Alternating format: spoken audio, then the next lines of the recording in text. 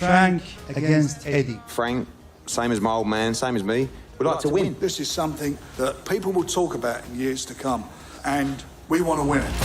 You got to know when to hold 'em, know when to fold 'em. Each one of them will choose 5 fighters and do night against each other. Know when to walk away, know when to run. That laser right hand from Wilder. It's Daniel Bauer. Daniel Dynamite Dubois. Philip El Animal Hergovich. June 1st, you're going to see something extra special. You got to know when to hold 'em. Welcome to it. It is Fight Night Live, a special show starting out on talkSPORT 2 and the talkSPORT Boxing YouTube channel. We'll be crossing over to talkSPORT a little bit later on this evening as the 5 versus 5 continues. Queensberry versus Matchroom. I'm Adam Catterall. Absolute pleasure to be in your company as always on a Saturday evening, and it's an absolute pleasure to be in the company of two boxing legends. Former super middleweight world champion George Groves alongside me, and we're joined by former 3-weight world champion, the one and only Mr. Duke McKenzie in the studio. This is great stuff. George, how are you? You well? I am well. I'm really well. I'm excited Duke's in. I mean, how often do you hear 3-weight world champion? It's incredible, isn't it? Well, there's only two other British fighters that have ever heard that, my man. So, very, very small company. Great to have you on board, Duke. How are you, sir? Good for being here. Yeah, lovely. Thanks for inviting me on. What do you make of tonight's shenanigans, where we've got 5 fantastic fights, a little bit of promotional rivalry to spice things up as well, a few cherries on top of the cake? Should be a good one. Yeah, this reminds me of like an old sort of Don King sort of card, to be honest with you. Back in the day, Don King would put on like 5 world title fights on one bill. It's a very similar format.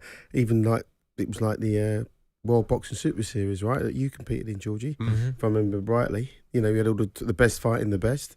And it's about time that we had that. It feels a little bit like that, actually. I mean, World Boxing Super Series was quite revolutionary when you obviously competed in that, and it has that feel. I know that obviously you competed out in the Middle East as part of that. Are you getting that vibe as well? That it does have that little bit of pomp and ceremony around it, even more so tonight than maybe the previous Riyadh season shows. Yeah, I think so. I think it's growing. It's growing, show on show. Now, this is something a little bit different. Obviously, it was going to take something special to come back after, the undisputed heavyweight championship. Of course, yeah. But this is really good. This is a stacked card of really good fights, world title fights. The best facing the best, and obviously, and that's even without Bivol versus Petreviev, which would have been the jewel in the crown. It would have been maybe one of the fights of the year. So I think it's a great card. It's something to really look forward to. And at the moment, these fights are getting made, and you couldn't ask for any more. Exactly. As boxing fans, just got to kick back and enjoy it for what it is. So we've got currently in the ring Willie Hutchinson, who's representing Queensberry this evening against Craig Richards. That fight is 1 round in. We'll keep you across that in a minute. We're just going to set up the evening for you. We're going to have a world title fight with Ray Ford defending his world championship against Nick Ball. That's going to be coming up next. Then on the 5v5, there'll be a slight break because, as George just pointed out there, the jewel in the crown of this night was supposed to be Dimitri Bivol against Artur Beterbiev. Artur Beterbiev tore his meniscus and had to pull out that fight. So sadly, the undisputed fight in the light heavyweight division was pulled. Dimitri Bivol is still competing this evening, so he will compete, and you'll hear that, or bits of that, on talkSPORT 2. And then hopefully, if the timings all work for us this evening, we'll be crossing over to talkSPORT for Hamza Shiraz taking on Amo Williams. Then we'll get into the big boys, the heavyweights on deck, as Daniel Dubois and Philip Hergovich go at it.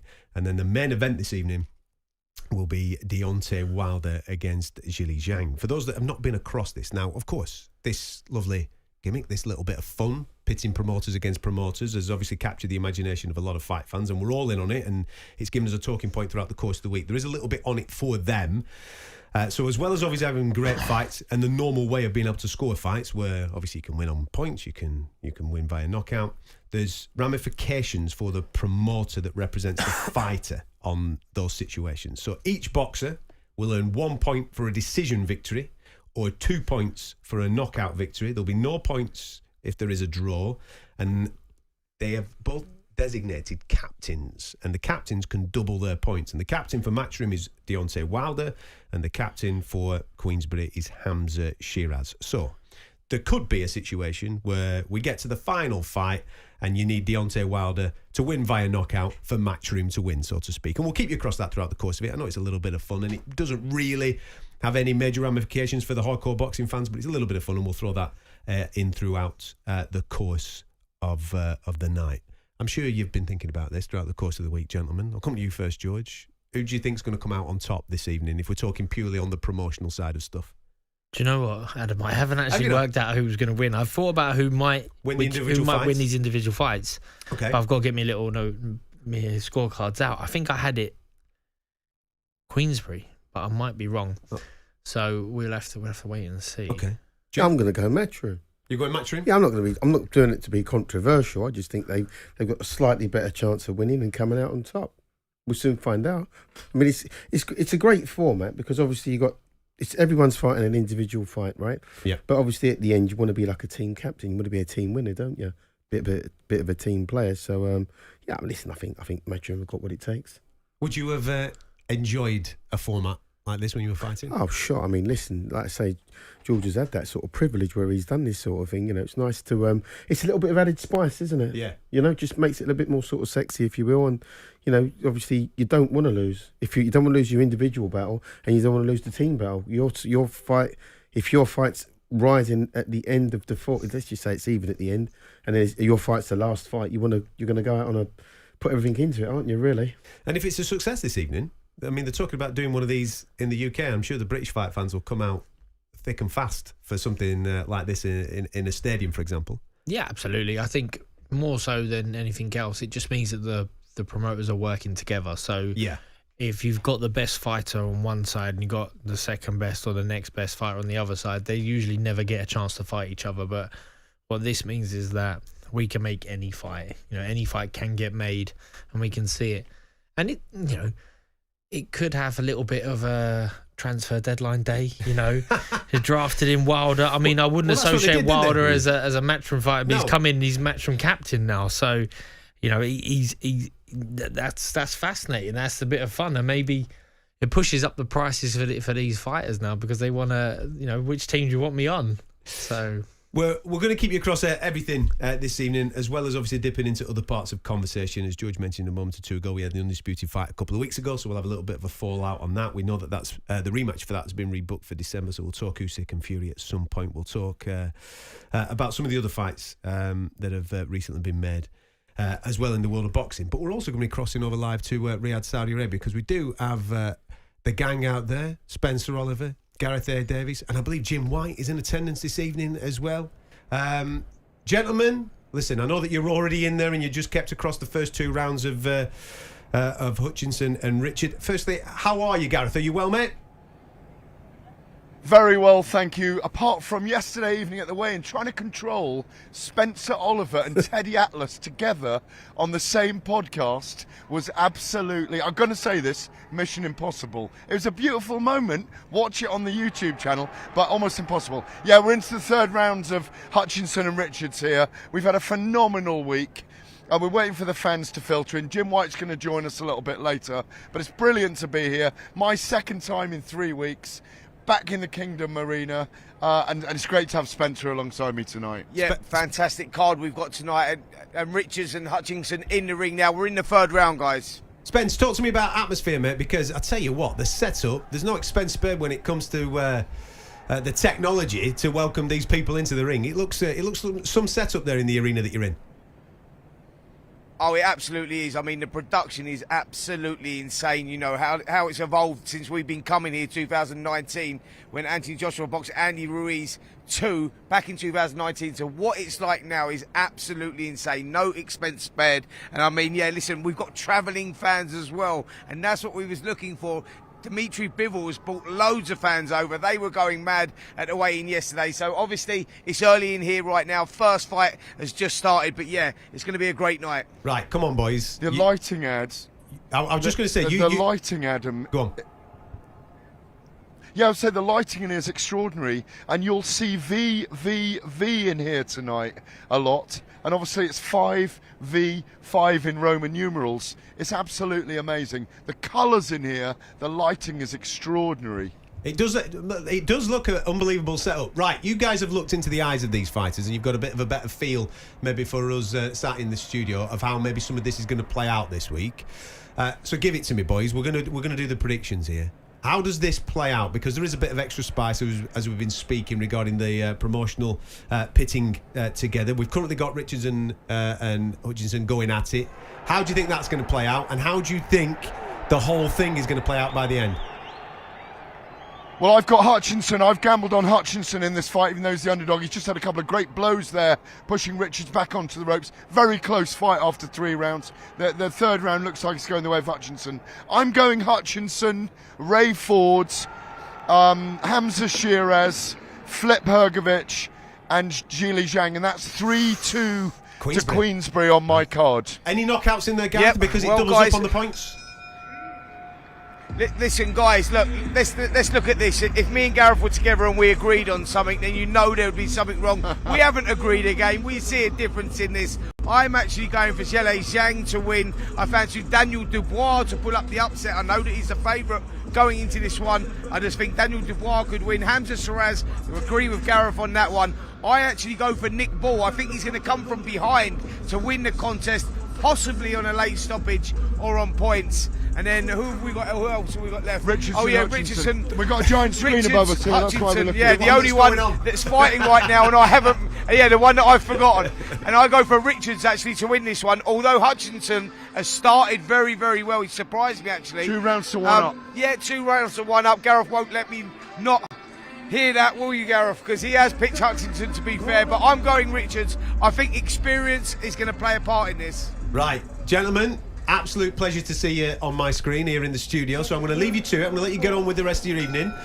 Gareth, obviously, and Spence, do your normal roles, gentlemen. I want to be hearing from the who's who that are in attendance this evening. So we'll be crossing back over quite a lot throughout the course of the night. Enjoy the rest of the evening, gentlemen. Solid start, actually, George, from Willie Hutchinson there. As you said right at the start of this, he is a quicker starter than Craig Richardson. That's kind of how it's playing out. Yeah, so far from what we've seen, it looks like Hutchinson's had the more eye-catching shots. He's pressed, he's knocked Richards back. You know, I don't think Richards has been too phased about it, but he definitely might probably dropped a couple of them first rounds. He'll want to put his foot on the gas soon and start picking up these rounds. Of the 5 matchups this evening, June, is the one that stands out? Is the one that jumps off the page for you? It's got to be Wilder, isn't it? Yeah. It's got to be Wilder and Zhang, because you know someone's getting KO'd. Someone's getting knocked out. That fight can't go the distance. It won't. There's a 5 stone weight difference between Zhang and Wilder. It's the only weight division, the heavyweights obviously, where you can have that sort of discrepancy in weight difference. It's ridiculous. You couldn't have a flyweight giving away 5 stone and fighting so it'd be fly bantam, super bantam, feather, super feather. It'd be fighting like a lightweight. You couldn't do it in the lightweight divisions. It just wouldn't work. But in the heavyweights, they seem to be they can do that. A lot's going to depend on how well Wilder takes a shot, because Zhang's going to get him at some point. I don't think Wilder can fight a southpaw. I really don't. I think he's going to struggle. And I think if Zhang really believes in himself and gets off to a good start, he could close this one quite early. What do you make of his weight, Wilder? Because he did bulk up, didn't he, for Fury? And he's now coming back down to the weight where he was optimum, where he was knocking people out, and he was doing it on a regular basis, and he was on a good run as the WBC champion. I suppose you can only go off his last performance against Joseph Parker as to where he's currently at, but what have you made of him coming back down and trying to get back down to that weight? Well, there's nothing really clever about it. I mean, the guy's got absolutely no legs. His legs are they're like bean poles. And if you look at him, compare him to Zhang, Zhang hasn't got an ounce of fat on him, and he's like 282. I think he came out yesterday. Yeah, 282 pounds. I mean, he's huge, and there's not a lot of fat on him. And like I say, he is a southpaw. I expect him to get off to a good start. I expect him to win the fight. I really do. Are you on the side of Zhang for the Wilder fight? Yeah, I mean, the size difference that it's gigantic, it's so big.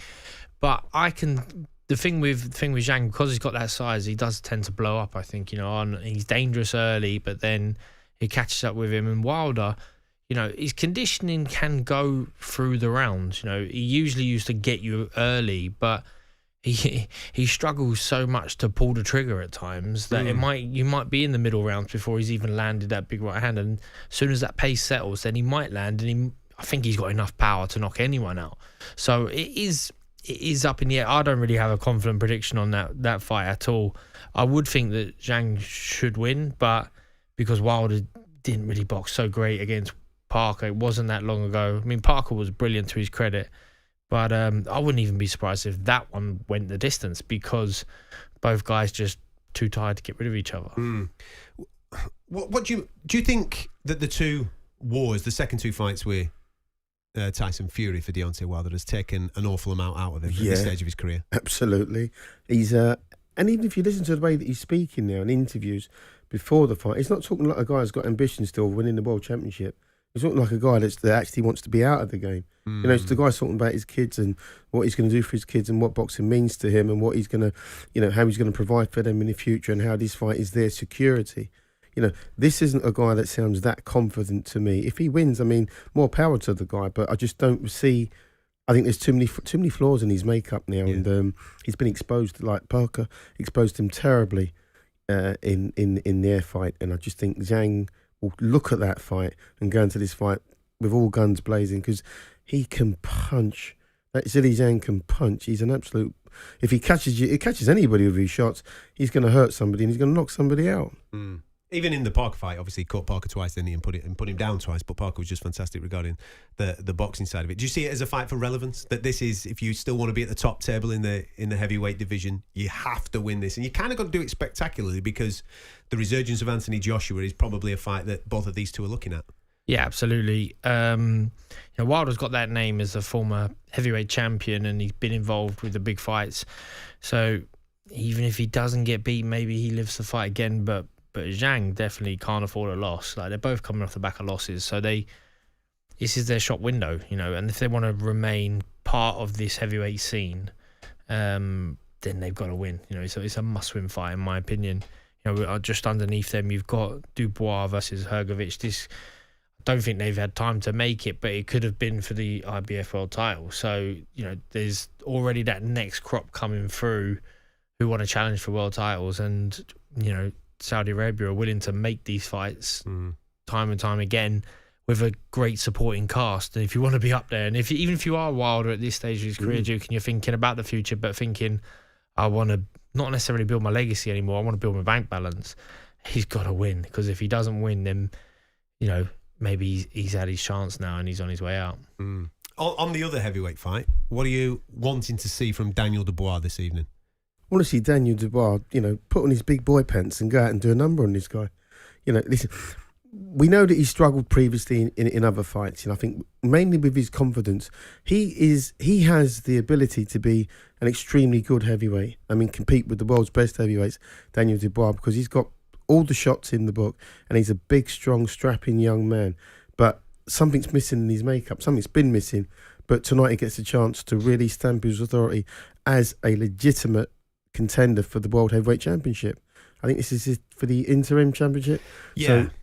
So let's just say he wins tonight, and then they strip Usyk off the championship, then they make him the full champion. That's how it normally works with different organisations. But let's just hope tonight is just a good fight and he goes out and does a number, because he's taken quite a lot of flack recently, Daniel Dubois, and rightly so. But he gets a chance tonight to put the wrong right. And under the tutelage of Don Charles, it seems like the thing that Duke was just alluding to there, what's going on between his ears, it seems to be clicking. I know that it's Jarrell Miller last time and people might not rate him as highly, but he seemed to go through the challenges of that fight and come through with a big smile on his face at the end. Got the stoppage, I think it was in the last round, wasn't it, that he stopped Jarrell Miller. So the confidence seems to be building with his new training. No, absolutely. And that was a big win for Daniel Dubois, Jarrell Miller. You know, he is like a villain, you know, of the boxing world because of his, you know, his pharmaceutical use, let's yeah, just say. exactly, yeah. So, but he's a big guy. He's, you know, he's not easy to get rid of, and Dubois did it, and I think he would have took an awful lot of confidence from that.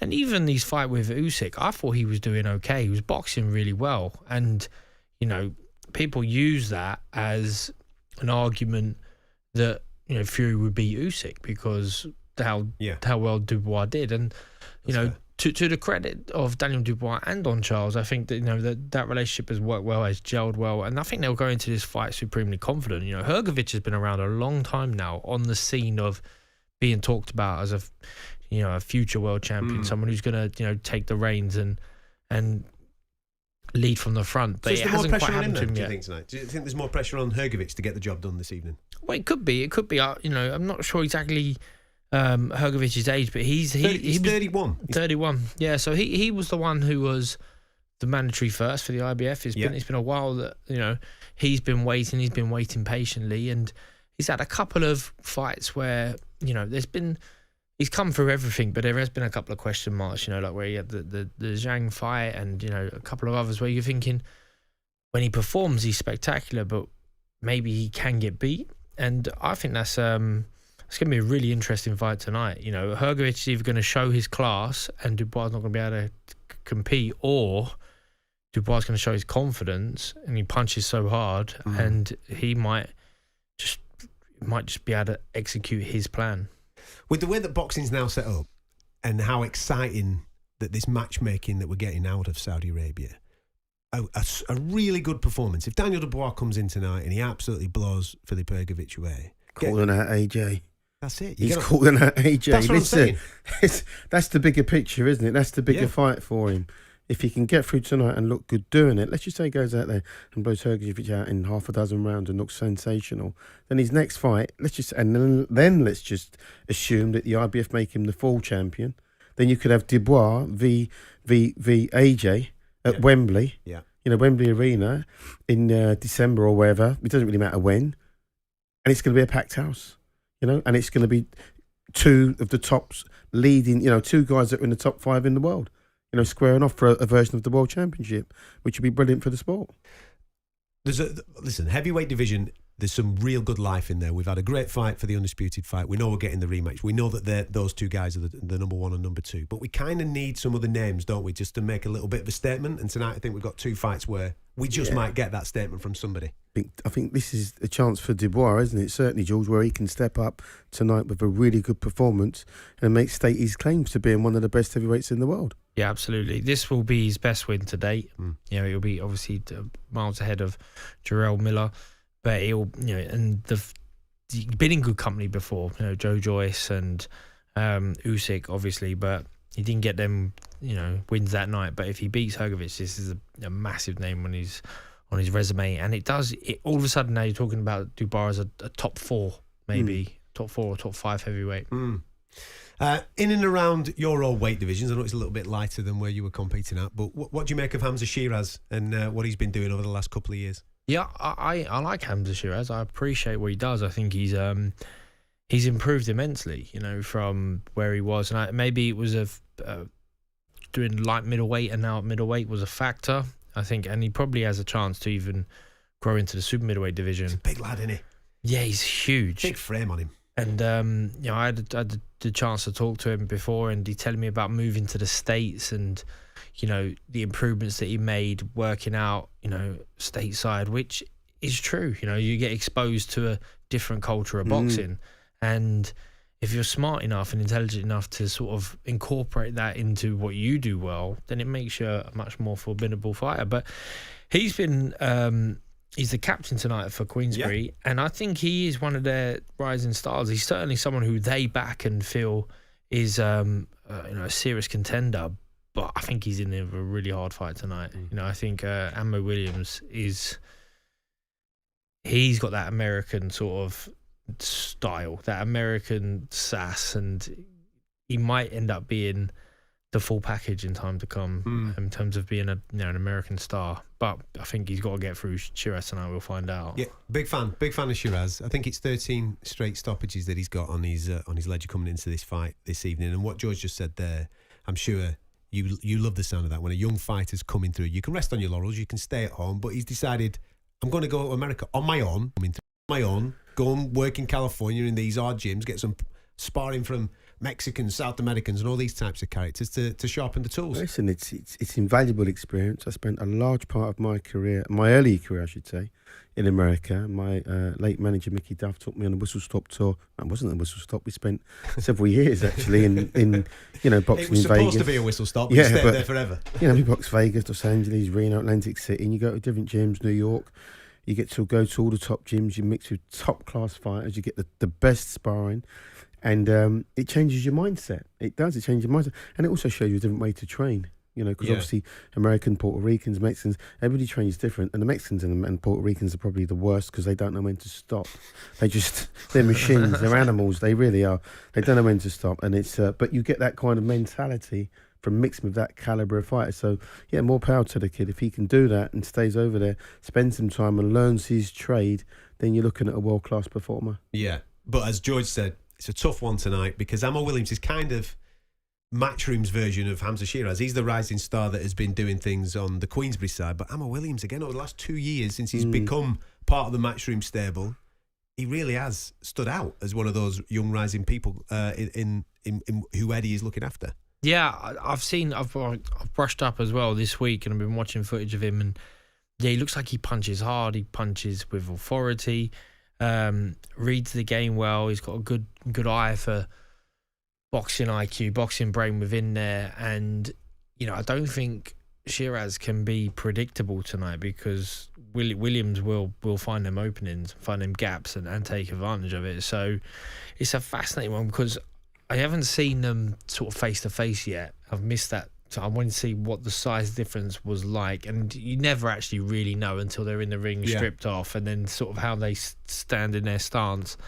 But there's not many 160s that are going to be taller than Hamza Shiraz, though, are they? With a wingspan like his. No, definitely not. And he uses that wingspan brilliantly. He generates such power. If he catches you at the end of the shot, he'll put you away. But as I say, Ammo Williams got that American style where that American sassy, you feel like he can see the shots coming, and how does he deal with that? So that's a fascinating one for me, Adam, I think. Yeah. And then we've got the world title fight at featherweight in and around the weight divisions that you dominated, obviously in the 80s and 90s. Drew, Ray Ford, Nick Ball. That for me stands out as an absolute cracking fight. It could be fight of the night quite easily. But listen, Ball's got his work cut out for him because Ford is a young, hungry, classy southpaw who has only just won the championship and he's back in already. I think he won it in March, and now he's back in already defending this. So he's going to be absolutely razor sharp.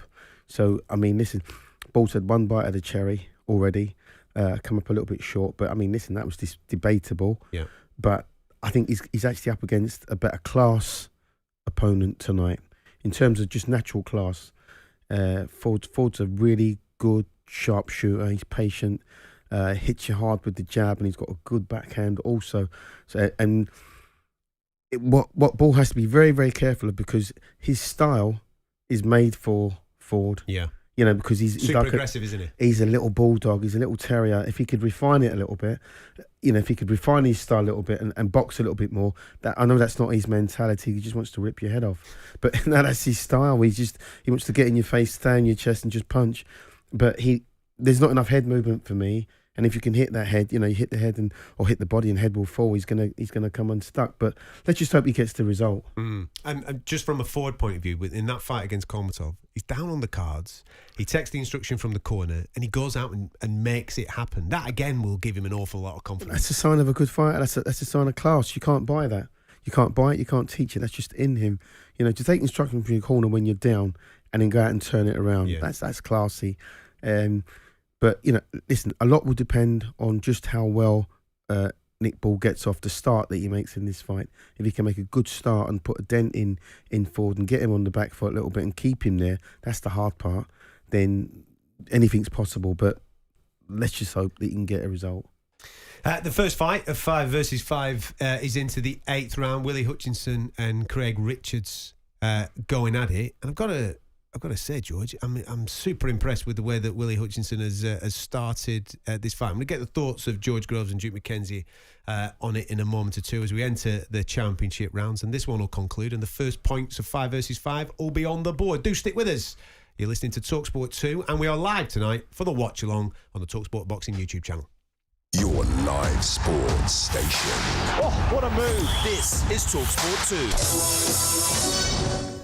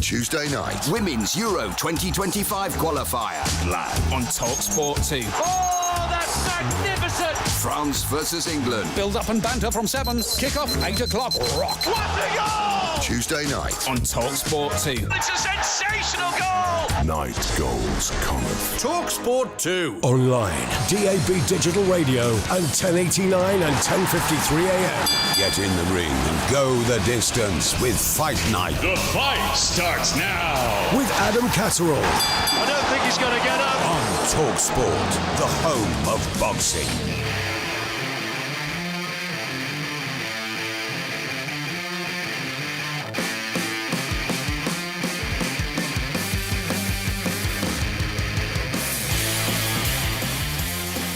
You're listening to Fight Night. It's a special show this evening as we are bringing you a live watch along of the 5v5 taking place in Riyadh, Saudi Arabia.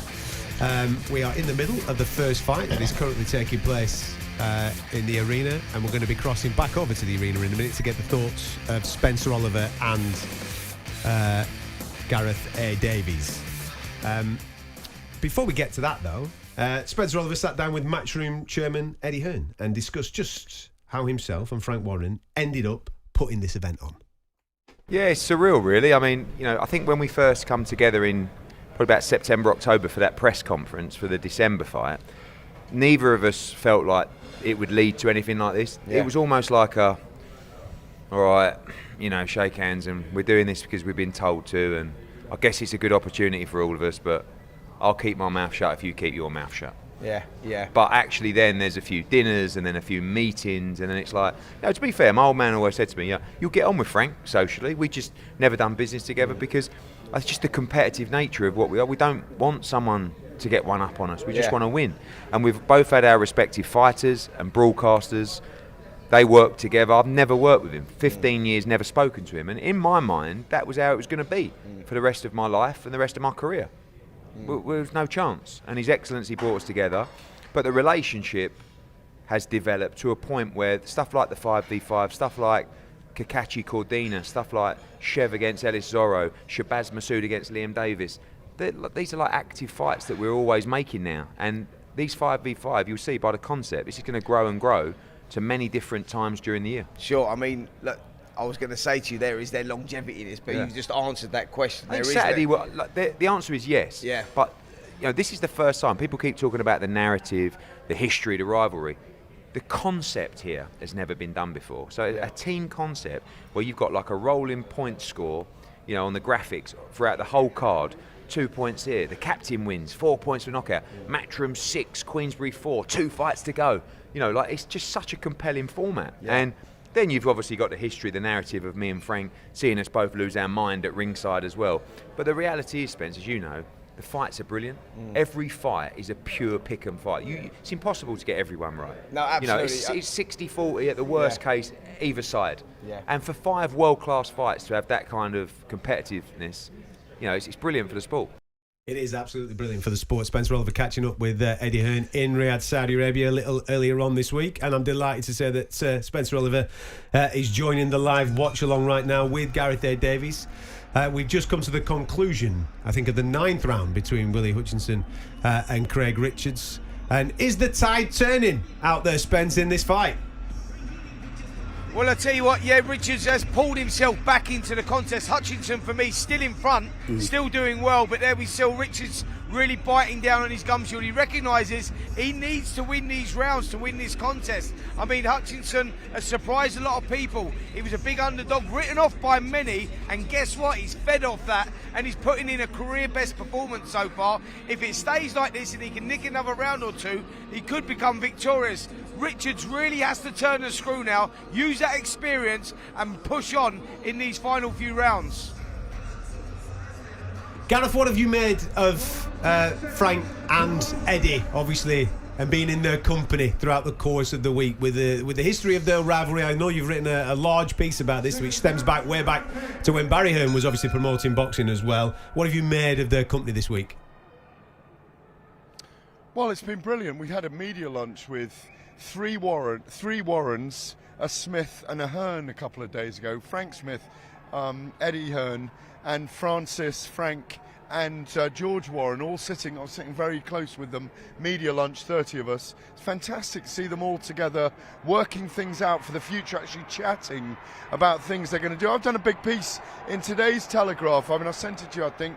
It was the rivalry with Barry Hearn goes back. It's very exciting here, by the way, as Hutchinson puts it on Richards here in the 10th round. I've got Richards needing 3 big rounds here, by the way, to bring this fight back. I've got Hutchinson well ahead, but the rivalry with Barry Hearn is still there, very strong, and goes back to the streets of East and North London in the 70s when they had snooker tables and pool tables and slot machines in clubs and pubs, and that rivalry's always been there.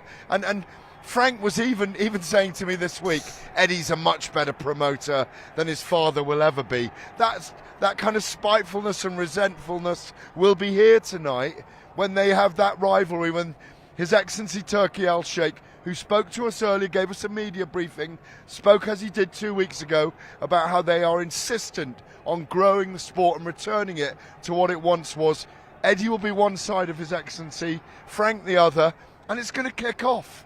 Frank's been very vocal and very powerful this week, I think, and I think he's enjoying the rivalry. The biggest thing is, guys, it's good for boxing. Are you all right, Spence? He's yes, I am all right. I'm just watching you on my monitor, mate. You're enthralled by this fight, aren't you, mate? I'm absolutely drawn in by this contest at the end of the 10th round there, and he's starting to turn the screw, Richards, here. He recognises that he's starting to get himself back into it. Hutchinson showing a lot of grit, a lot of determination. This one could be won and lost here in these last few rounds. It really could. Richards is starting to look slightly desperate. He's rolling the dice a little bit, throwing the kitchen sink, loading up with those big right hands. Hutchinson still sticking with him. That's why I'm so drawn in, guys. While you were chatting away, I'm just stuck at the big screen in front of us. And what's fascinating for the first time up in the left-hand corner screen, Hutchinson comes back, is we've got the scoreboards. We've got Queensberry and Matchroom scoreboards up in the left-hand corner, as well as the names of the fighters and the time clock counting down. Well done by Hutchinson. Both men really going for it now. Fascinating fight. Listen, gentlemen, I'll let you get your eyes firmly locked on this contest, which is coming to the conclusion. The 10th round is about to finish in Riyadh, Saudi Arabia. Spencer Oliver and Gareth A. Davies are out there ringside. They're going to keep nipping in to the show throughout the course of the night. We'll get their thoughts on everything that's been happening out throughout the course of the week. But I tell you what, for a first fight, George, that's kicking off this 5v5, this Matchroom versus Queensberry night, they're having it, aren't they? No, they really are. They really are. I think Richards knows he's down on the cards, or at least he's got that feeling, and he's putting everything into every shot. And Hutchinson at this point just has to respond by punching back. I don't know if he's feeling the pace of the fight. He can't keep it, long or safe for himself. So that 10th round, I mean, it swung either way within those 3 minutes. You have to, I don't know, it felt like Richards won that round, and then therefore, if he is a bit behind, it's all to play for. But Hutchinson's trying to meet him in the centre of the ring, and they're both letting big bombs go. The seasoned vet in this scenario, now entering 11 and 12, is Craig Richards. He's been here before on countless occasions, and Willie Hutchinson not necessarily has. How much do you find out about yourself in these moments, Duke? When it gets to round 11, you might be ahead, you're feeling the pace, and you've got to see it through over the next 6 minutes. Well, Hutchins hasn't been here before, so we don't know how deep he can actually dig, but he's digging really, really deep, and I think he keeps hitting Richardson with his right hand, keeps catching him with that overhand right all the time. I mean, he's swinging it in like his life depends on it, which is good for him. But we're down to the final stages now of this fight, so it is anybody's fight. But I think Hutchins has just got his nose in front. This is what we want, though, isn't it? This is exactly what we want. He's got his nose in front. When these guys, when Turkey Al-Sheikh came up with this idea of doing the 5 versus 5, obviously, I wasn't too interested in the promoter element of it. I was interested in what fights spawn off, and we've got some fantastic fights. But you can tell that little bit of team camaraderie vibe that has obviously been in the dressing rooms and they've been chatting about throughout the course of the week. It's playing out here because nobody wants to be the guy on that team that didn't bring some points in, and you can tell that these two are absolutely throwing the kitchen sink at this. Yeah, listen, you don't want to be the first fight out and then go back to your team and then go, well, I've lost. Do you know what I mean? He's that will inspire both of these guys, I'm sure, and they're both digging in, they're both giving their all because obviously they both want to win. But as you can see, Hutchins is hanging on a little bit now. He's a little bit desperate. He's a little bit tired. Obviously, he's very tired. They're both very, very tired. They're throwing shots on a bit of a wing and a prayer, to be honest with you. They're not looking where the shots are going. Yeah, it's tied work, isn't it? Yeah, this stuff. They're swinging now. It's a little bit sort of desperation time. So what this reminds me of, Adam, is that as an amateur, sometimes even as a junior, you'd go away and box for your country. Yeah. So you'd have an England team, or later on it would be a GB team, and you're out there with your mates, and you'd probably be more so mates than these group of pros in there tonight. You want your team to win, but you also know that you've got to win. Yeah. And if you could pick the team win or your win, you're always going to go for your own win. So there's that element to it, and it brings back memories for me there, like a multi-nation tournament or the Europeans or the Worlds, and we'll be out in Morocco and or you might be out in Russia or a place like that. And sure, you're all looking out for each other, you all want each other to do well, but ultimately you've got to win. It's got to be you. And these two gentlemen are absolutely epitomising everything that George Groves have just said. Just in case you're just tuning into us on talkSPORT 2, we are live here till the end of the Champions League final, so we're going to be bringing you this fight between Willie Hutchinson and Craig Richards, and then we'll be getting stuck in to the featherweight world title fight between Ray Ford and Nick Bull. We'll have little bits of the Dimitri Bivol fight as well before we move on to Hamza Shiraz and Amor Williams, and then the big boys, the two heavyweight monster clashes coming up on talkSPORT straight after the Champions League final. But we are live throughout the whole course of this on the talkSPORT Boxing YouTube channel. So if you want to join us for the watch along, get the expert opinions of George Groves and Duke McKenzie, you are more than welcome to come and join us on the comment section's open so you can get stuck in. The 11th round's just about to conclude between Richards and Hutchinson. They'll enter the final phase, and then we'll be back to give you the result of the fight and who's got the first points of Queensberry versus Matchroom. Ultimate Sports Radio. What a moment! This is talkSPORT 2.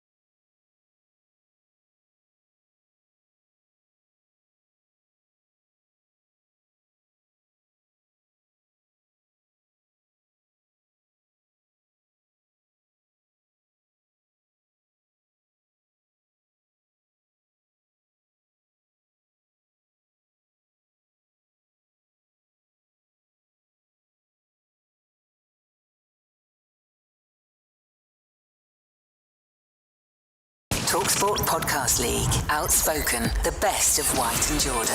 White versus Jordan. Now with added time. Simon and I have a different sort of opinion on this, as we do on various things. When the mics go live, the gloves come off. That wasn't a proper fight. That was a tune-up. Oh, no. Come on. Opinionated debate as combat sport. And most of these teams have underachieved. Outspoken. Listen or download for free on the talkSPORT app. My goodness, who could argue? On your phone, on your smart speaker. Or from your favourite podcast portal. Fight Night.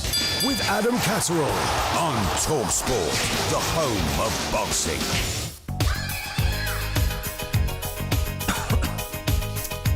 We're live on talkSPORT 2 and the talkSPORT Boxing YouTube channels. We're watching along the 5 versus 5 from Riyadh, Saudi Arabia. I'm Adam Catterall, George Groves and Duke McKenzie alongside me. We'll be crossing over to the guys in Riyadh very shortly. Spencer Oliver, Gareth A. Davies, and we'll be joined by Jim White at some point throughout the course of the evening. We'll come into the final stages of Craig Richards and Willie Hutchinson. And listen, by our opinions, I know we're doing a radio show at the moment and therefore in the middle of a conversation and maybe not seeing every single shot land, but it feels like Willie Hutchinson absolutely has done enough maybe to take this. And if that is the case and the judges agree with us, gentlemen, he'll be taking the first points of the night for Queensberry in a fight that probably the majority of people that were judging it pre-fight might have sided with Craig Richards, Duke, to come up with a point here.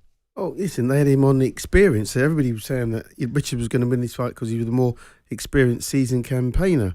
But as it is, like the challengers stepped up. And for me, I think Richardson is definitely winning this fight because he's, there's times in this fight we've done a bit of showboat and he's got his hand up in the air now. He's won. He's been boxing a little bit. He's been mixing it up. I think he's scored the more eye-catching punches, certainly for me. And if I was the judge tonight, I'd make him a winner.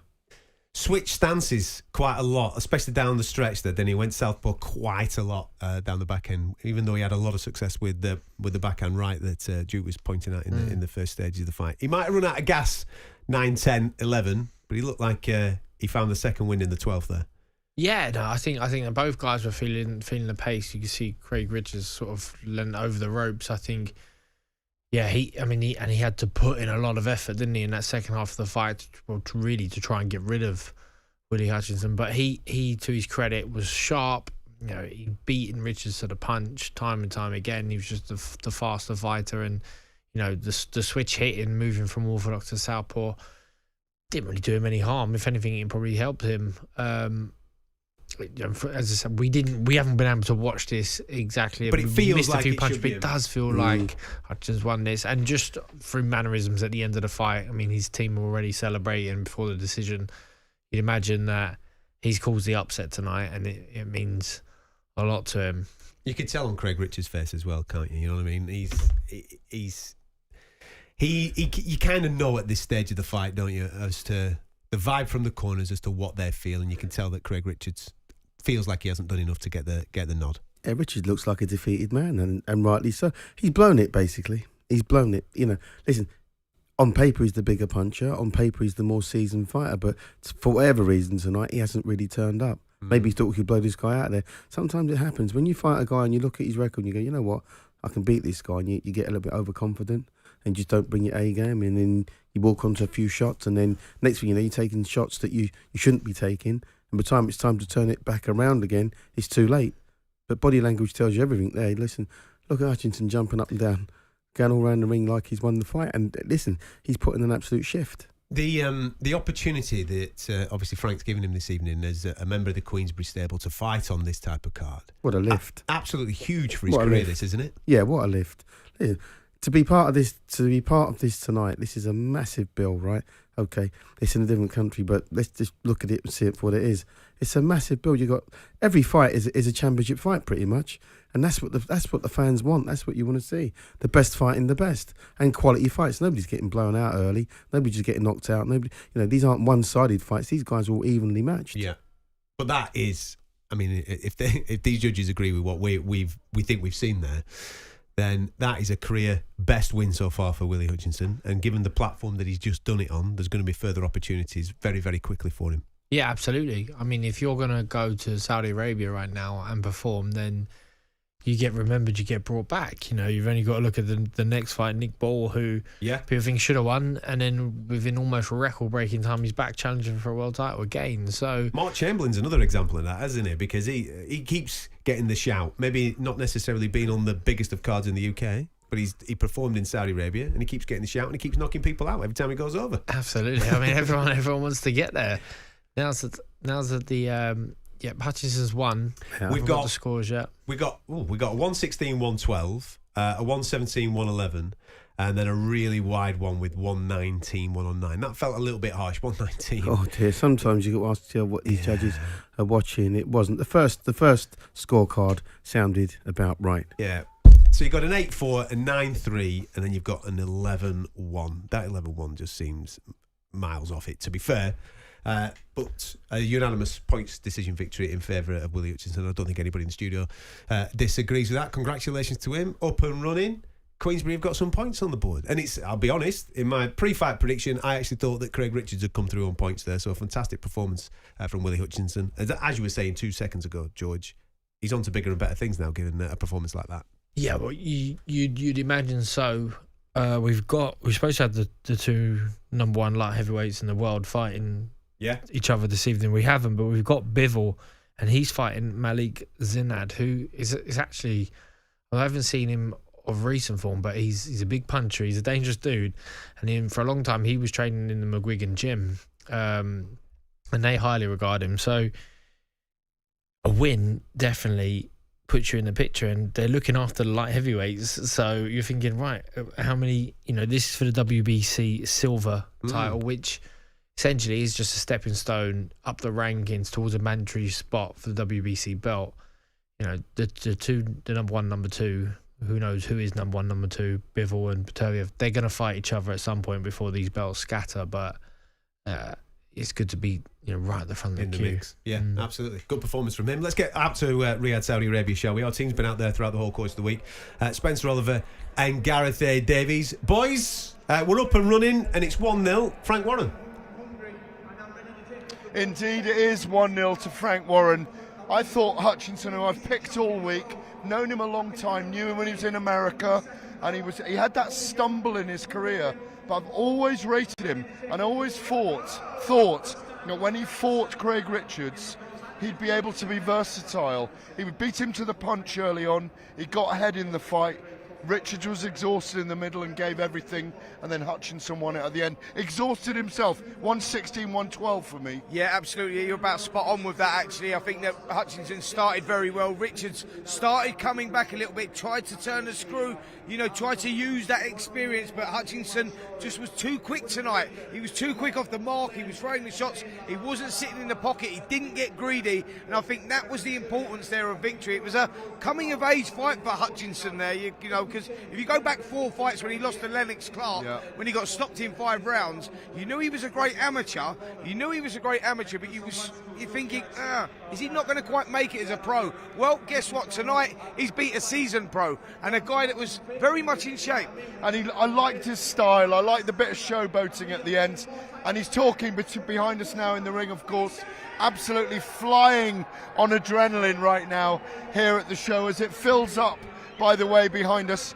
Great fights ahead for him now with Dan Aziz, Joshua Buatsi, Anthony Yard. He puts himself in the mix. He's not quite ready for that world title yet, but he has shown something tonight that shows that he can get up to that world level. Yeah, I think what Gareth is spot on in what he's saying, guys, is he's put himself right in the mix, and that's the importance here. And that was about the opportunity, getting that against Richards, who started a huge favourite. Not many people picked him. The man to my left did, Mr. Gareth A. Davies. I've seen him a lot, though. What a result! What a result!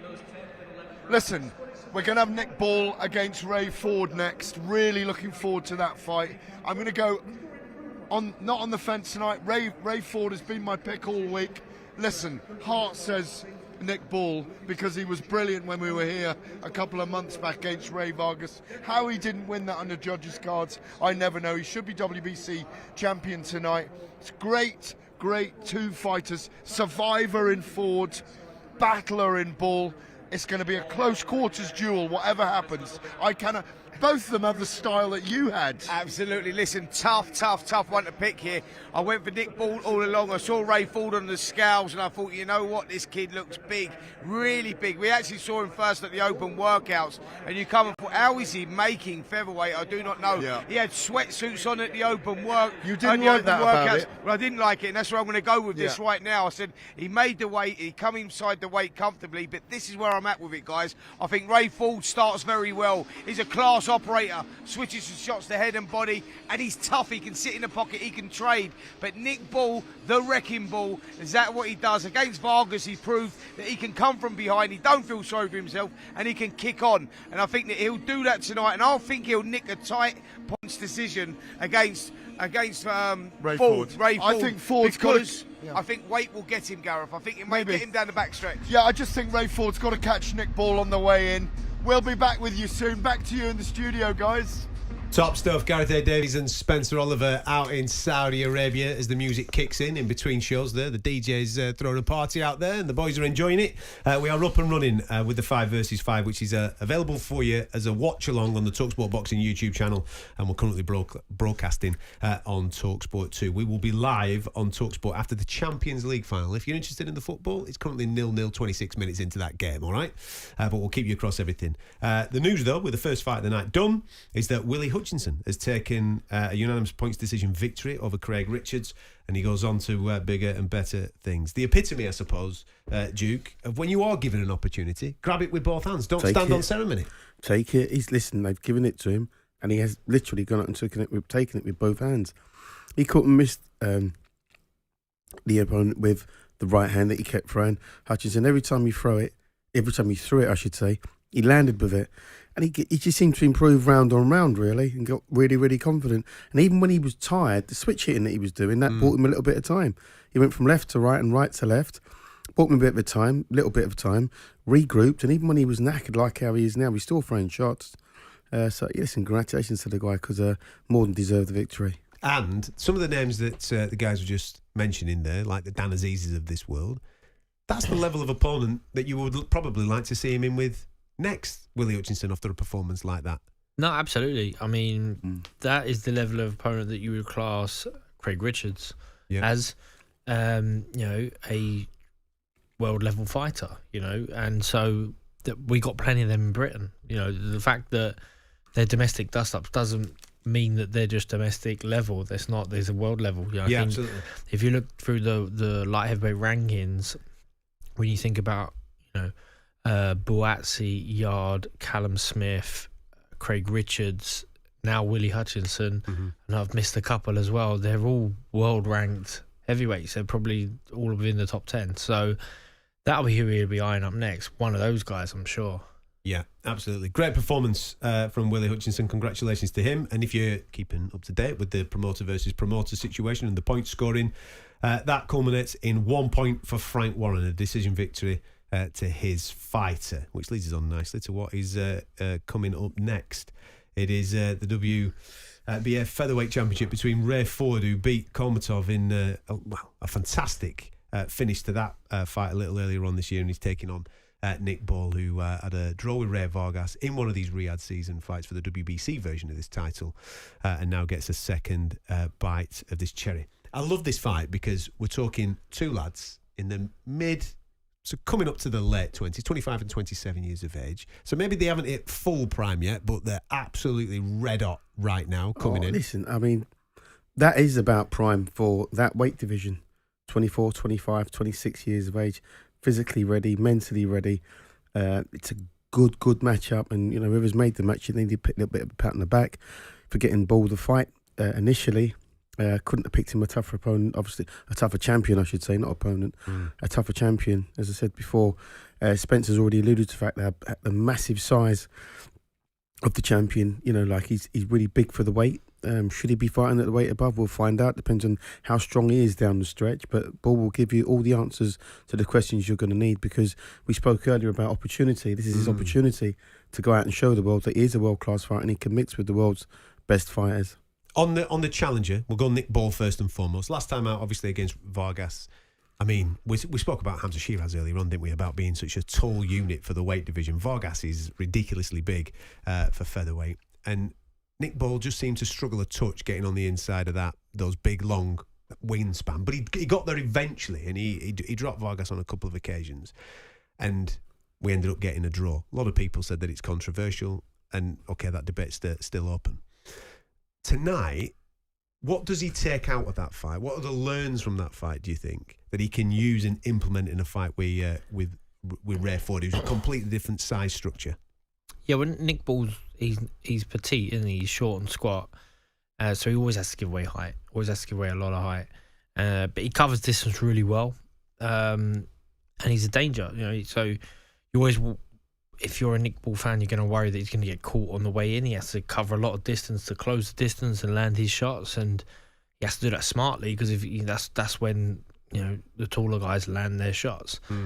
So he's going to have to obviously work on that. But I think it's a mental battle maybe for him tonight, because he left Riyadh last time believing that he should have been a world champion. Everyone around him would have said the same. I mean, I was in the studio here at talkSPORT, and we spoke to him. He was on the train home, I think. It was a Friday night show, so he was already back in London. He was on the train back up north, back up home, and he sounded demoralised.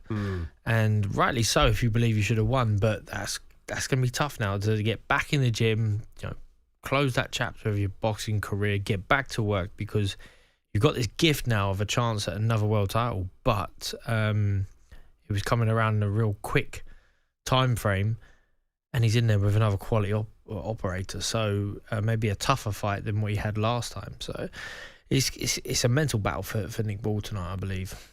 But as you said, what a fantastic piece of matchmaking. This is potentially fight of the night between two young lads that absolutely want to prove that they're the main guy in this division. It doesn't really get much better.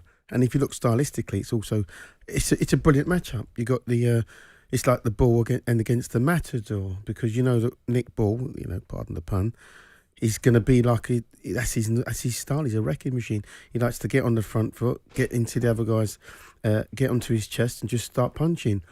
I'd like to see him actually look to see where the shots are going.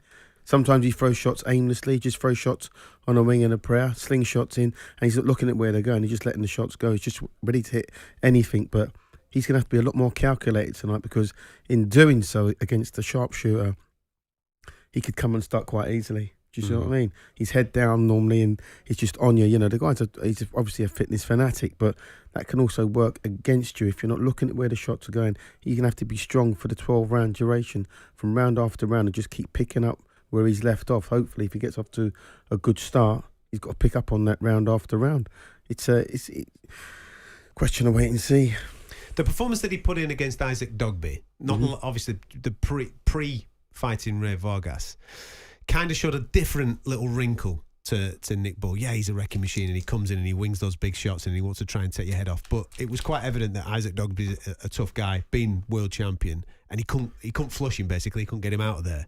He did just change it up a touch. He did box. He showed some of the skills that he's been learning with his sparring partners, like Peter McGrail, for example. Yeah. So he might need to use a little bit of that this evening. He's going to need that and more. He's going to need that and more tonight, because, you know, the champion is an out-and-out boxer, purist. He's a purist. You know, he's a nice southpaw. He's classic in what he does. He hits you with a really stiff jab. He feints with the jab. He can jab and hook off the jab. He can do pretty much anything off of that. But also the backhand is a very dangerous shot for him. And against a smaller opponent, you chop down on those guys and you catch them as they're coming up. Do you see what I mean? And that's where he can fall short. You know, size-wise, Ball, because he's just going to be several inches shorter. So he's going to have to gamble. He's going to have to gamble. He doesn't really have a choice. These two gentlemen are going to be in the ring very, very shortly in Riyadh, Saudi Arabia. So we'll get a little bit of the atmosphere feel from Spencer Oliver and Gareth Davies shortly as well. And we'll keep you across everything on talkSPORT 2 and the talkSPORT Boxing YouTube channel. This is Fight Night Live. Online, on DAB Plus, and on the app. This is talkSPORT 2.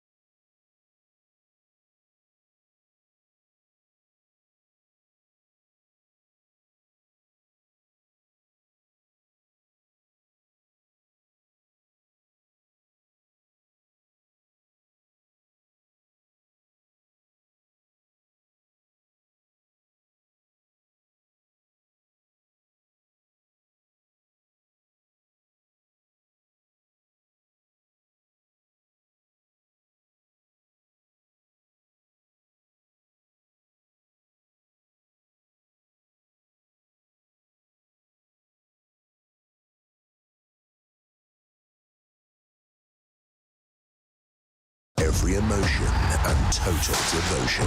It's game on. This is talkSPORT 2.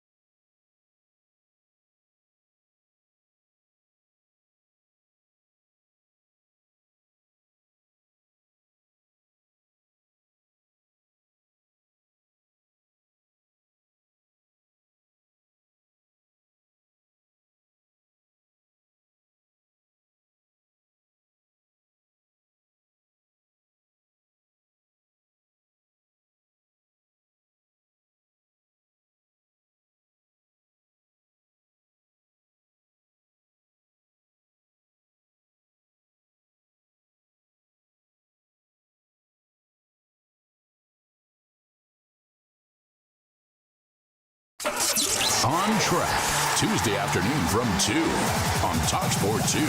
Keep ahead of all the action in the world of motorsports. He's shown that you don't need to win from pole position. Extended hard revving roundups, in-depth racing analysis, and big-name interviews. If I'd gone 1.5 tenths slower, I would have been P10 on the grid. So it's so tight. talkSPORT 2 rounds up the biggest stories and the latest racing rumors. Championship points are more vital than ever. On Track, Tuesday afternoon from 2 on talkSPORT 2. Fight Night with Adam Catterall on talkSPORT, the home of boxing.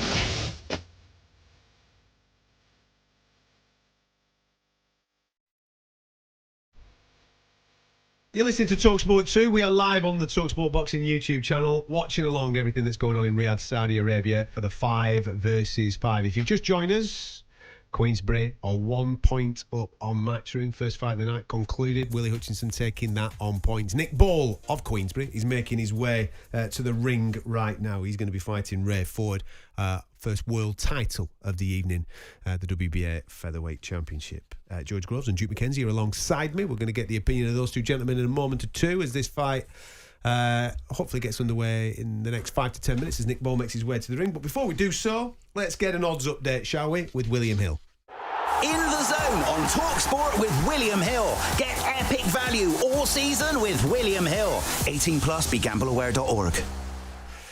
Lee, welcome to the show, mate. How are you?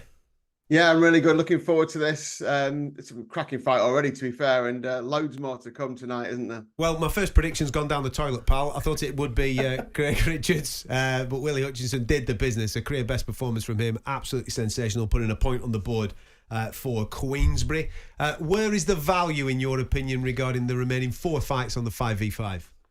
Yeah, well, I think Nick Ball's the outsider here. I mean, a lot of these they're not quite 50-50 in betting terms, but they're not far off, to be honest. It's probably one of the closest bills we've ever seen in terms of the betting. But you look at like Dubois versus Hrgovic. Now, Dubois is 2-1, Hrgovic 4-9, so fairly healthy favourite. But I'd like to look. I think I'd love to see Nick Ball win. I think that'd be fantastic. Emma Williams is 7-4, nearly 2-1 to beat Hamza Shiraz, but most people are with Shiraz on that one, aren't they? Look, if Dubois, the Dubois thing's interesting, isn't it? Because I think a lot has been made about that win he had over Jarrell Miller. Now it's almost like Jarrell Miller's been escalated into being like a really great heavyweight all of a sudden. Now maybe it was the manner of his victory that was impressive. over Jarrell Miller. But let's be fair about this. Miller isn't, a top level heavyweight, is he? But if he can build on that and get after Hrgovic, who I think has shown signs of being pedestrian at times, but maybe he needs to be pushed. I mean, I thought he lost that fight to Zhilei Zhang back on the undercard of AJ Usyk, and I think maybe just the fact that Zhang's kind of engine ran out towards the end of the fight cost him it really. But maybe Dubois at 2-1 is a touch of value. You can get him at 100-30 to win by stoppage, Daniel Dubois, if he can build on it. We know he can hit hard, and if he can really get Hrgovic going, maybe there's a touch of value in there. I don't know what you guys think, but yeah, maybe Dubois, maybe that's heart ruling head a little bit for me, but he's got a chance there, I think. Well, we were saying in the studio a little earlier on that it's a big night for the heavyweights to make that statement. I think everybody's going to be chasing down the AJ fight, aren't they? We know that obviously Fury and Usyk are going at it again in December, and we're delighted about that. But AJ is looking for an opponent for September. So tonight, you've got 4 guys there. Go make a statement and see if you can get yourself a fight with Anthony Joshua at Wembley. Yeah, because any one of those 4 is a great fight with AJ, isn't it? We'll take any of the 4 against AJ. Dubois is fantastic. Obviously, Hrgovic was kind of lined up anyway. Wilder, we all want, obviously. And Zhang, obviously, probably of the 4, Zhang would be the one that you might not want to see. But then there's obviously the kind of the rematch element of that from the amateur days as well. Yeah. That fight in particular, Wilder, Zhang, is more or less a pick 'em. It's 8-11 Zhang, slight favourite. Wilder 6-5. So many questions over Deontay Wilder after that defeat to Joe Parker. I think, when you think back to the build up to that, all the chat about ayahuasca, and he seemed weirdly loved up for Deontay Wilder. Now yeah. I'm not saying I want to hear him talking about body bags or anything like that, but I think he needs an edge, and if he has got that back, then that'll be fascinating, because we all know the formula for beating Zhilei Zhang, and that's just to take him into the second half of the fight. Before the Joe Parker fight, I was talking about anyone remembers this, when he fought Jerry Forrest and drew with Jerry Forrest, Zhilei Zhang. Yeah. He knocked Forrest down in round 1, 2, and 3 in a 10-round fight and drew it by just absolutely gassing. Obviously, I think he gassed against Hrgovic, which probably cost him the fight, even though I think maybe he won it. And obviously he gassed against Parker, despite having Parker down twice in that fight and in trouble. So what a fight. I mean, look, there's a couple of 6 stone between them near enough, isn't there, Lee? Yeah. There's a lot of extra weight there for Zhilei Zhang to navigate in this fight. Yeah, surely Wilder just stays on the outside here. I mean, if Wilder stays on the outside and waits until late, then you're looking at maybe a stoppage win late for Wilder, perhaps, or it goes the distance. I mean, Zhang doesn't look like he could be stopped. He's an absolute piece of rock, isn't he? And he's, when you see him stood next to Wilder, the height is the same, and like you say, that extra weight. But there's no way he's got any fitter since the last time he fought, surely. And we thought that after the last time he fought. So yeah, I think if it's very simplistic training methods here, isn't it? But if you're Wilder, in the camp of Wilder, then you've got to take him long and then hope that the power doesn't carry and Wilder can either get him out of there late or win on points. Where's the value in the Shiraz Williams fight, mate? Yeah, well, I mean, Shiraz is, like I say, is 1-2 to win this.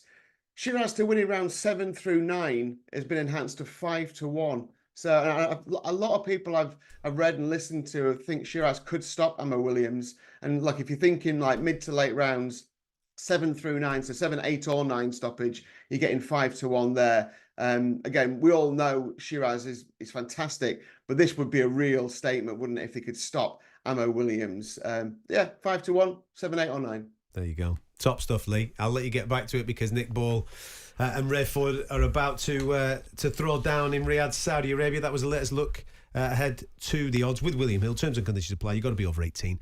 BeGambleAware.org. In the Zone on talkSPORT with William Hill. Get epic value all season with William Hill. 18 plus, BeGambleAware.org. Now, I'm led to believe the king of talkSPORT, Jim White, is ready to speak to us. We're going to be speaking to him in Riyadh, Saudi Arabia, next here on talkSPORT 2. No-nonsense sports coverage. Oh, he's going all the way! This is talkSPORT 2.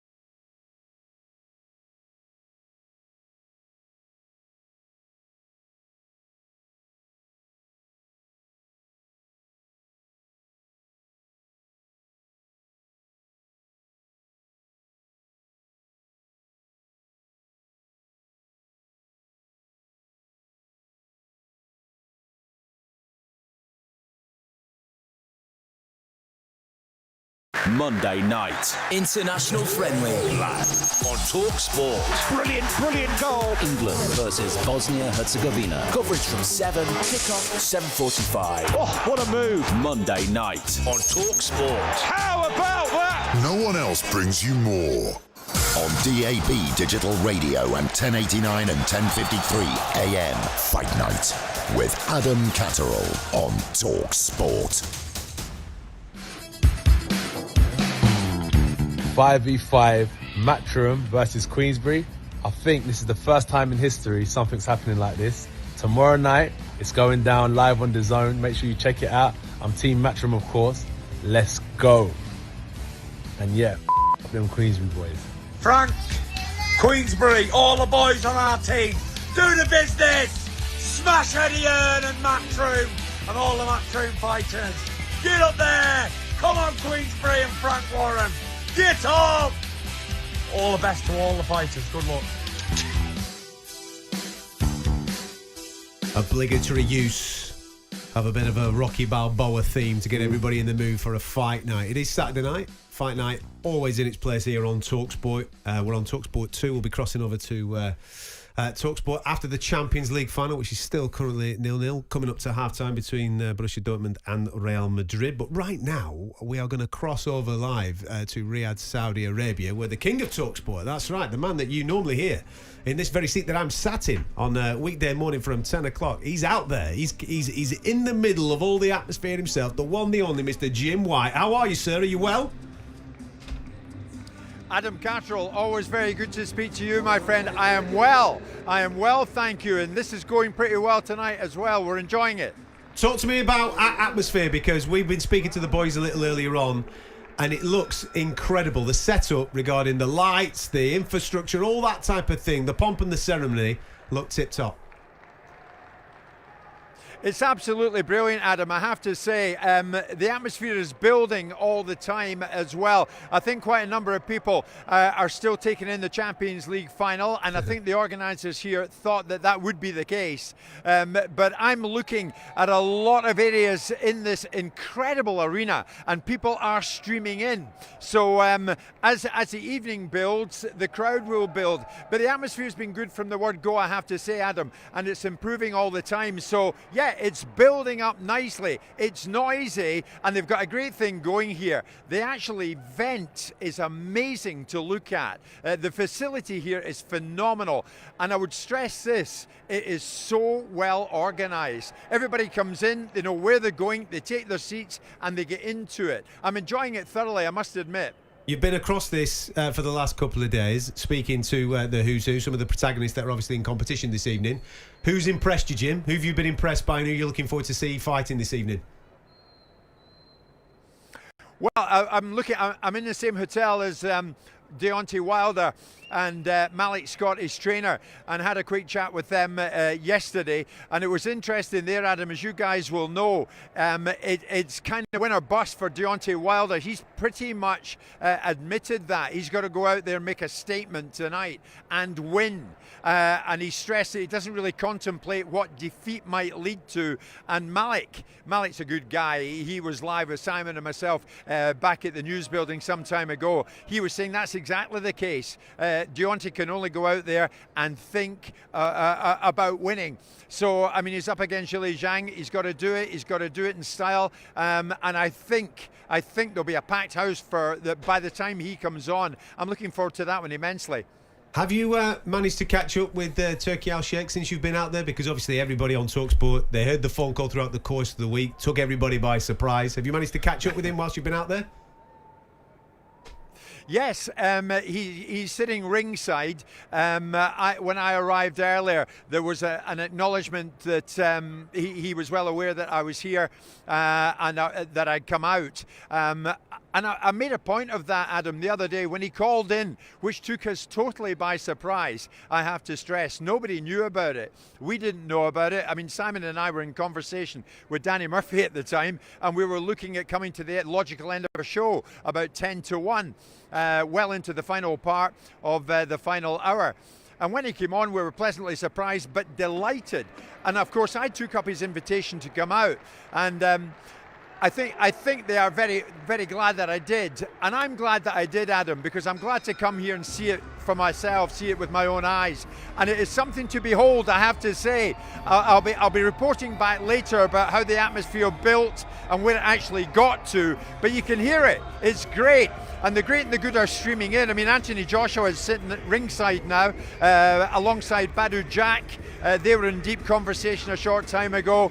And it really is impressive, I have to say. The way it's done and the format, the 5v5, people have bought into it. Listen, I'm looking forward to your report back at the end of the night. Hopefully we've got the fireworks inside the ring. We've definitely got them outside the ring. It looks absolutely incredible visually. Jim, thank you so much for giving up a little bit of time to come and join us. I'll let you get back to the fight so you can keep across that. And don't forget to be tuning in to White and Jordan weekday mornings, 10 o'clock here on talkSPORT. Spencer Oliver has been speaking to Frank Warren, who says, don't underestimate how big tonight is for our sport. It's a game changer. Told you it'd be a game changer. Another game changer. It is. It's a game changer.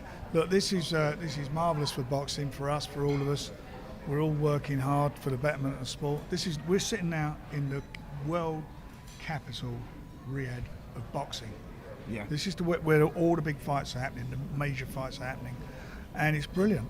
And this 5v5 on Saturday is a great format between to get Queensberry and Matchroom guys fighting each other. More importantly, the great fights, fabulous fights. There's every one of those fights on the card is even money, maybe 6-4, the worst case.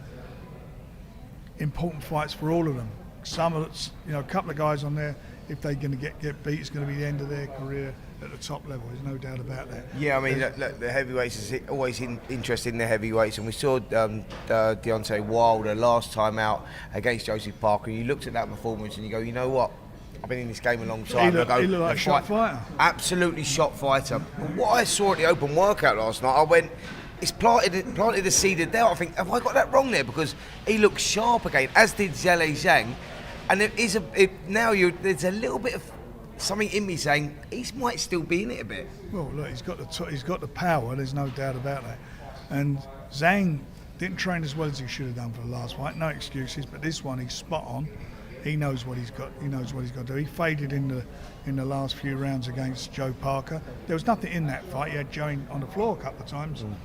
But as we said, Deontay looked dreadful. So Big Bang knows what he's got to do, and Deontay can't afford another performance like that, because if he does, it is well and truly over. He knows this is last chance saloon for him. Otherwise, he goes not down the pecking order. I don't think he finds a way back if he has two bad performances. Yeah, no, but I don't think it's going to go the distance anyway. I think they're big punches and someone will go. Can't disagree with any of that. Fantastic night of boxing so far from Riyadh, Saudi Arabia. Frank Warren catching up with Spencer Oliver a little earlier on this week, and hopefully we'll get to hear him a little later on in the evening once all this is concluded and all the fights have finished. We are just coming to the end of round number 3 between Nick Ball and Ray Fowler. I'm going to get the thoughts of George Groves and Duke McKenzie in a split second. But whilst you're listening to Fight Night, just remember that we're all in association with William Hill this evening. Get epic value on all season with William Hill. You've got to be over 18. BeGambleAware.org. Straight talking and straight to the point. All too easy. This is talkSPORT 2.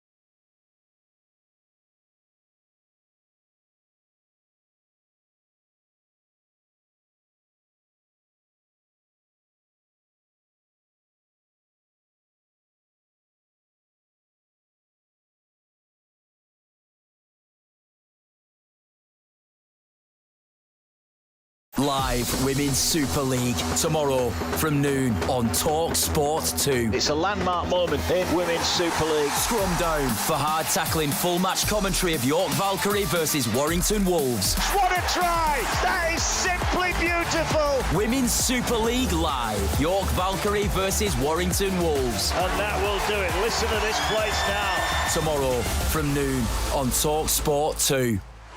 This is it. The time has come. Get in the ring and go the distance with Fight Night. And right hand puts him down. With Adam Catterall. You're better than that. On talkSPORT, the home of boxing.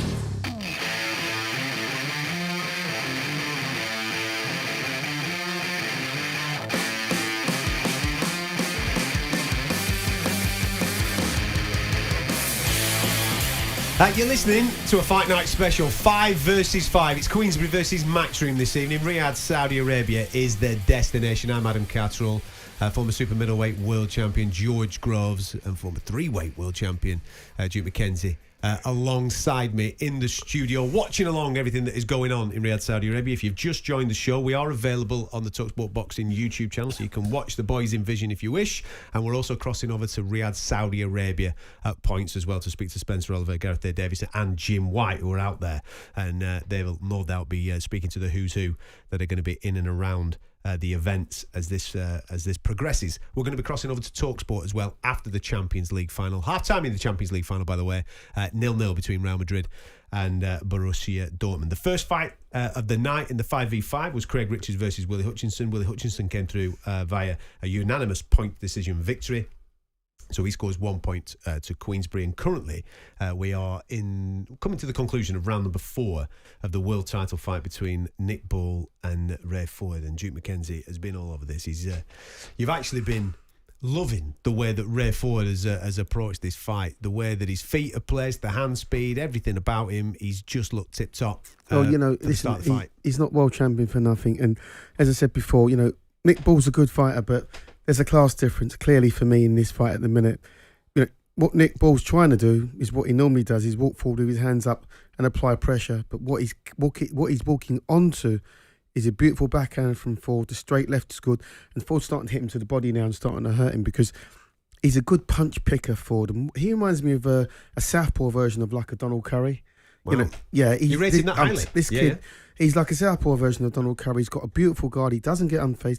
He'll let Ball come on to him and just picking him off. He's happy to be on the back foot. He plants a jab to the head. He jumps one to the body, and he sticks a straight left to the body. And he's slowly, systematically getting through. I got him 3-1 up. What's Ball got to do in order to try and change the momentum of these first 4 rounds? Well, I think he'll be hoping that his pressure will start having an effect on Ray Ford, because they're hinting that Ford's tight at the weight and that he's going to struggle down the stretch.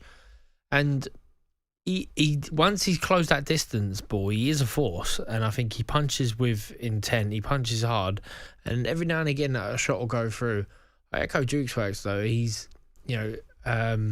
Ford is just at that long range. Like when he keeps it that long range, he just found a target through the guard.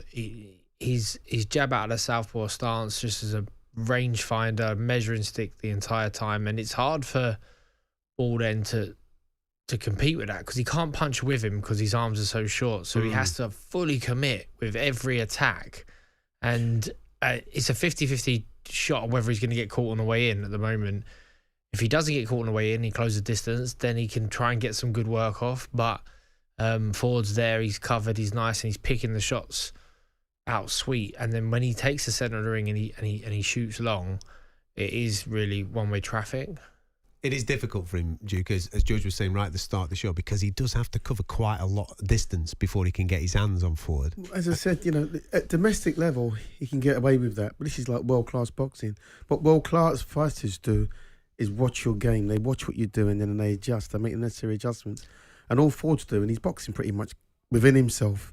He's not exerting himself to the point where he's having to stand toe-to-toe. He's picking out single shots. Look at that right hook he just hit him with the body there. Those little stabbing punches hurt. And he's dictating the pace. He'll let Ford throw because he knows that every time he opens up, the difference between these two right now is one's a combination puncher and the other one's throwing single shots. Yeah. And that's the difference. Sniper versus tank at the moment. And with it's all intelligent boxing. Yeah, and I know that obviously you can see the output from Nick Ball, can't you? You can see that he's absolutely trying to break through. But a lot of this stuff is being caught on the hands, caught on the arms. It's not necessarily scoring clean stuff and having any real effect on Ray Ford as it stands right now. I know we're only into the, fifth round? He does look like he's within his comfort zone, Ford.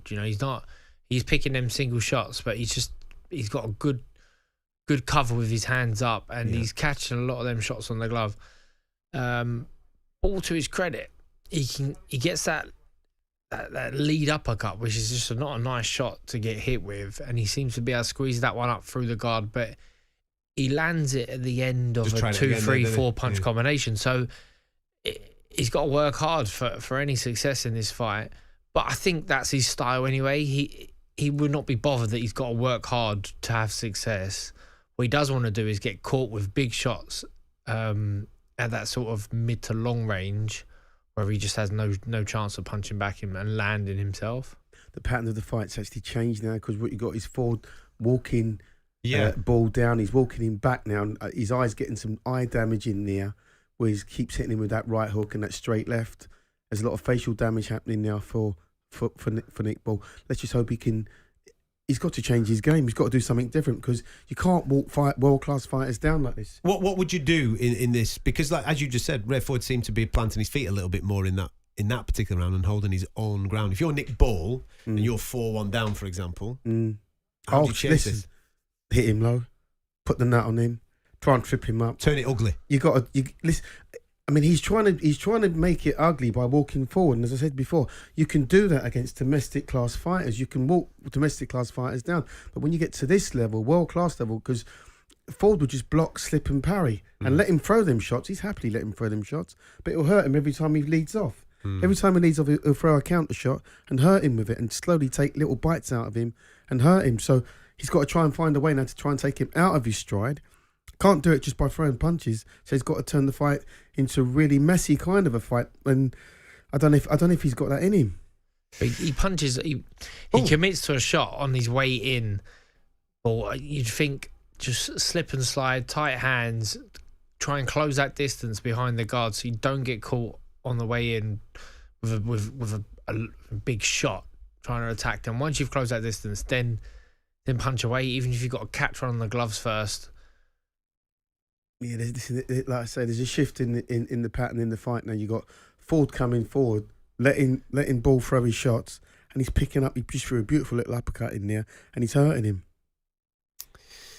him. Whilst we were having a conversation there, just on the screen, you get the old scorecard that flashes up from the TV presentation team, and Carl Frampton, I think, he's in the studio there, and he's flashed up that he's currently got Nick Ball 4-1 up through 5. 4-1 up. That's what he different fight. What he flashed up there. But this is much better work from Nick Ball. He was landing a couple of nice little shots there. Oh, sorry, he had Ford up. No, he had Ball up 4-1. Maybe he needs to go to Specsavers. Try my glasses. I've got it the complete opposite. The other way around.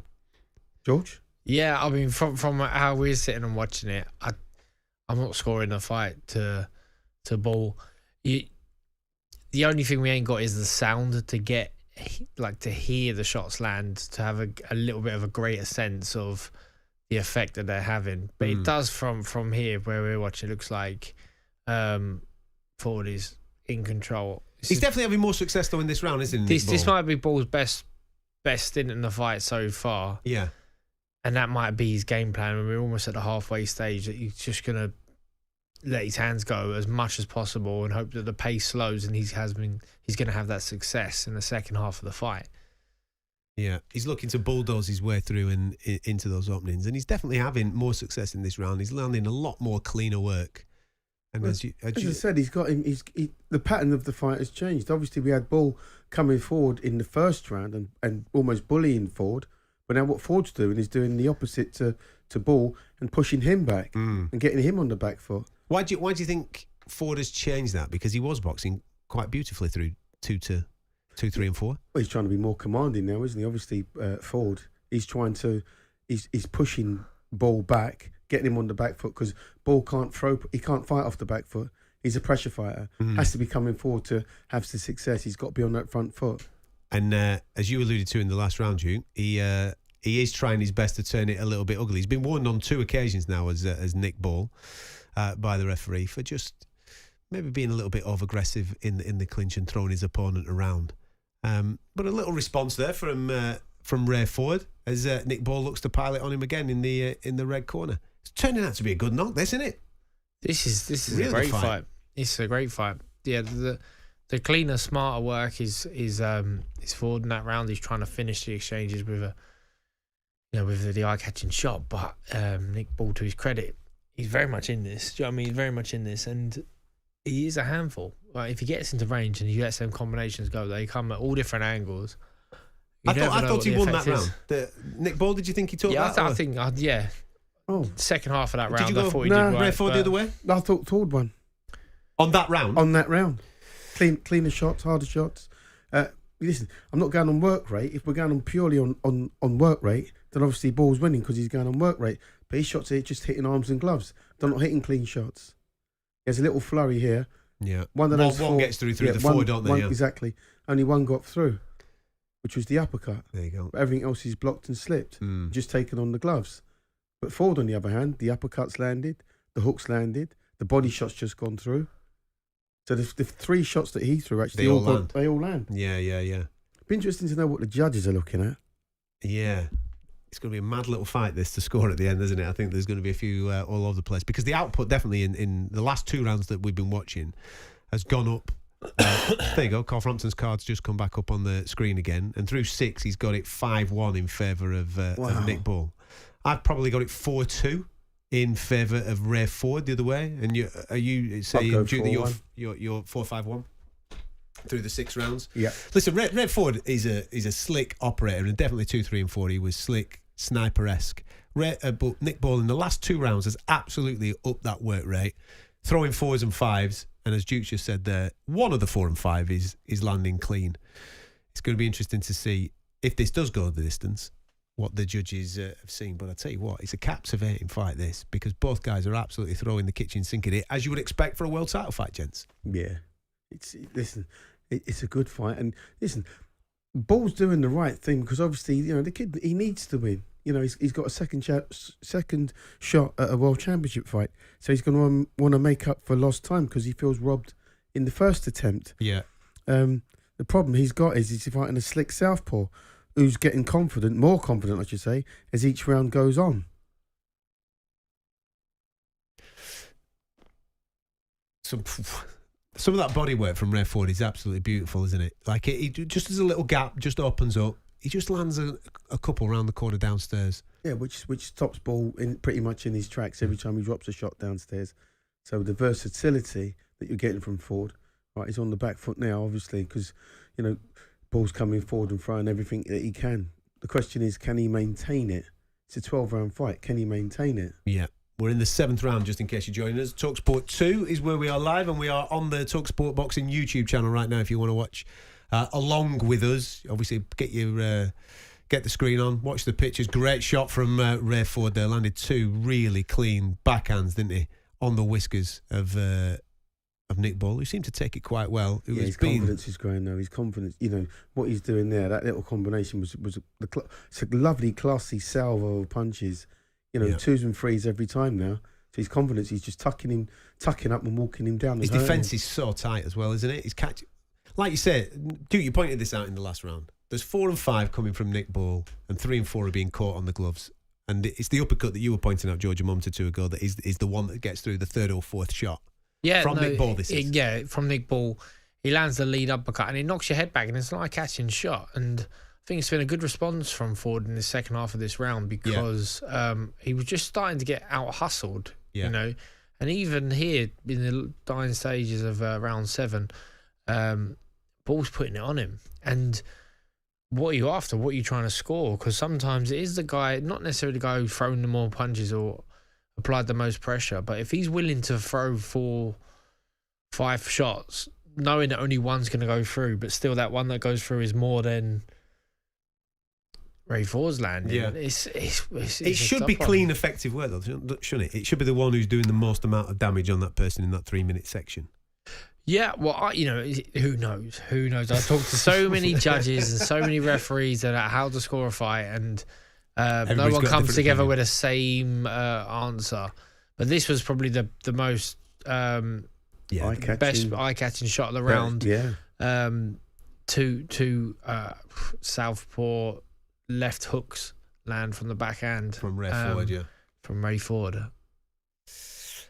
Both promoters obviously very animated. It's a fantastic fight if you're tuning into us on talkSPORT 2 and watching along with us. Ray Ford and Nick Ball entering the 8th round. We're going to keep you up to date with this on this Fight Night Live special. Don't go anywhere.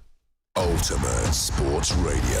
What a moment! This is talkSPORT 2.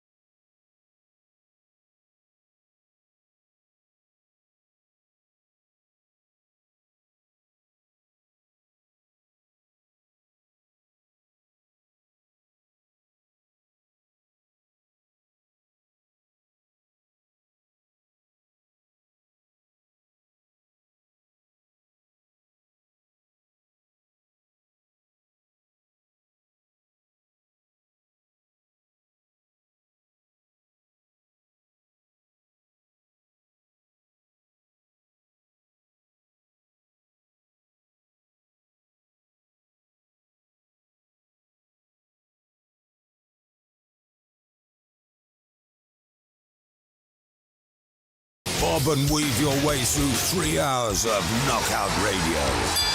Fight Night on talkSPORT, the home of boxing. It's a Fight Night special, 5v5. Queensberry versus Matchroom this evening. Willie Hutchinson put a point on the board early doors by beating Craig Richardson over points. Currently, right now, we are in the 8th round of Ray Ford and Nick Ball. In the studio, it feels like Ray Ford is up in this. So let's get over to Riyadh, because I'm looking at social media, and social media disagrees with us in the studio. A lot of people believing that Nick Ball's combination punches are doing enough to win these particular phases. Spencer and Gareth are in attendance in Riyadh, Saudi Arabia. Gentlemen, over to you. Talk us through what you've seen so far with this world title fight. Yeah, well, Nick Ball's out hustling Ray Ford, who hurt him in that last round with those left hooks. But for me, Spencer, Ball's doing all the tenacious work, smothering him like a rash. Could be 5 or even 6-2 up at the moment. Yeah, no, absolutely. I think it's 5-3 on my scorecard at the moment. Ray Ford's come back in the last couple of rounds, but he's out hustling him at the moment. Is Nick Ball. He's doing enough work. He's throwing the combinations. The last right hand's getting through, and especially effective is that left uppercut that he finishes on. He's doing good work, Nick Ball. He's doing enough to win these rounds. Very competitive. For me, the fight can be still won and lost, but Nick Ball, at the moment, Gareth, is winning this one. Frank Warren and Eddie Hearn sitting next to each other here at the moment, not separated by His Excellency Turki Al-Sheikh. Frank Warren really could go 2-0 up if Ball wins this, and if he can maintain this tenacity now for the next 4 rounds. So we've got a massive screen just above us. We've got our eyes on it. It's a fascinating fight. It was always going to be a great fight. Ford seems to be the most more powerful of the two, but doesn't work as hard. The work rate's there. I think if Ball carries on like this, he wins it comfortably. Listen, Ford's a class operator, that's for sure. He's just putting combinations together, switch downstairs as well. But it's the tenacious work of Nick Paul that's winning this one. He's pushing forward, hands held high, Ford not really breaking through that guard, and then Ball comes back with 4 or 5 shots, finishes on the uppercuts, and that's the better work. The work rate at the moment is winning it for me, for Nick Ball. Ray Ford's a class actor. As we saw when he won the title, he will stick in there, he can tough it out, he can get down in the trenches. And that's what's going to happen here as we get into the last few rounds.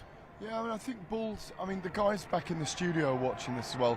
The work from Ball is just that little bit better every time. And we've been watching, we've been going, if Ball can get on the inside and keep throwing that uppercut as well, it's a pivotal punch for him in this fight. Listen, it's all about work rate for Nick Ball, combination punching, he's keeping his hands nice and high, and Ray Ford just can't break through that guard at the moment. He's picking off some single shots, getting through occasionally, but there's not enough coming from the classy Ray Ford at the moment, and Nick Ball winning those rounds as he leads up. Again. Uppercuts are effective. He uses that lack of height to his advantage. He comes in low and whips those shots up. Very difficult to see, a bit like and hard to stop. You use that lack of height to your advantage all the time. What are you saying? I'm small? No. Just that you can get inside, get like you do. You're there. I feel like when I'm standing here with you, you're on the ins. I'm always standing like this when I'm with you. Listen, when you're standing there with me, mate, I'm ready to go. I know you're always ready to go. A little bit of a good period here for Ray Ford, by the way, but a lot landing on the gloves of Nick Ball. Great right, straight right, 2 straight rights there from Nick Ball, who's got some vocal support here in the arena. I don't know where he got, but their Scousers are here in support of Nick Ball. They're over there, you can hear them every now and again. I tell you what I'm enjoying tonight is that there's that scoreboard up there. What does it say at the moment? 1-0 to Queensberry over Matchroom. Frank Warren and Eddie Hearn sitting together right now. They won't be all night. Listen, absolutely not. Look, if this fight continues the way we think it's going to go, Nick Ball, as I predicted at the beginning of the contest, might just nick this contest, and that seems to be how it's going right now. I mean, I know there's still 3 rounds left, coming up to the end of the 9th round now, and both guys will roll the dice. Expect anything to happen in these last 3 rounds, but what a contest so far, as we expected. Brilliant stuff from both guys. It's a real shame it's not a unification, you know, Spencer, as they go back to their corners. Because Nick Ball, we've talked him up all week, because he should be a WBC champion. As Deontay Wilder and Shelley Finkel arrive in the building, by the way. Wilder's been great all week. Let's talk about Wilder for a minute. This is a make it or break it night for him. Now, I have a feeling that if he is incredibly explosive tonight and knocks out Zhili Zhang in devastating fashion, there will just be those whispers of, should we be putting him in with Joshua now? Because we waited 6 years for that fight. Absolutely, I think that's a fight that the public want. I think, you know, and they can be made at the moment. Can be made at the moment. You know, we've got loads going on. We've got Filip Hrgovic versus Daniel Dubois for the IBF interim title. We expect the winner of that to be boxing Anthony Joshua at Wembley in the 20th. If Deontay Wilder comes in, his name gets put in the mix. Do I think he can win it? I'm not sure. He weighed 15 stone 2. Zhili Zhang, 20 stone 1. 5 stone difference. And going off Wilder's last performance, I'm not sure he can beat Zhang. Listen, let's come back to the action in the ring here now. Both marked a little bit marked up coming out for the 10th round. You've talked about it all week. Ray Ford's weight and his weight cut. You know, he was trying to cut weight. Eddie Hearn's got him a special nutritionist for this fight that he talked about. Could it be a telling factor in these last 3 rounds? Well, there's no sign of it as of yet, but like, as you Ford's said, come out strong this round. He really has. He's big, but Ford will know now. He may be a couple of points behind, and he needs his grandstand finish here to nick this one. Because for me, Nick Ball doing the better work, stalking forward, hands held high, punching in bunches, and effective with some of the shots, uppercut especially. Ford now starting to go with him. It's time to let the shots go. He knows that title, that WBA title, may just be slipping away from him. Yeah, but expect anything in these last 3 rounds. Yeah, but what I do like is that Ford likes to set, doesn't he? But that's what you can't do against Ball. Well, no, that's what Ball's not allowing him to set at all. So he's uncomfortable a lot of the time in there. He's a very fluid, nice left uppercut from Nick Ball. I'm really impressed with him tonight. Yeah. Really impressed. And I think he's kind of hurting from not having a world title, the WBC title. in his arms right now. And honestly, if he goes the way, we're halfway through this 10th round, and if he keeps this up and stays on his feet, I can't see him losing this. No, I'm with you. I think he's just still going. He's got a tremendous engine on him as Nick Ball. We saw that last time out against Ray Vargas. You're right in what you say. He should be WBC champion. He's not. I spoke to him about it and he said, you know what? That's the past. Let me get the WBA title. But yep, better work here in the 10th round from Nick Ball. Full trying to come back, but not doing enough.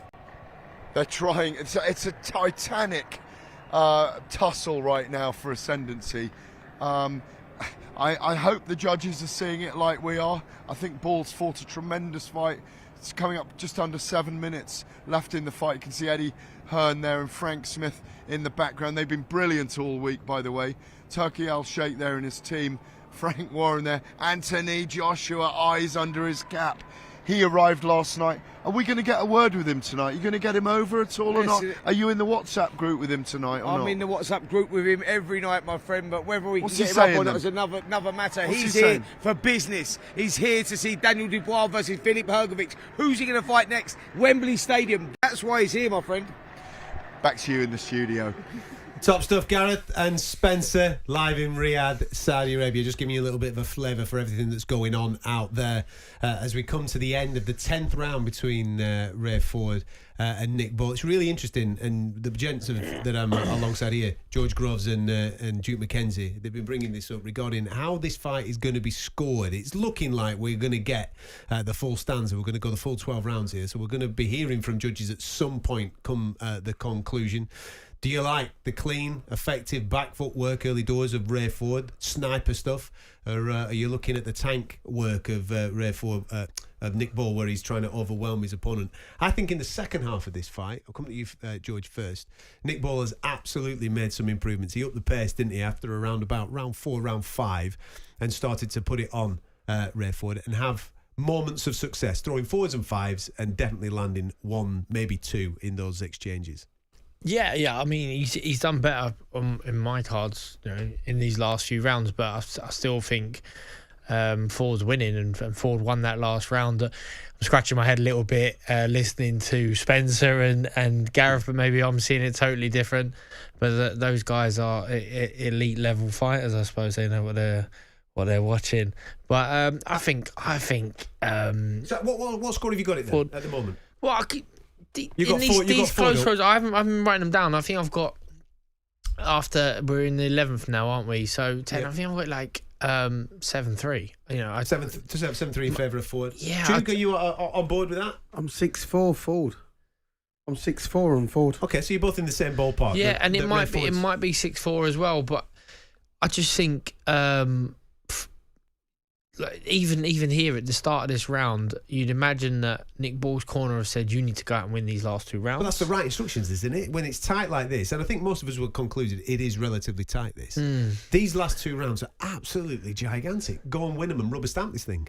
Yeah, but you just never know. It's hard to tell what people are listening to at home and how people are thinking and feeling. We've seen the broadcasters have got Ball wide ahead, and it's very different from what we're seeing. But I'm appreciating the I did see the better work. Yeah, the better work and Ford.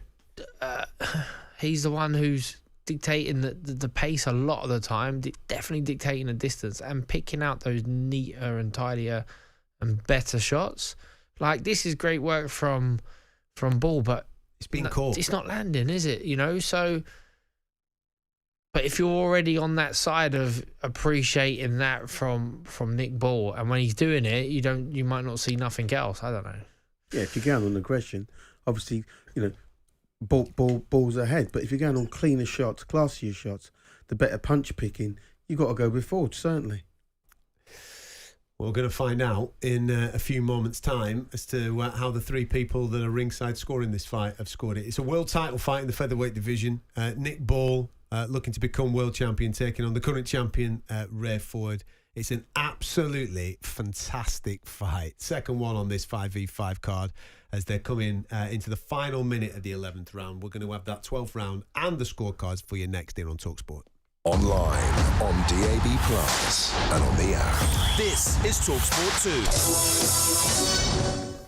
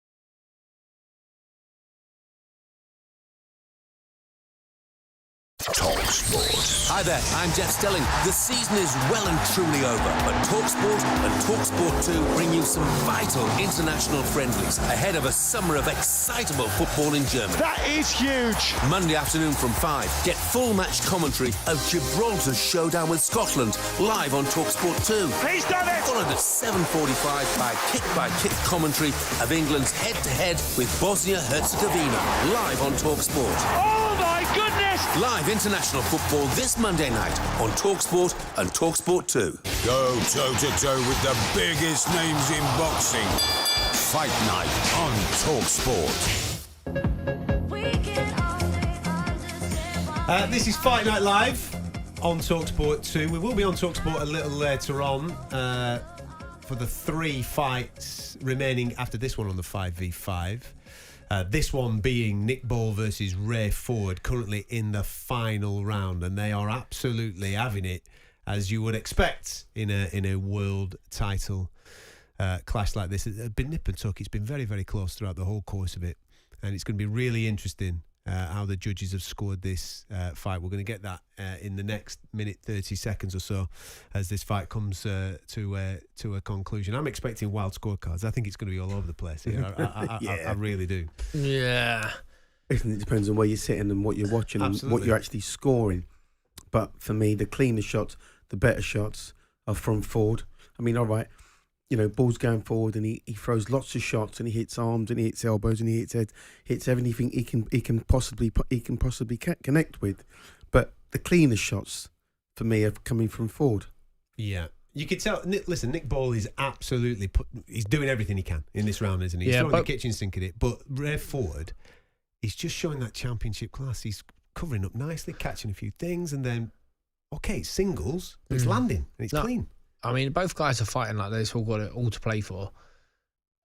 But we're not going to get a draw here, are we, boys? A draw? No, there's no points for a draw. Who knows? Let's do another round. Yeah, yeah.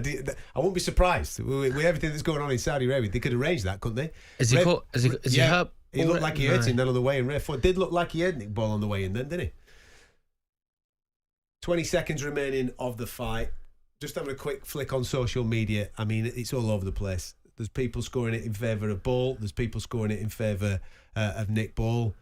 That just goes to show how good and how tight this fight has been. It could all literally be on this last round, and the boys are throwing their kitchen sink at it. Fantastic action. I mean, we've had 2 fights on this 5v5, and both fights have been absolutely fantastic. Both have gone the distance, but what a performance from Nick Ball and from Ray Ford. That's what happens when you put the best against the best. Fantastic fight. Now, listen, that's what boxing's all about. And it's a nice blend of styles. You had, say, the aggressive Ball against the classic boxer in Ford. And that's what I say, that's what boxing's all about. That's what you need. You need these kind of fights. Terrific world title fight. If Ball has won, by the way, congratulations, because he's earned it. You know, because he's left nothing out there, is he? He's left nothing. He's left his heart and soul in that ring, and that's what you want.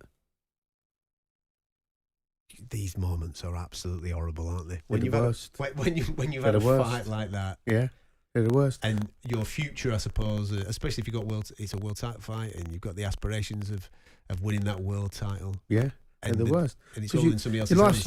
Yeah, exactly. Your life's in the judge's hands, isn't it?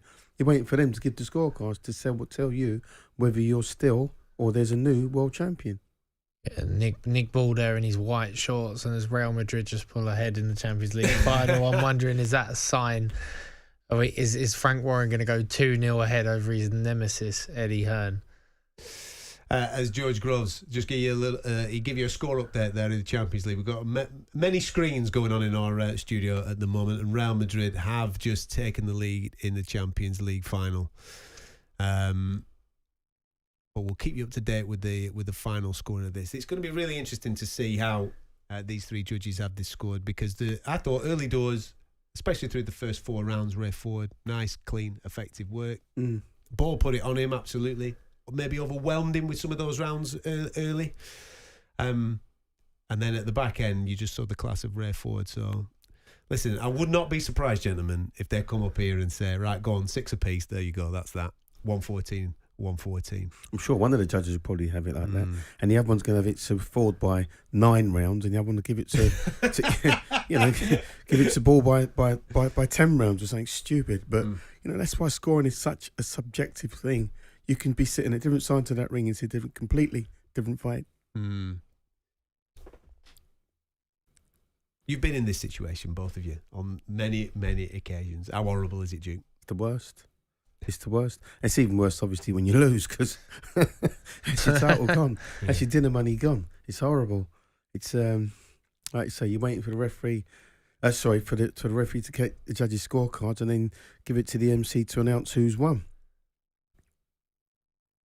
But I think Ford's nicked it. He's great. He's proven that he's an absolute class. He's a class operator, isn't he? Yeah. This evening. And in the last 3 fights actually, because you can class Isaac Dobbie as a person that has been at the World Championship level.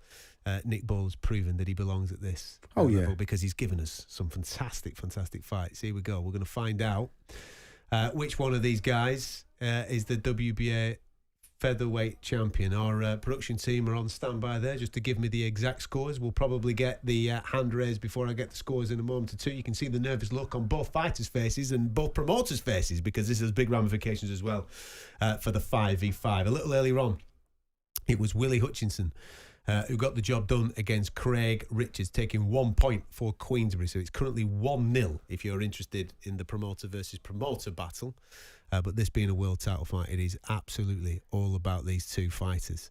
As we're getting the scorecards read out right now in Riyadh, Saudi Arabia. He looks very confident there. There's Ray Ford. He's and rightfully so after Nick Ball has got it. It looks like he's won. Nick Ball has got it on a points decision over Ray Ford. 115-113 Ford. 115-113 Ball. 115-113 Ball. So split decision. 7-5 one way and 7-5 on two scorecards in favour of Nick Ball. Listen, it was close. It was. Yeah, listen, you know what? I'm not going to say he doesn't deserve to win. He deserves to win for the amount of effort that he put in. Again, it just depends on what you're looking at. If you're looking at aggression, volume of punches, then Ball wins. But if you're looking at the cleaner punches, the classier shots, then for me, Ford wins. There you go. Nick Ball is the new WBA featherweight champion. He's just defeated Ray Ford in an absolute fantastic fight where you could just see, obviously, Ray Ford there absolutely heartbroken, as you would be in this particular moment. Fought his heart out, fought a really, really good fight, but just came up short on the judges' scorecard. Split decision victory in the favour of Nick Ball, who takes that 115-113 on two scorecards, and the descending card was against him, 115-113. But that's just proof of how close that fight was. Congratulations to Nick Ball, who's just been addressed now in the auditorium by Chris Mannix. We're going to cross back over to Riyadh, Saudi Arabia, very, very shortly. You are listening to talkSPORT. Every emotion and total devotion. It's game on. This is talkSPORT 2.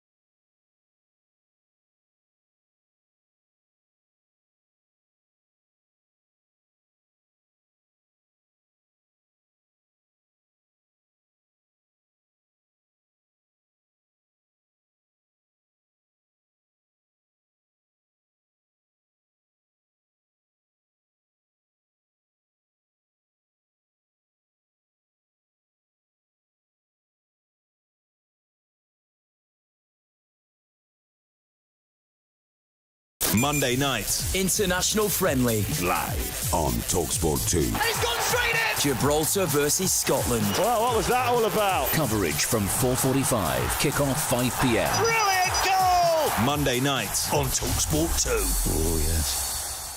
On DAB Digital Radio and 1089 and 1053 AM. Fight Night with Adam Catterall on talkSPORT.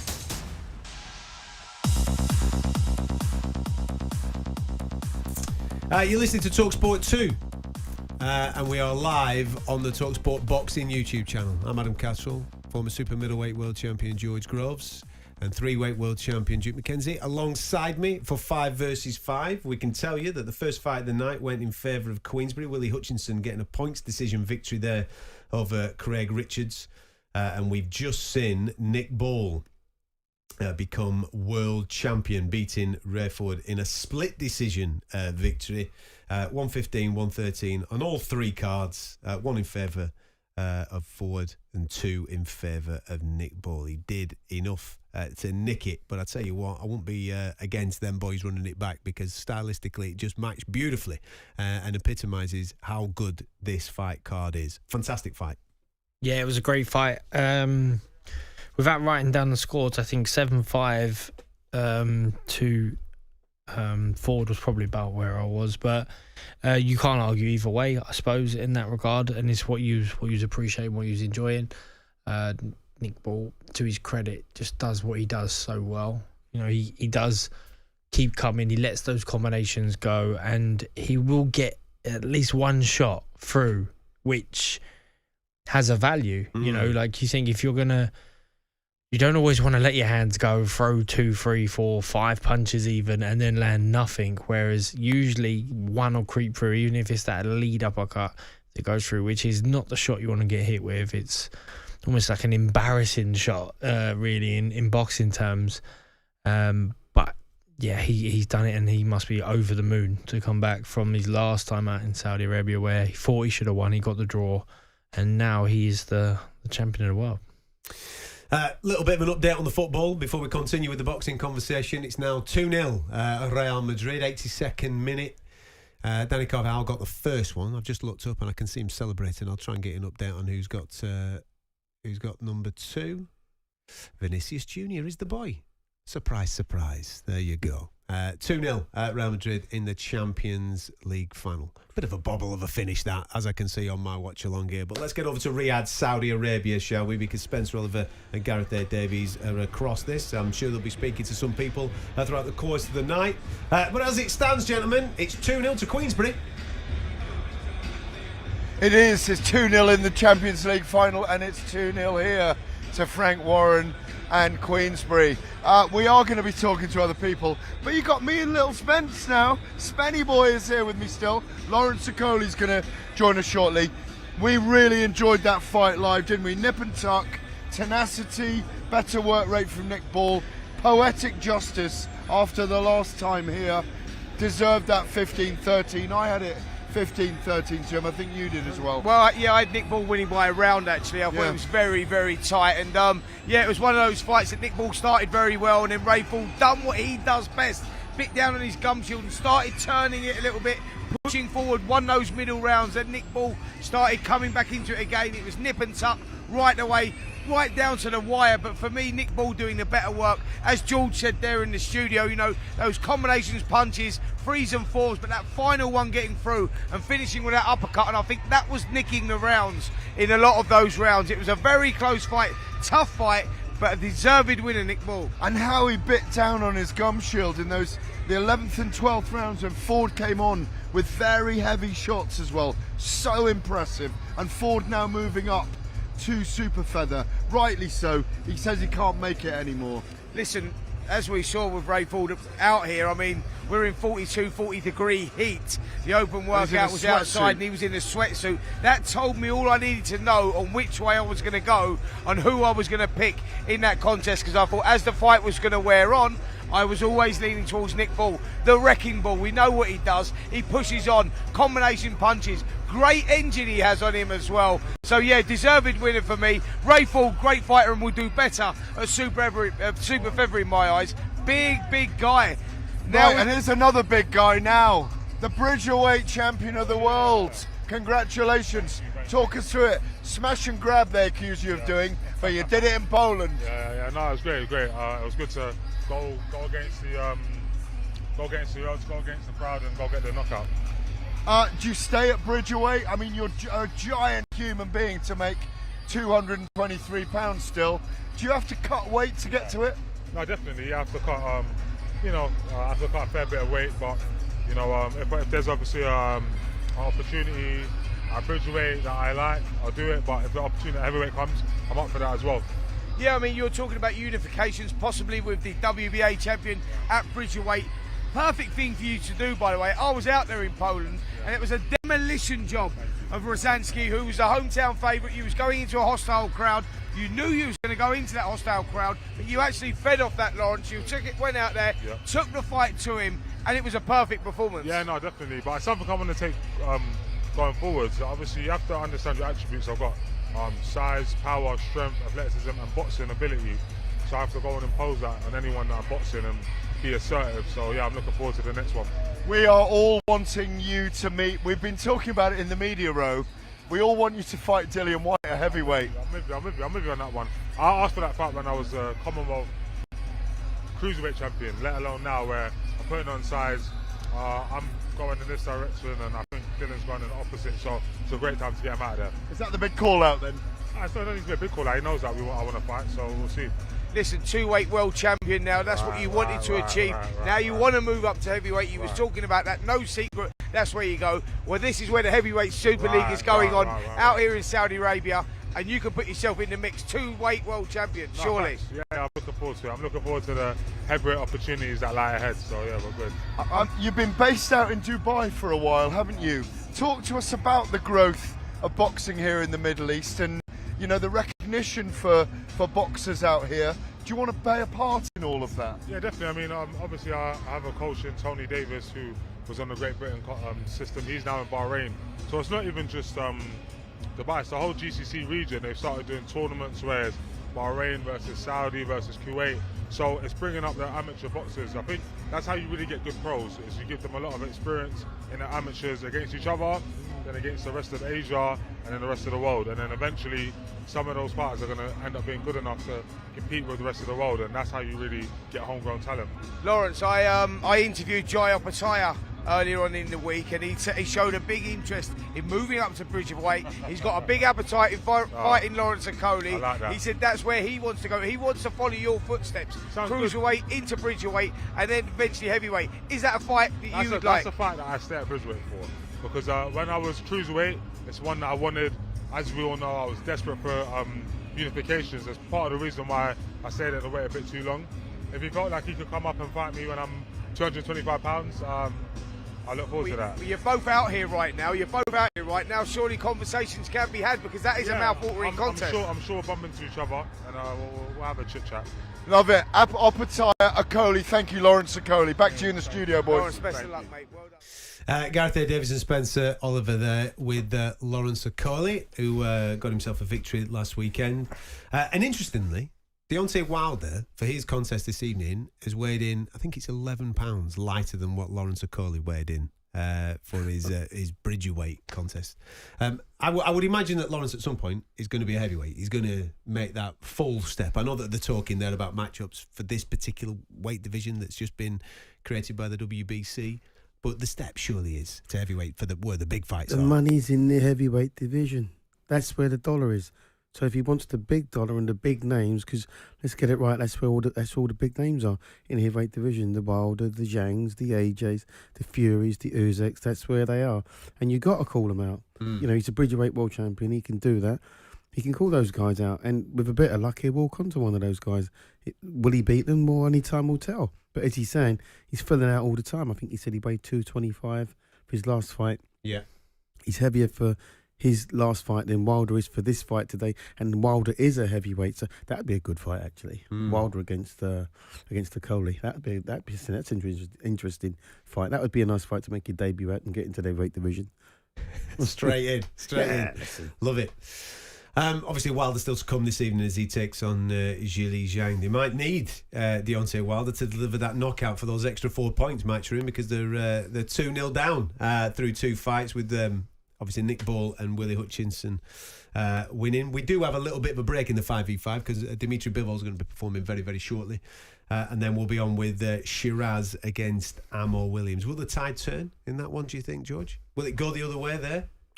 That's a tough pick and fight as well. You know, I'm a big fan of Amor Williams, as I am of Hamza Shiraz. So, you know, Shiraz being the captain, do they really back their man? Do they think that he's the one who's going to get that knockout win and that's double points? And then, what is it out of reach then for Matchroom? Who knows? But have to get our calculators out and work it out. They might be all riding on Wilder for a KO win in the end, but. Yeah, I think that's a pick and fight as well. That they all are, to be fair. I can't see that being super one-sided. I like the way that you've just done that. You've set the maths up for me, brilliant, right? So if Hamza Shiraz wins a knockout victory, because he's captain, he gets 4 points, so they'll go 6-0 up. They would need Hrgovic to knock out Dubois and Wilder to knock out Zhang in the final fight for 6 apiece to have a draw. And then what happens at the end? Do Frank Warren and Eddie get it in for? Yeah, well, that'd be great. Maybe that's the one, isn't it? That'd be great. Turkey El Sheikh got to come in the middle and say, right, we've got to settle it. So you two get the gloves on and just have one round between you. What? I tell you what, you could do a bit of matchmaking there, mate. With that, that's a fantastic idea. Let's do it. Let's do it. If you are just tuning in, we're live on talkSPORT 2. 2 fights in, 3 to go still in 5v5, but Dimitri Bivol will be in the ring very, very shortly defending his WBA crown. He was, of course, supposed to be on the bill this evening, taking on Artur Beterbiev. Absolutely gutted that fight fell off, because for me, as you look, I know we're in this real rich vein at the moment in boxing where we're getting a lot of undisputed fights, and this is no disrespect to any other fight that was made. That fight was the one that I looked at and I thought, that's the best fight in boxing. That's the standout in world boxing. You got the two best fighters on the planet, I believe, in any weight division, going head to head. Unfortunately, it's been postponed, but I just hope they can reschedule it soon and get that one on, because I'm sure that'll be. It's a pick 'em fight. Everybody's going for Bivol. It's a great fight. It's a great fight. When it was originally made, I was in the Bivol camp just because he's such a slick, beautiful boxer, wonderful range control, and his shot selection is absolutely sensational. But then when I went to go and watch Beterbiev live, and I've seen him a couple of times live, I'm fascinated by him because the jab is just outstanding, and he's just got relentless pressure. Yeah, they're both extraordinarily good fighters, great athletes, and underappreciated in some ways of what they do so well. I think Bivol obviously blew up for a lot of people after his systematic sort of almost beatdown of Canelo Alvarez. Yeah. You know, he just used his natural size to his advantage and stuck to an awesome plan. Did not, it was almost punch perfect that night. And then you're like, well, he's the number one in the division. And you see Beterbiev in there with Callum Smith, and he just keeps coming, and he just punches so hard, and the guys in front of him just crumble. So you're like, well, if he does that against Bivol, does he get the same result? Can he do that against Bivol? Or do the shots just bounce off him? Like, you just don't know. So it's a strange one, because I wouldn't necessarily race to put those guys in a top 5 pound for pound. So I'm thinking we got Crawford, we got Inoue, we got Usyk, we got Canelo. But then whoever comes out the winner of those two, you can't not put them in way up there in a pound for pound rating. Have to, don't you? Exactly, because they've just gone and beat an exceptional fighter. So it's a shame that it hasn't happened. And Beterbiev, it's got to be, if he's not 40 now, he's pushing 40. So you want to see it sooner rather than later. At some point, you might be like, oh, he's just got old. But right now, he's a force. They both are. You do feel for Beterbiev, don't you? Because he is of that age now where he's just touching 40. I think by the time they rearrange this, he'll actually be 40. A meniscus tear, it's not a Mickey Mouse injury, that's a proper injury, isn't it? And that takes a lot to come back from. He's had a few of these injuries now, the fella.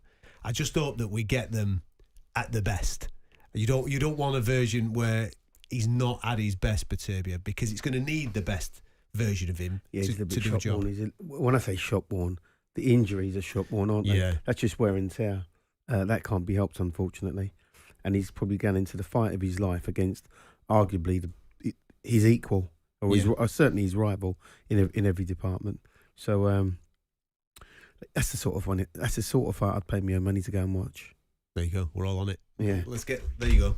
If the TalkSport bosses are listening, we'll have that one. That's the one that we'll go Saudi Arabia for. Just a little update in the Champions League final. We can see Real Madrid players obviously celebrating on the pitch at Wembley, just down the way from where we are here in the London studio. They have beaten Borussia Dortmund in the Champions League final. What's that? Is that their 50th, 500th Champions League? Is it 16? Is that what they've done now? 16th Champions League, or European Cup as it used to be called pre-1993, beating Borussia Dortmund by 2-0. Goals from Valverde, header off a corner, and then Vinicius Junior sealed the deal in the 82nd minute, getting the job done. So London is going to be white this evening. Everybody's going to be out and about, dancing in the streets and enjoying themselves as Carlo Ancelotti once again manages Real Madrid to a Champions League final victory. We're talking boxing though on this particular show, and obviously Dimitri Bivol is going to be in the ring very, very shortly. But after that, Hamza Shiraz versus Austin Amo Williams. Two guys again very similar to what we were building before with Nick Ball against Ray Ford. Two lads, 25, 28 years of age. Doing extremely well, especially over the last 2 years with their respective promoters. Massive night tonight because you boys have both been in this situation. You build up on the domestic scene, you win your British title, you win your European title, and then you'll get to a stage where, right, we're going to go to world level now, but it's going to be an eliminator. And if you win this, then you're going to get the opportunity to fight for the big prize. This is a proving ground for both of these lads tonight, isn't it? Just to get over that hill, to get an opportunity at the champion. No, absolutely. This is not where you're fighting a former champion who's been beaten but still a gamekeeper, for the world elite. This is someone who's exactly in your position. They're knocking on the door for a world title shot, and it means the world to them. Like, neither fighter can really afford a loss at this stage. It's going to set them back significantly. And I was looking at the stats there. The records ain't that much different. The ages, even down to the KO rating. But Hamza Shiraz, who's 3 inches taller, but actually giving away 3 inches in reach, wingspan. So, that'll be a fascinating part of the fight. So, can he use his height to his advantage? But he's another guy with longer arms, and that's tough. That is tough as well. So, I'm looking forward to this one. Going to get the thoughts further of George Groves and Duke McKenzie on this fight. They changed the order on us, gentlemen. This is good. I kind of like this because they did have Dimitri Bivol coming out next, but we can see Amo Williams making his way to the ring. He ain't fighting Dimitri Bivol. He's going to be fighting Hamza Shiraz, which is an absolute cracking fight. So we're going to bring it to you next here on talkSPORT 2. Your live sports station. Oh, what a move. This is talkSPORT 2.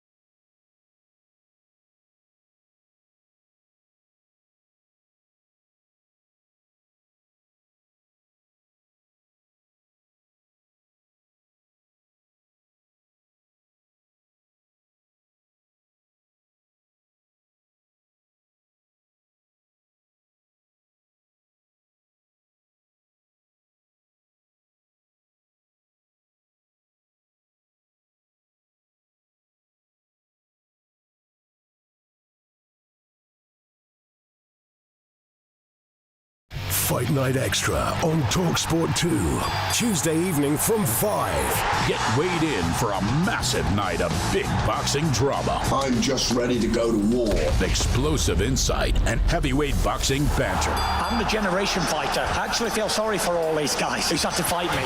Hard-hitting boxing discussion that jabs you between the ears. Fantastic boxer. But this is a big step up in weight class. Really big step up. Get in the ring and go the distance. She's got movements that look like Mayweather at times. Fight Night Extra, Tuesday evening from 5. On talkSPORT 2, the home of boxing. Knockout Radio for your Saturday night fight night on talkSPORT, the home of boxing.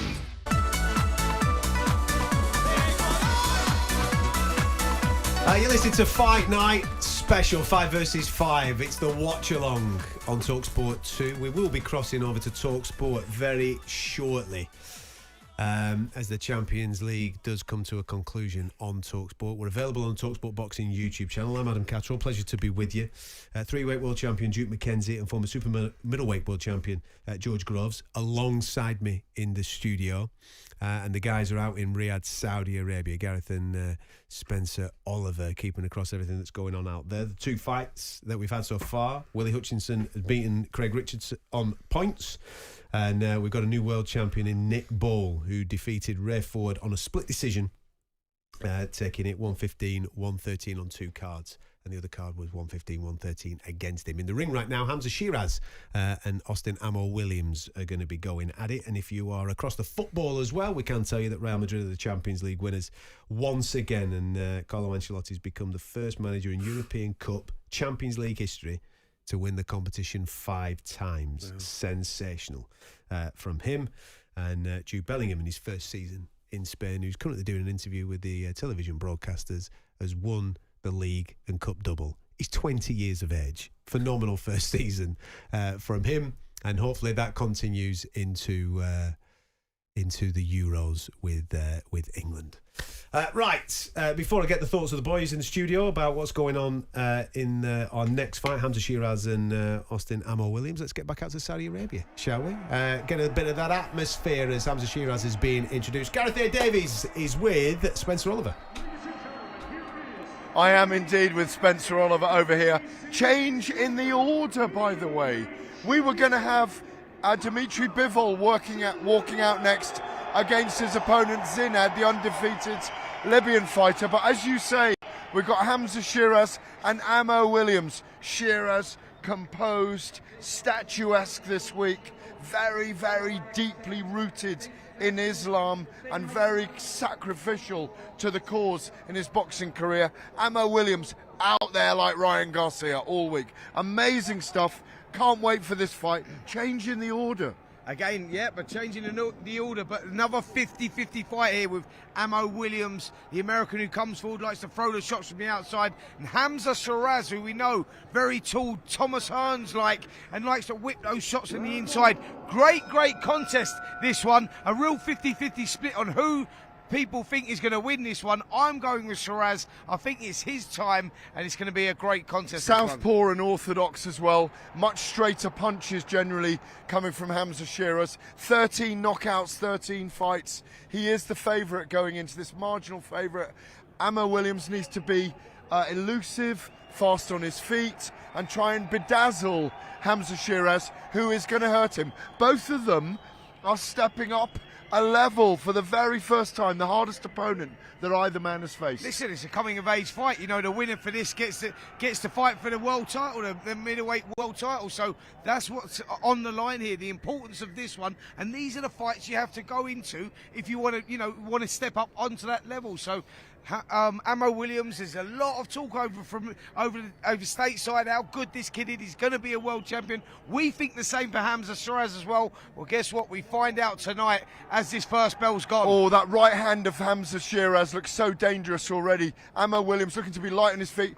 And you know, phony war has ended after a minute, and they're really, really fast, both of these guys. This is a terrific fight. The crowd here pretty much full behind us, apart from a few rows to your right, Spencer.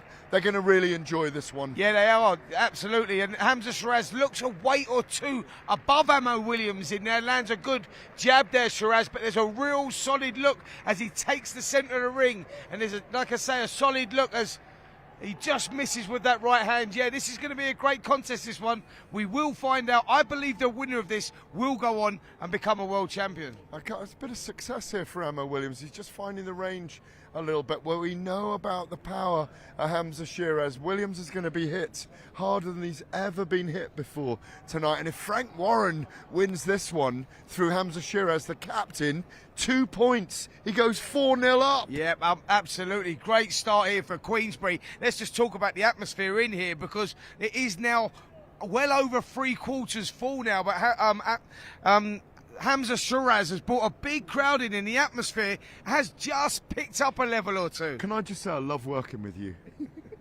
Can I just say that's a bit random? Do you know what? Anyway, no, I'll tell you why. I'll tell you why. I was getting into I'll tell you why, because you're a one-man atmosphere maker. Do you know that? You are a one-man crowd wherever you go. There is energy. Come on, as we go back to the fight momentarily, as the first round ends. I know we're going to go back to the studio in a minute anyway, but Amo Williams has done really well with his footwork in this round, and he's using the ring very well. Hamza just trying to walk him down. He's looking for power early, isn't he? Yeah, he is. For me, Hamza Shiraz has dominated the centre of that ring. He's making Amo Williams work hard in this first round. For me, that was a good start for Hamza Shiraz. I think there was a more solid look about it. You wave your head, lift your eyebrows. I say what I'm going to say. You start dancing. I'm talking about the boxing. That's where I'm focused. If you're a one-man crowd, I want to be a one-man dancing machine. Back to you in the studio, guys. I was just watching you on the monitor there, Gareth, enjoying yourself there, pal, at the disco in Riyadh, Saudi Arabia. We are one round in for this fantastic contest between Hamza Shiraz and Austin Amo Williams, who are going at it and a world title eliminator. It's cagey. I think the first couple of moments there were quite cagey. They just had a little bit of a feeling out process. There was a couple of shots that did land, but very, very tentative start, just having a look at each other. Yeah, just a feeling out round, really. I like Williams' his body movement. His body language is very positive. He's moving head, shoulders. He's, trying to find his way in. He's trying to flick his way in. He's flicking his jab, and he's trying to move his feet, because if he stands off Shiraz, then he's going to be a sitting duck, because Shiraz is so tall and rangy. And he's very, very patient, and he's waiting for that opportunity to land his straight right hand. So, yeah, nothing in the first round. No. He's a big boy, isn't he? Hamza Shiraz. You look at the size of him there, the wingspan, the height on him, and the way that he uses it as well in a fight, all to his advantages, George. Yeah, absolutely. I mean, he's a big, imposing figure in front, but he got caught with a big left hand there. Amo Williams. Sorry, George, he got nailed. He did, and Amo Williams rushed in, and he's just been tied up there from Hamza Shiraz. His legs look okay, but he's just been caught again. And Amo Williams looks like he wants to unload here, gentlemen. He wants to try and finish this nice and early and get himself a couple of points on the board for his Matchroom team. Yeah, being a big figure at the same time, he doesn't want to be static. He doesn't want to be stiff. He doesn't want to be getting caught tall. Yeah, Shiraz, and that is part of his makeup, where he doesn't sit into his legs and sort of use that height and advantage. He stands tall. If he gets caught at the end of the shot, then it's not ideal. I don't think he's particularly hurt now. I think his legs are back under him. It might just be Williams just trying to impose a bit of physicality on him now in the second round after landed an eye-catching shot at the start. But I think Shiraz has got his legs back under him. He's not winning the round, but He got buzzed by that shot. Yeah. And he's tucked up ever since. He's not letting his hands go as freely as he was in the first round. But as George said, he's just trying to get his legs back under him and just try and be a bit smart, really, till his head clears and he can get back to work. But definitely took a good shot. What do you make of Ammo Williams' approach there? Did he smother his stuff a little bit too much? Could he have been a bit more composed in that moment and just had a little bit more of a look? Because he's winging away here, isn't he? Yeah, because he's got back with that right hand. He likes that. He likes that straight right hand. He keeps throwing it. He's trying it, I should say. He keeps trying to get it on. Just missing a little bit, but not. That's just trying to pick his punches better now. Just missed with that one. Interesting start to this, because we've never seen either of these guys in any type of adversity in a fight, have we? So they're going to have to answer questions tonight that they probably never answered in the professional. I'm sure it's been put on them in sparring, and that's what the whole point of that process is there for. But when you're under the bright lights on a big night like this, when there's big ramifications that you could be fighting for a title next, it's interesting to see how people react in the moment of how they navigate those particular challenges. Yeah, well, you always want to settle into a fight. You want to settle into the fight where you're in your rhythm, and then you're there, able to dictate the pace or dictate the distance or whatever you need to be doing to make it your sort of fight.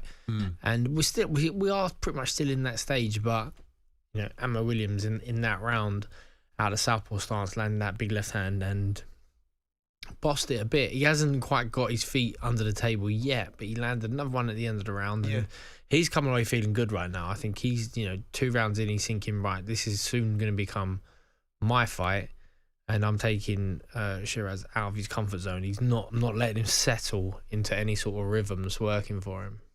Well, nobody's nailed Shiraz. See that shot? Beautiful. Legs wobbled a little bit. Yeah. He's gone back, claimed him, tied him up. I mean, he's done the right thing, Shiraz, when he's got hurt.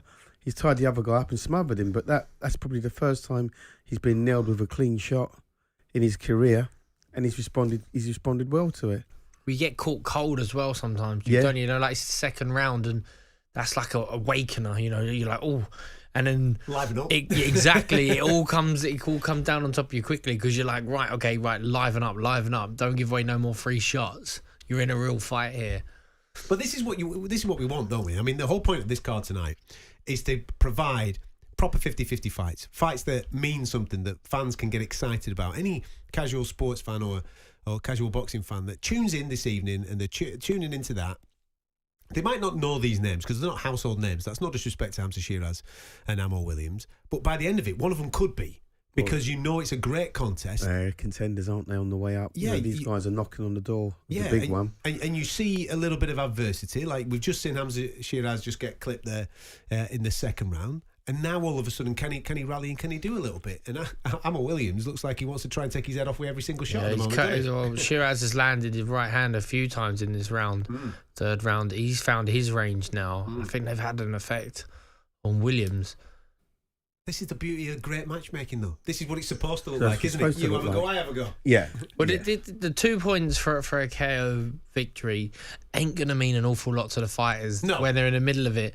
But maybe if they're on a win bonus or a knockout bonus, then that'll make a difference. I think if that one hasn't been added to the formula, then it definitely needs to for next time, and we might see a little bit of something different.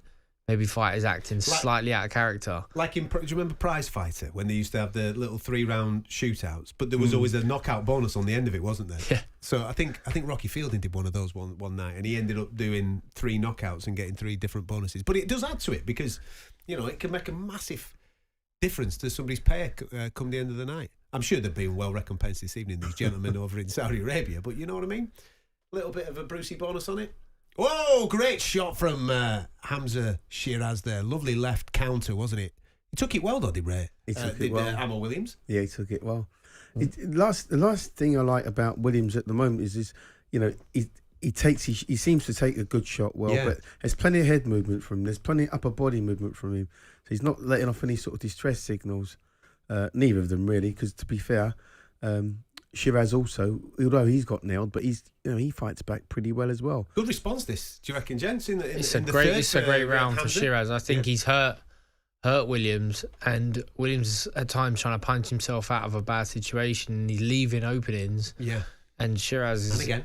Yeah, he's not... I mean, that left hook wasn't a million miles away. He's touching him with that jab that is the sort of the rangefinder, makes him stand still, and then from there he's building off of it. good right hands in this round. Wasn't a million miles away with that left hook. But that's exactly what you want to see from Hamza Shiraz, who's, listen, he's been great so far to this particular point. You know he's in a proper fight tonight. Bit of adversity in the second, where his legs stiffened a touch. But he's landed a beautiful right hand at the end of that round, didn't he? He's starting to fancy it. And the good thing about Shiraz is that since he's been clipped in that first round, he's kept his hands up and his chin down. You know, he doesn't want to take another one like that. And it looks like there's a bit of facial damage on Williams' nose there. So yeah, he's definitely. Hopefully, he's starting to get through. He's definitely caught him on the nose there, hasn't he? Beautiful shot to end the round. Hamza Shiraz, what a response that after the second round where it was all Williams, you would say. Now Shiraz has just flipped the momentum back in his favour. Yeah, he really has. He's found his range more so than anything else. Beauty, that, isn't it? That's a lovely right hand from Shiraz, and he's sort of setting it up with bent arm shots off the left hand. So you know you wouldn't always think to set up a right hand with a left hook to the body and come over the top. But I think because he's so tall, yeah, he can get away with these. Yeah, he's massive for the weight. He's getting away with these setups, and Emma Williams is not reading it well. He's trying to punch off of these attacks from Shiraz and just getting caught each and every time. He needs to tighten up his defences. He needs to try to touch him and get back into his game plan, his flow. Fantastic start to the fight. Well, listen, we've had two great fights earlier on, just in case you're just joining us on talkSPORT 2. And that's a big letdown from Williams this time. Good shot, yeah. Williams just threw a haymaker of a right hand and Shiraz walked straight onto it. Wonderful shot. He's hurt again. Yeah, he's stung him there. This fight is going back and forth. Second round, we had Hamza Shiraz's legs stiffen up. He had a wonderful third round where he looked like he'd hurt Ammo Williams a couple of times. Ammo Williams has come out for the fourth and just landed a massive overhand from that southpaw stance and cracked him right on the whiskers. This is a brilliant fight, gentlemen. Yeah, he's hanging on and he's tying him up. He's doing the right thing to try and get his head clear, but he walks straight onto that right hand.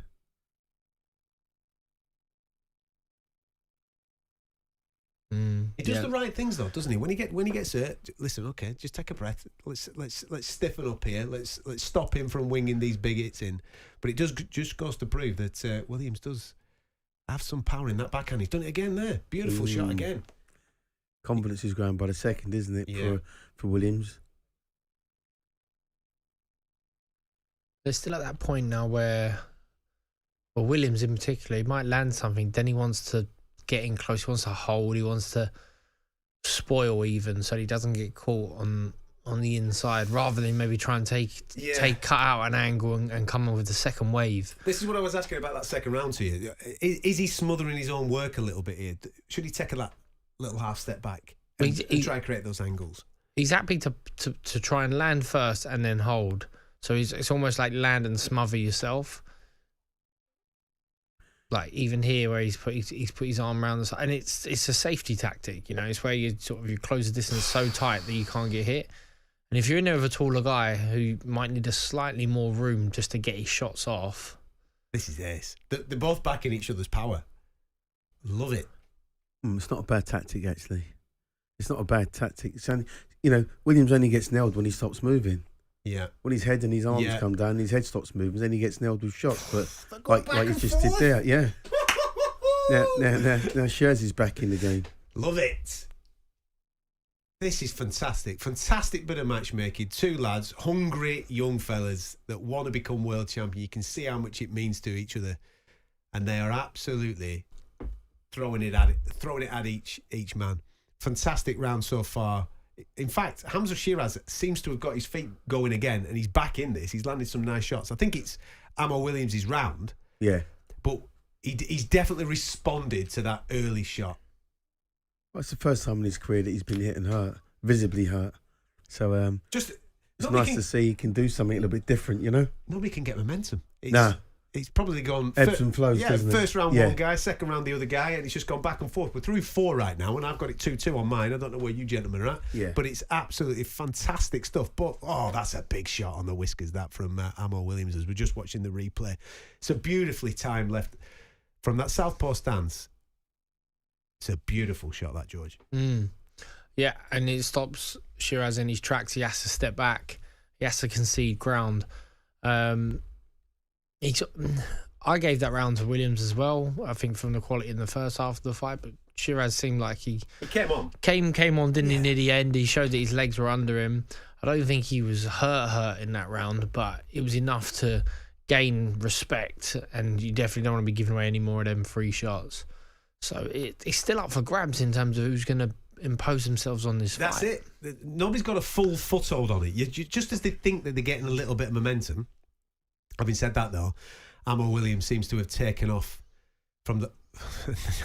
He gets clipped with your left hand just as I'm about to speak. Fantastic. Yeah. He started his little salvo, didn't he? He started a really good body assault, and then he got clipped and went, oh, hang on a minute. Yeah.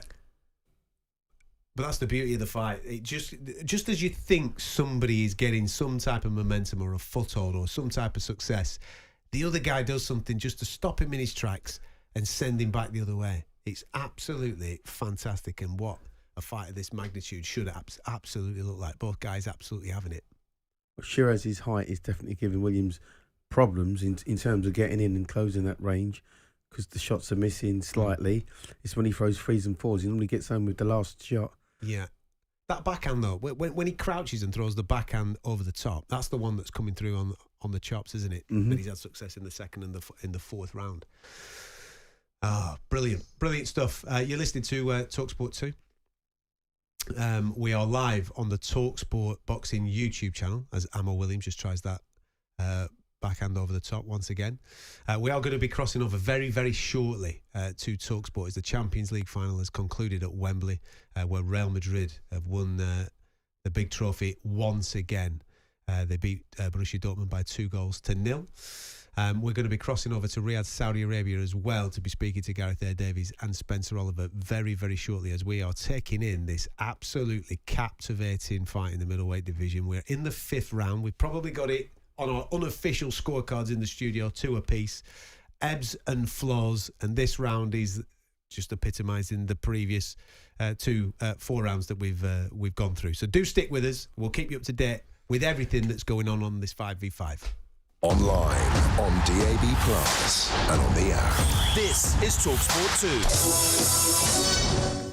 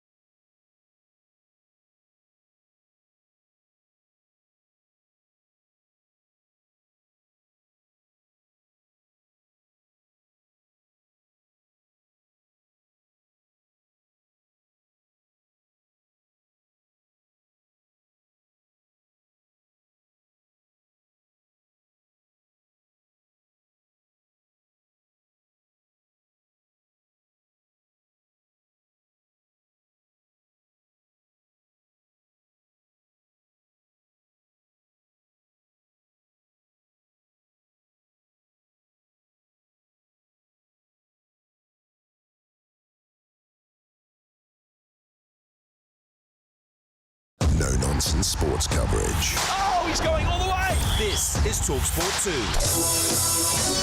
2.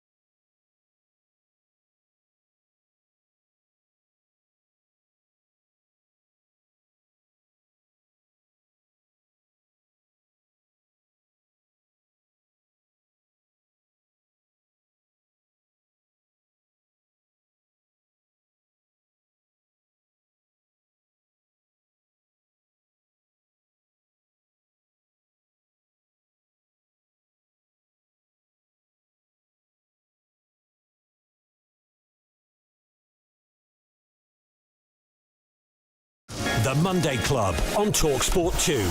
A broadcasting juggernaut of sport. Honestly, it's a whole different conversation. Professional analysis. He was at the very peak of his powers. Yeah. Oh, he's the master of the dark arts. And refreshingly frank opinion after all the action. I don't rate him at all. So I think he's useless. The Monday Club, the sharpest minds in the business. That is unbelievable. Monday afternoon from 5. On talkSPORT 2. Bob and weave your way through 3 hours of knockout radio. Fight Night on talkSPORT, the home of boxing.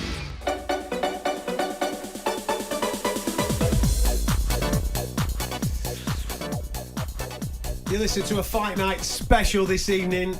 Watch along of 5v5. You've heard us talk about it through the whole course of the week on talkSPORT as Queensberry have pitted their 5 best against Matchroom's 5 best. We're 2 fights in. I'll give you all the results throughout the course of the evening. We are currently in the middle of Hamza Shiraz against Austin Amor Williams. I'm Adam Catterall. Pleasure to be with you. George Groves and Duke McKenzie are alongside me.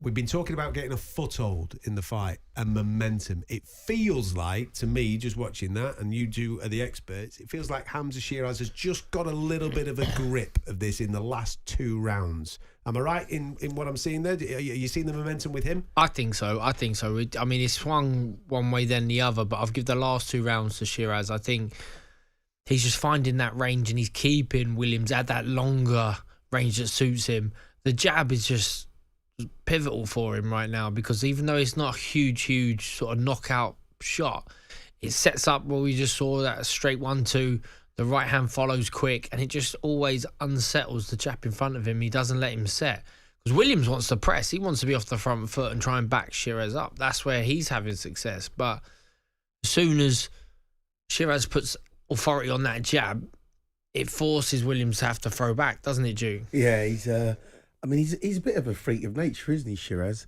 He's so tall and rangy, and when he snaps a jab, it's a good jab. He puts the backhand behind it, which is all smart. Whether he got buzzed there or not, I don't know, because now he's just sort of like backing up with his hands around his head. But Williams has to be really, really busy, because the minute he stops work, he gets picked off. The height is definitely giving him problems. The range, the reach, that's definitely giving him problems. So, yeah, I think Shiraz has just got his nose in front, and if he ups his game, ups his work rate a little bit, then he'll keep his nose there.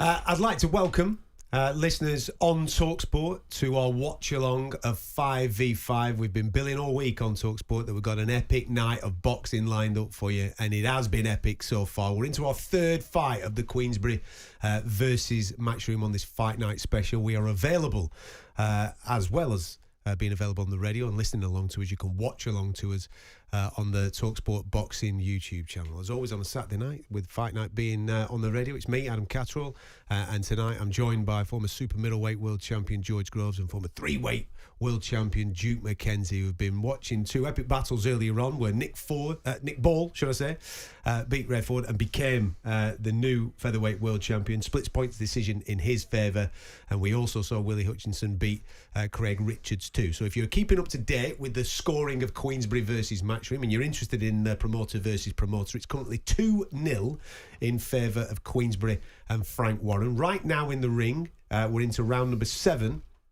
of Hamza Shiraz against Amor Williams, and through the first 4 rounds it was nip and tuck. It was you go, I go. Probably through 4 it was 2 shared, but it just feels like in the last couple of rounds that Hamza Shiraz has really got his range and got his shots off, and he's causing Amor Williams an awful lot of problems. A fantastic fight, fantastic night of boxing so far, some fantastic contests, and we've still got the heavyweights to come. Amor Williams just has to maybe change it up in this particular fight if he wants to swap the momentum. And remember, for those that are keeping up to date with the promotional back and forth, Hamza Shiraz is Frank Warren's captain. So if he wins via knockout, he'll double his points up to 4, which will make it 6-0, and therefore impossible, I think, for Matchroom to win. They can only draw if Hamza Shiraz wins via stoppage. But we'll keep you up to date with that. Let's get over to Saudi Arabia, shall we, before we hear from George and Duke in the studio, because Gareth A. Davies and Spencer Oliver are out there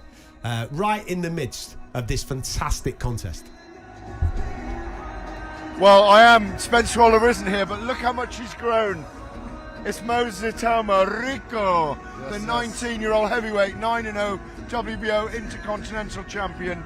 You've replaced Spencer Oliver. You elbowed him out of the way, but he's intently watching Hamza Shiraz almost demolishing, or what he calls taking the soul of Amo Williams at the moment. Yeah, you've said it all there. I haven't been watching too much of it, but what I've watched, he looks like he's in control there, and doesn't sound big-headed, but I'm not surprised. You were saying that your concern was what you'd seen early in the fight, and obviously you're a Queensberry guy. You couldn't support anyone else as we go into the 8th round between them as it starts around us. He was taking too many shots early on. He was. I do admit that there was a couple of times where he has been rocked, but then look how many times the Amo's been rocked. Amo's coming after him early in this 8th round. Look, he's got to go to work because he's behind, throwing combinations of punches, pushing him off, letting that right and left go, especially that left, because he hurt Hamza in the 2nd round with the left hand, didn't he? 100%. But Hamza's very, very, very, very efficient. At the beginning of the first 6 rounds, he hardly threw a lot. Like every punch that he was landing, every punch he was throwing was landing, and it still looks like he's got a lot of energy in there. 1/3 of your career's been out here already. How are you enjoying it? That's nuts when you put it like that, isn't it? Isn't it? It's crazy, man. I love it. I love Saudi. I call you the takeover. The takeover. Are you going to do it before Mike Tyson did it? You've got, what have you got till April 2025, haven't you? I've got about a year. About a year? About a year. I'd love to. When you look at the landscape, when you look at all those heavyweights, when you look at the Wilds and the Zhangs, the Joshuas, they're all here. The Fury and Usyk are the only 2 that aren't here. Parker's out here. When you rub shoulders with them, do you bash into them in your mind? No, not really. I have respect for all them guys that you mentioned. I've shared the ring with all of them. I know what my skill level is. It's just a matter of time, if I'll be honest. Like, I just need experience. I need to get past a 6th round fight. The most I've ever done was 6 rounds at a time, and like I said, gain a bit of experience. A fight don't need to go 12 rounds, if I'll be brutally honest with you, but I just need to have the confidence to know that if it goes the distance, I'll be able to do it. Hamza Shiraz really looking to get his power shots away, those uppercuts on the inside, and that very powerful straight right of his. You've got an injured knuckle at the moment, I understand. I think I can see it there, right there. Yeah, it does look very swollen. Yep. How long is that going to keep you out? Because you were going to fight in June, weren't you? Yeah, well, I was going to fight. I was going to fight next week, to be honest. That's right. Obviously, the knuckle has prevented me from doing that. But July 27th, sorry, I should be back out. We're looking for a few big names that can maybe take me the distance and give me a good fight. How do you see that Johnny Fisher-Alan Babic fight? That's he's on wobbly legs here. He is. How do I see? Yeah. Johnny Fisher and Alan Babic. Johnny Fisher versus Alan Babic. I will give it to my old mate Johnny. I think he'll do it. Very quickly on the 2 heavyweight fights. I know we've got a giant screen above us here in our broadcast booth, and it's so distracting with the fights going on. The 2 heavyweight fights, before you go, the 2 heavyweight fights. Daniel Dubois against Filip Hrgovic. How do you see that, Moses? Do you know what? All week I've been saying that I think Hrgovic is going to win. I think I have a little change of mind. I feel like Daniel could actually do a job. What's made you think that? Instinct?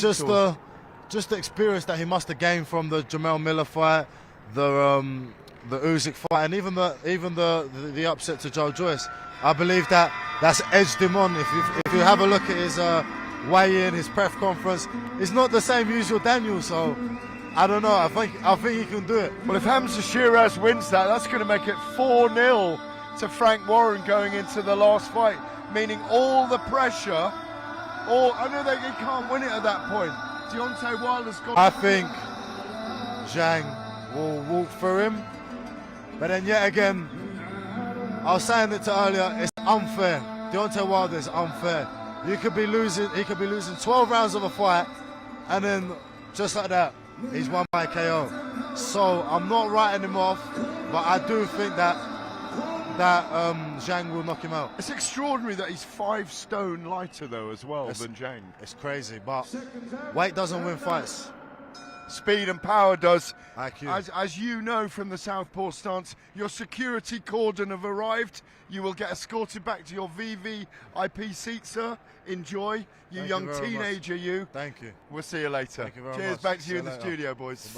The super talent that is Moses Atoma alongside Gareth A. Davies in Riyadh, Saudi Arabia.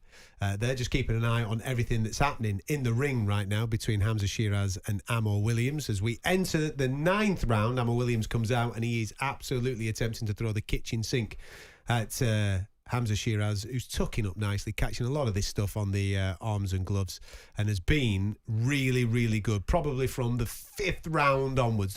He had success in those first 4 rounds. I think he took 2 of them, but he's absolutely got a foothold in this fight, Hamza Shiraz, and it feels like a bit of a coming of age moment for him in this one, Duke. I think he's been up to this point. I know that Amo Williams is still going. There's a lot of heart, a lot of determination, but the classy stuff, the clever stuff seems to be coming from Hamza Shiraz. Yeah, he's hitting good jabs. He's putting the right hand behind the jabs. He's not getting really flustered. He's not getting caught as cleanly as he was in the early part of the fight. He's boxing quite intelligently, to be truthful with you. Yeah. Since he's been hurt, anytime Williams gets close to him, he tucks up, keeps his chin down and his hands up, and comes back with that lovely long jab that he's got. His range is quite phenomenal.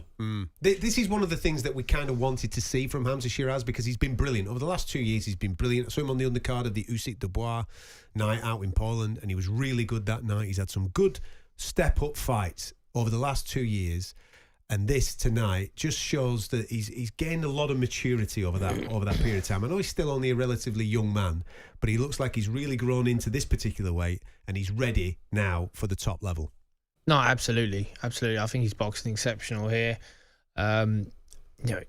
Williams is, especially in this round, the 9th round, he's really tried to go for it. He's trying, and it's classy work from Williams. He puts his shots together nicely. The form of the punch is really good, but Shiraz just catches it on the gloves and just like that. Big right hand from Shiraz.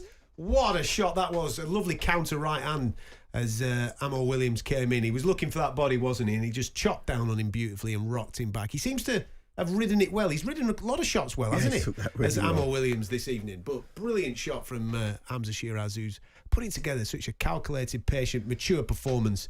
Even switching stances now, boys, and he's throwing him from a southpaw stance. Beautiful stuff from Hamza Shiraz.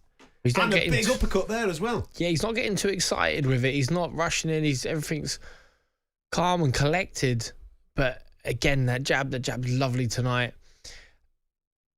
Williams here, I mean, as I say, when Williams puts his combinations together, they're nice and neat and tidy, but they're just bounced off the gloves of Shiraz, who then comes back with his straight shots. And as soon as it's at that long range, Williams just getting caught at the end of the shot, and it's no good for him.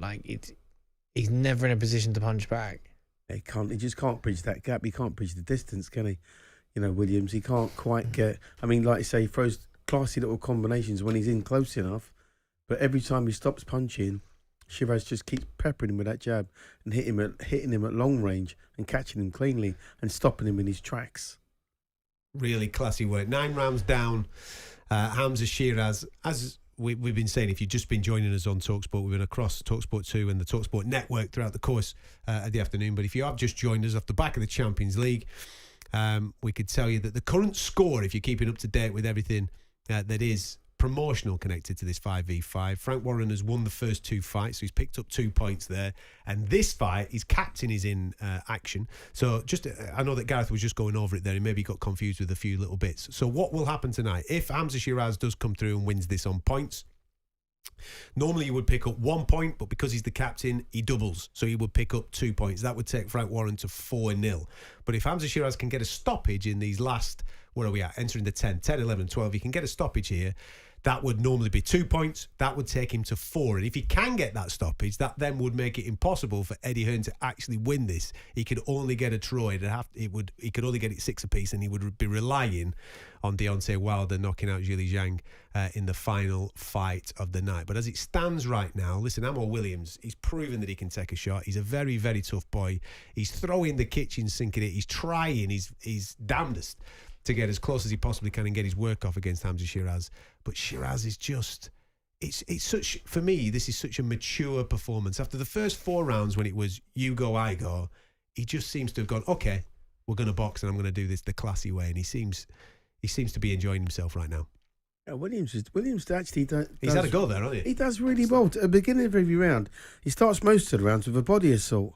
He'll throw 6, 7, 8 shots to the body, and then he goes to the head. He's trying to work him down. Oh, he's trying to wear him down, I should say. But Shiraz, to his credit, tucks up really well, pops the jab, and just keeps nailing him at long range. Just keeps getting him right at the end of that right hand. He's tried it again there, look. The defence of Shiraz since round 4, round 5 has been really top class. Those long levers help a lot, don't they, when you can get them elbows to cover the rib cage and your hands to cover your face at the same time. You don't necessarily have to move too much because he's got such long arms. Well, no, absolutely. And, you know, when he is up close and then therefore Williams is in punching range, his hands are nice and tight. He's not really leaving any massive openings. So Williams can't really get off any great quality work. And when he's finished punching, Shiraz is ready to end the exchange. And then as soon as he gets to this longer range, he's the one doing the sharper work. His counter punching off those assaults from Amor Williams have been absolutely superb. You know, Williams, to his credit, though, he's taking a good shot. He's taking a fair few. He is. And he's still standing. He is. You know, he's been hit and hurt, wobbled a little bit. But every time he gets hurt, he seems to just like rejuvenate. It brings him back to life almost, and he has another little go. Exciting performance this so far for Hamza Shiraz, who at the moment, as we're just about to conclude the 10th round, is looking like he's going to be walking towards a points decision victory over Amor Williams, which will give Frank Warren his 3rd victory in 3 fights this evening with 2 to go in the heavyweight division. Still all to play for if it goes that way, but if he gets a stoppage victory, that then might change the narrative slightly. 2 rounds to go, and Amor Williams definitely needs something big to change the momentum of this fight as the 10th round is coming to a conclusion. You're listening to talkSPORT. It is a fight night special. I'm Adam Catterall. George Groves and Duke McKenzie are alongside me. We're all in association tonight with William Hill. He's down. What an unbelievable shot that was from Hamza Shiraz. Williams is just taking the 8 count from referee Mark Lyson. There's only a matter of seconds. In fact, he's been saved by the bell. He's been sent back to his corner. There you go. Right on the bell, Hamza Shiraz drops Amor Williams, scoring a 10-8 round in the 10th. He looks beat up. He looks busted up. There's Amor Williams. His corner obviously having a stiff word with him. We're going to be back with this fight very, very shortly, all in association with William Hill. Get epic value all season with William Hill. You've got to be over 18. BeGambleAware.org. Straight talking and straight to the point. All too easy. This is talkSPORT 2.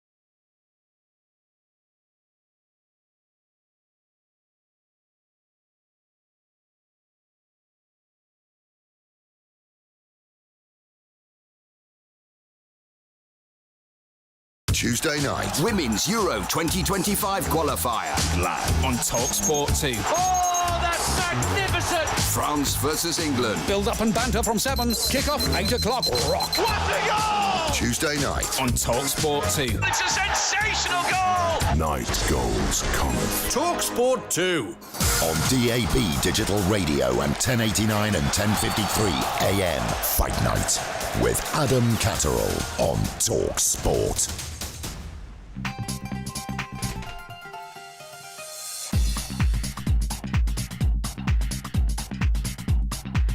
You listen to Fight Night on talkSPORT. I'm Adam Catterall. Absolute pleasure to be in your company as always. George Groves and Duke McKenzie alongside me for 5v5. We are also live on the talkSPORT Boxing YouTube channel. Get stuck in to the watch along. Obviously, we're going to be calling you through all these fights on talkSPORT, but you can watch along in the studio, and we will be crossing over to Riyadh, Saudi Arabia as well very, very shortly to get reaction to all these fights.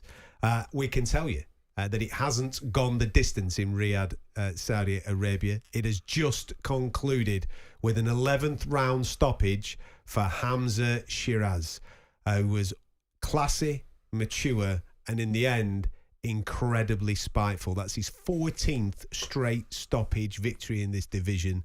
He was absolutely sensational tonight. A real coming-of-age moment, and his next fight absolutely has to be for a world title. What a stoppage that was, George Groves. It was brilliant. And we saw Williams get dropped at the end of that last round, the round just before. And then you're thinking, right, well, what can Williams do now? We was wondering whether he might even get pulled out, live to fight another day.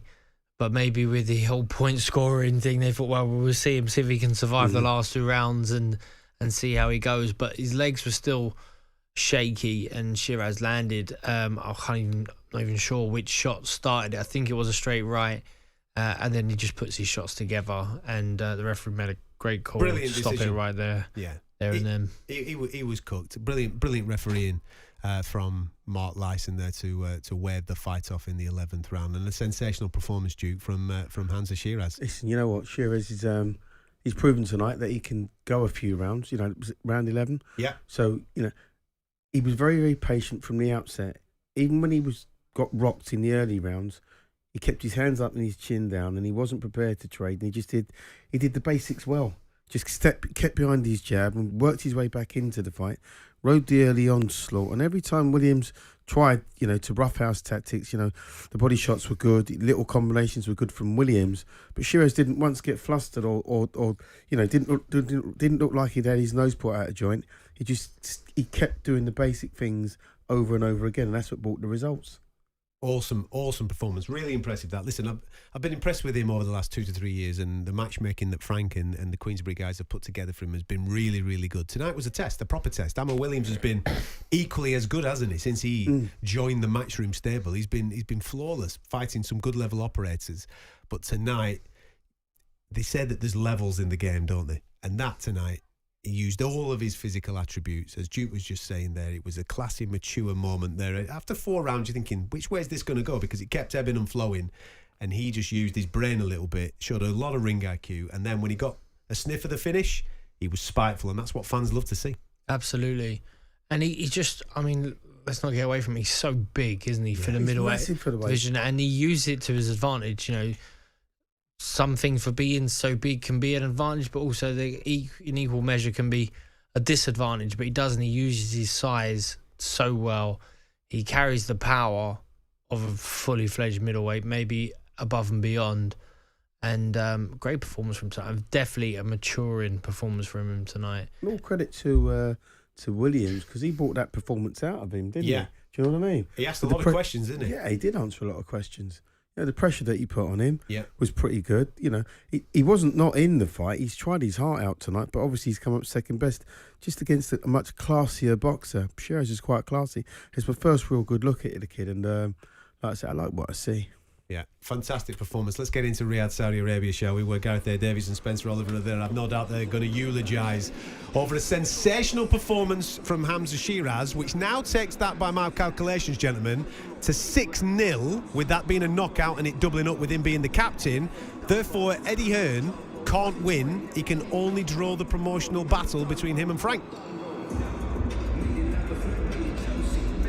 Well, we're here. It's 6-0 now to Frank Warren. Great performance, which you were waxing lyrical about, how he was taking Ammo Williams' soul. Absolutely, he was slowly but surely just stealing his soul, wasn't he? As the rounds went on, I think that Williams had a good start to the contest, and as the rounds wore on, Hamza Shiraz done what he does best. He controlled the space, stayed tall, stayed solid, a bit like Tommy Hearns, who reminds me of that sort of fighter. And he was working the jab, breaking him down with a jab over that southpaw lead, catching the shot over the top, damaging the eye, those right crosses through the middle as well. And like I say, he just systematically broke him down. I thought that was a first-class performance from Shiraz, and underlined what we already thought was that he is world-class. World title shot next. So you're saying he's a world champion in waiting? That's what I'm saying. Oh, absolutely. World title fight next. Who do you see him going in against? I don't know. It's a tough call. I don't know where he sits, like where he is with the WBA, WBC. I'll tell you who's going to fight next. Chris Eubank at Wembley. That's what I'm hearing. I don't think he will. I think he'll go for the world title There's shot. a big money fight against Chris Eubank at Wembley. Of course, but that fight's always going to be there, and I think the dream for the fighter is to box for that world title. He's put himself in that position. You're talking about a money fight. I want to know, I know we're going to throw back to the boys in a minute, Adam, Duke and George. I want to know, guys, what you think of Hamza facing Chris Eubank Jr. at Wembley. Adam Smith, come and join us for a moment. Adam Smith is here up on the broadcast dais. Come in between us, sir. Come in between us. How are you, sir? Oh, very good. Very enjoying this. What do you reckon to Hamza Shiraz fighting Chris Eubank Jr. next? Well, first of all, I love Hamza Shiraz. I think he's a wonderful fighter and a great guy. And I expected something like that to happen tonight. Softened up Ammo Williams. I thought he boxed really well. Got for a little bit of a tough spot. I think it was in the second round a couple of times, but he was cool, calm behind his jab, and I love the fight with Eubank in September at Wembley. Yeah, and what a great night so far here, though. 6-0 to Frank Warren because of the double points for the captain and the knockout. It's kind of great to see Frank and Eddie actually sitting together and enjoying it together. Eddie's cringing a little bit. I mean, you're big mates with Eddie. You have been for a long time. It's a tough night for him at the moment. It's a very tough night. I think the best he can get is a draw, but it could happen with 2 knockouts in the heavyweights, of course. So it's still all there. But Queensberry, yeah, it could be a whitewash. I mean, it's a great night for Frank so far. I was surprised at Craig Richards. I thought, Willie Hutchinson boxed beautifully in and out, and he was just stuck, wasn't he, Richards? He didn't really have any sort of plan B tonight, but the Ball and Ford fight was fantastic. Great How'd you have fight. it? I had it to Nick Ball by a point, but very close. I could have either way. I thought Ford was the classier of the two, but Nick Ball just maybe on energy, work rate, just deserved it. We thought Dimitri Bivol was coming out next. We don't know yet because they've been toying with us all week. Maybe it's Bivol now and then the 2 heavyweight fights. I believe Bivol is coming out next, and they're finishing off with those 2 heavyweights. You're right, Adam. They need now Matchroom 2 knockouts in those heavyweight contests. They pull themselves back for a draw here. So far, so good. We see Frank Warren sitting down at ringside. Looks very smug, doesn't he, down there? I had a dream last night, Spencer, right, this is true, that Deontay Wilder knocks out Zhilai Zhang and Eddie ran in the ring like he did with Froch and Boutte to celebrate. So maybe that gets in the draw, I don't know. Listen, you know what the rivalry's like, Adam, and you know what Eddie Hearn will be thinking down there right now. He wants victory. The ego's kicking massively here, and he needs victory. His Excellency Turki Al Sheikh is being interviewed by our colleague Adi Oladipo on DAZN right now.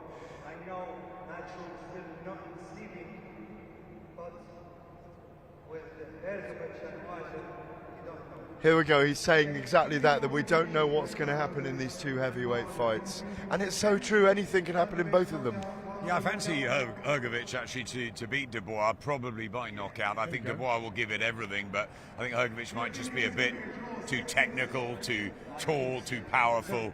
So that would then set up a great final. That's what he's saying. He thinks it's going to be 6-6. Let's see if it does. Well, listen, heavyweight boxing, anything can happen. I'm slightly leaning towards Dubois. I think that the Usyk fight really was the moulding of him, and I think that he's gone to Jarrell Miller will give him that confidence. Don Charles done a great job in the gym with him as well. Not physically, psychologically, and that's sort of always been a problem for Daniel Dubois.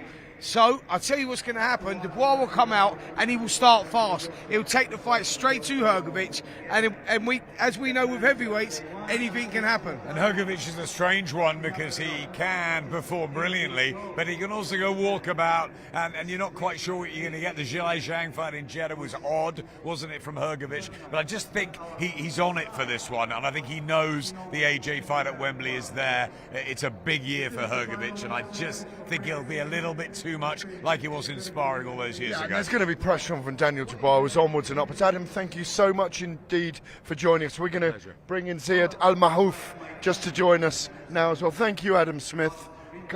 Ziad Al-Mahouf, the name, the man in Saudi Arabian boxing. Back again. Can't keep you down. Nice to see you in a suit. Yeah, I knew you'd wear your suit this time, so I said I'd wear my own blue suit that time. Well, listen, I'm hoping that I get enough money to be able to afford my own suit one day.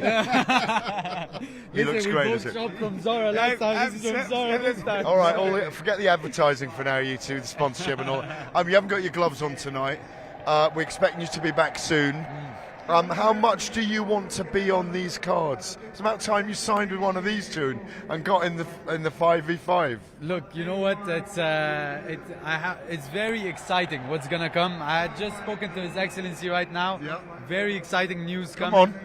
I'll leave it to him because he loves doing this stuff, and I love when I see him do this stuff. So I'm just grateful for the opportunities. It's gonna be history making. Let's see that. I'm the first of many to do. I'm the first to do so much, right? This is gonna be a lot of firsts. Let me press you. Does it involve Wembley or does it involve Riyadh season? It involves history. Let's just say that. Listen, Let's say that. We know you're the first boxer from Saudi Arabia, making big waves, making big things. You've had a taste of these big occasions. You want more, as I know. What are you thinking about the atmosphere in here this evening? The way the fights are going? I mean, they're delivering here.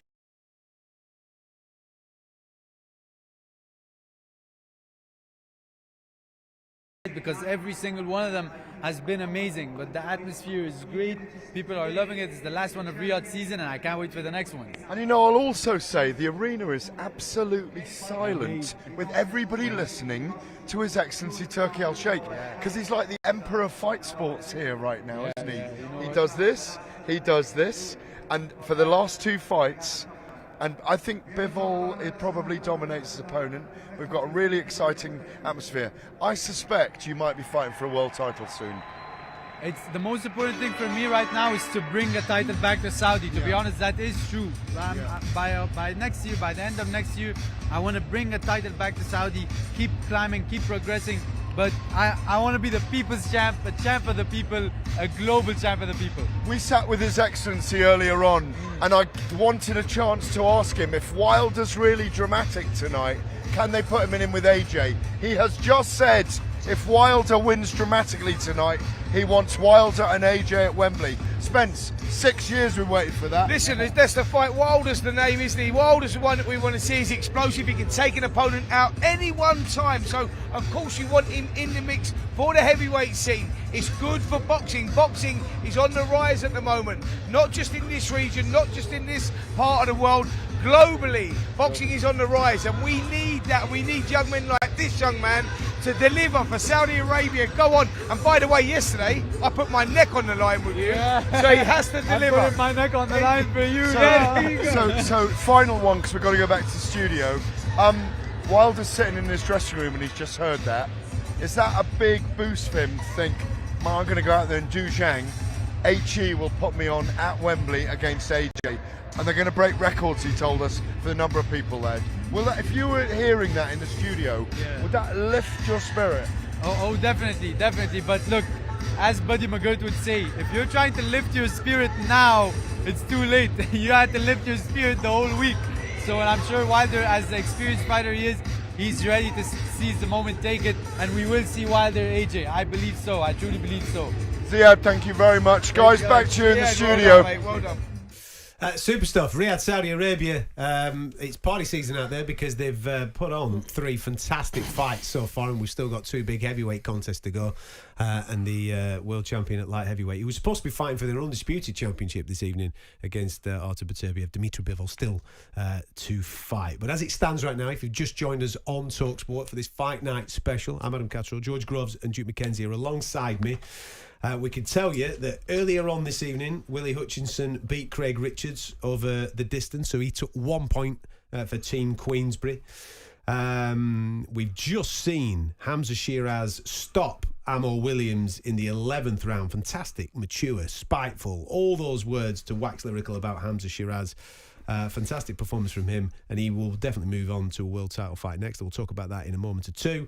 And we've also seen Nick Bull win a split decision against Ray Ford in what was an absolutely fantastic fight. Could have gone either way, that one. It was 115, 113 on all three cards, 2 in favour of Bull, 1 in favour of Ford. I wouldn't be surprised if he ran that back because it was that good.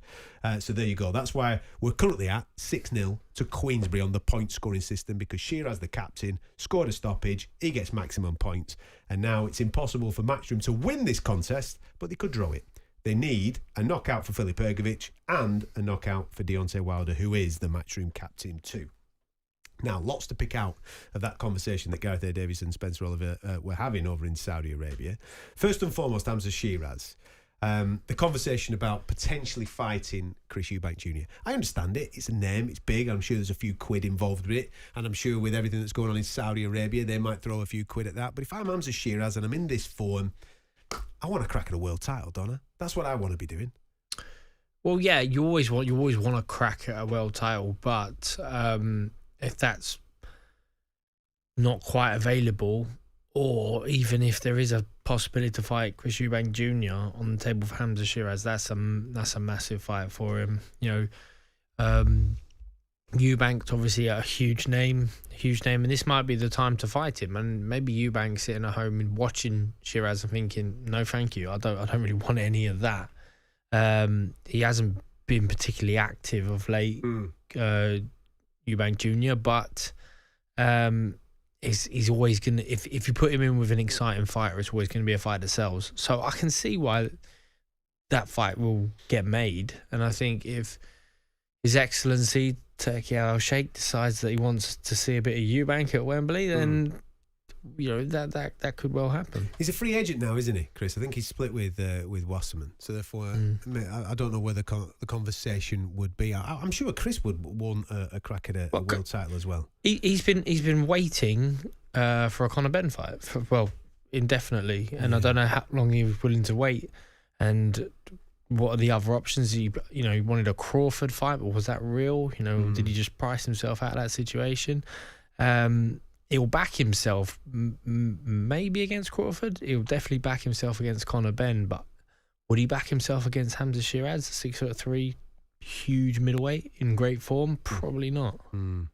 Well, I look at this and I'm one of those that would like the glory first before then the big monster career-defining paydays come along. And I just think with the way that he's in right now, Hamza Shiraz, I look at Carlos Adames, who is the WBC champion. I think that was a WBC silver, which helps you along in the rankings. So he'll be boosted there. I think he's 3 or 4 anyway with the middleweight division.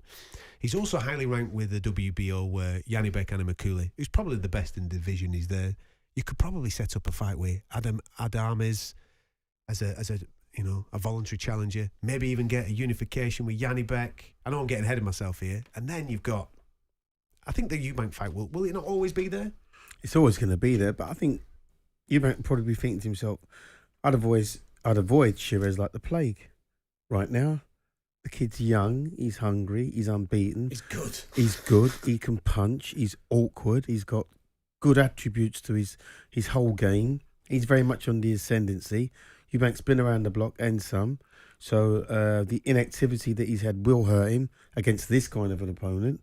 So I wouldn't be in a rush to fight him if I was Eubank. But this kid, obviously, he can call his own tune, can't he? I mean, certainly they must be looking at the big one, getting him a world title fight, because he deserves that.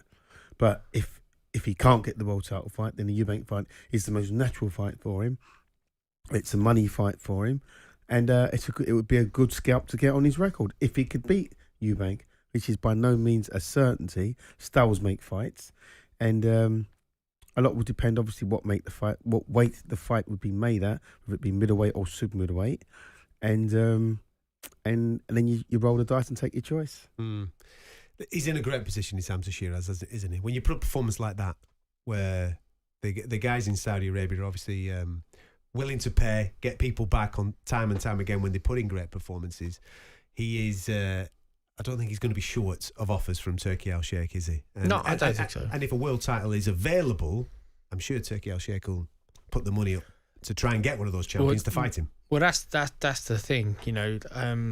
There's probably hardly any fighters on the planet right now who aren't willing to travel to Saudi Arabia to have a fight. And if they want Hamza Shiraz to feel he deserves a world title shot next, I'm sure they can make that happen. But there is this talk about this huge Wembley show, and obviously they might want two Brits fighting each other. It might, that might be the biggest fight that they can make outside of Dubois v. AJ. If he comes through this evening, yeah. Exactly. So I think anything can happen. I think Shiraz, to his credit, he's got the stoppage win. These Saudi cards, they've got to be entertaining as well. They're not just putting it on for the sake of it. There's no one there to help boxing out. It's got to be entertainment. So if you're going out there and you're performing well and looking good, you will get invited back and they will push for you and look after you. So I think he's certainly in the right spot, and he's turned it on tonight. He's performed out of his skin. He's boxed brilliantly, and he deserves whatever comes his way. Yeah, sensational performance from Hamza Shiraz. Just a little bit of an update on the schedule, because we were expecting this fight a little earlier on, but because I think some of the fights went a little bit long and they were running just behind time a touch, they've just pushed it back just to keep the interest in the 5v5. We're now getting Dimitri Bivol. Zinad, his opponent, is just making his way to the ring. We're going to give you a full update on this fight very, very shortly. This is not connected to the 5v5. Originally, Dimitri Bivol was supposed to be fighting Artur Beterbiev in the Undisputed Light Heavyweight Championship fight, but Beterbiev got injured and obviously can't compete this evening. But Bivol stayed on the card and he's taken on Malik Zinad. So we're going to talk you through that in a moment or two. But what I can tell you, just as a little bit of an update for those that have not been with us all night, maybe you've been checking out the Champions League on talkSPORT, and you're on your way home from your evening or wherever you've been, and you're thinking to yourself, what's been going on with the boxing? Well, I can tell you, Willie Hutchinson scored a decision victory over Craig Richards earlier on. He was absolutely fantastic. Best performance of his career so far. He takes 1 point for Frank Warren. Then you've got Nick Ball, who became world champion at featherweight. Split decision victory in his favour. 115, 113 on all three scorecards. 2 in favour of Ball, 1 in favour of Ford. It was an absolutely fantastic fight, but Nick Ball took it and he became the WBA featherweight champion, taking a point for Frank Warren as well as part of this promotional promo. And then we've just been waxing lyrical about Hamza Shiraz, who was absolutely outstanding. Had to take a couple of shots early doors through the first 4 rounds, but navigated the fight brilliantly. Really mature performance, and then stopped Amo Williams in the 11th round with a really spiteful onslaught to take a full 4 points, because he is Frank Warren's captain as part of this promotion, and therefore takes 4 points. So it's currently Matchroom versus Queensberry. Queensberry are 6-0 up. Matchroom can't win on points. They can draw. They need 2 knockouts. They need 1 from Ergovic and 1 from Deontay Wilder, who is also the Matchroom captain. All right. We will keep you up to date with everything that is going on in Riyadh, Saudi Arabia. We'll get back out there as well very, very shortly, and we'll also keep you up to date with Dimitri Bivol's next world title defence, which is coming up next on talkSPORT. Every emotion and total devotion. It's game on. This is talkSPORT 2.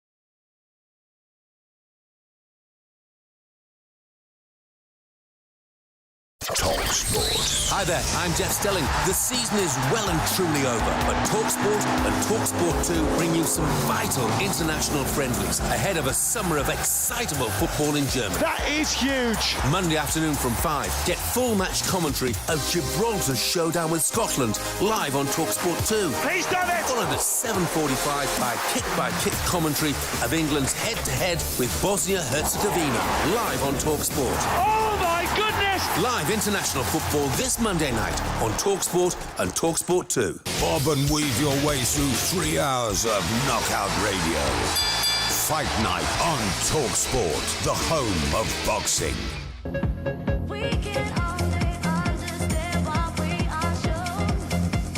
It's Fight Night on talkSPORT, and it's a special night this evening as we are seeing a quite epic card, and it's playing out like that as well. It looked great on paper, and it's playing out in reality to be absolutely fascinating. 3 fights in, 3 crackers. Dimitri Bivol is in the ring as we speak right now, taking on Malik Zinad. We're going to keep you up to date with that. And then we've got 2 heavyweight contests as well here on Fight Night here on talkSPORT.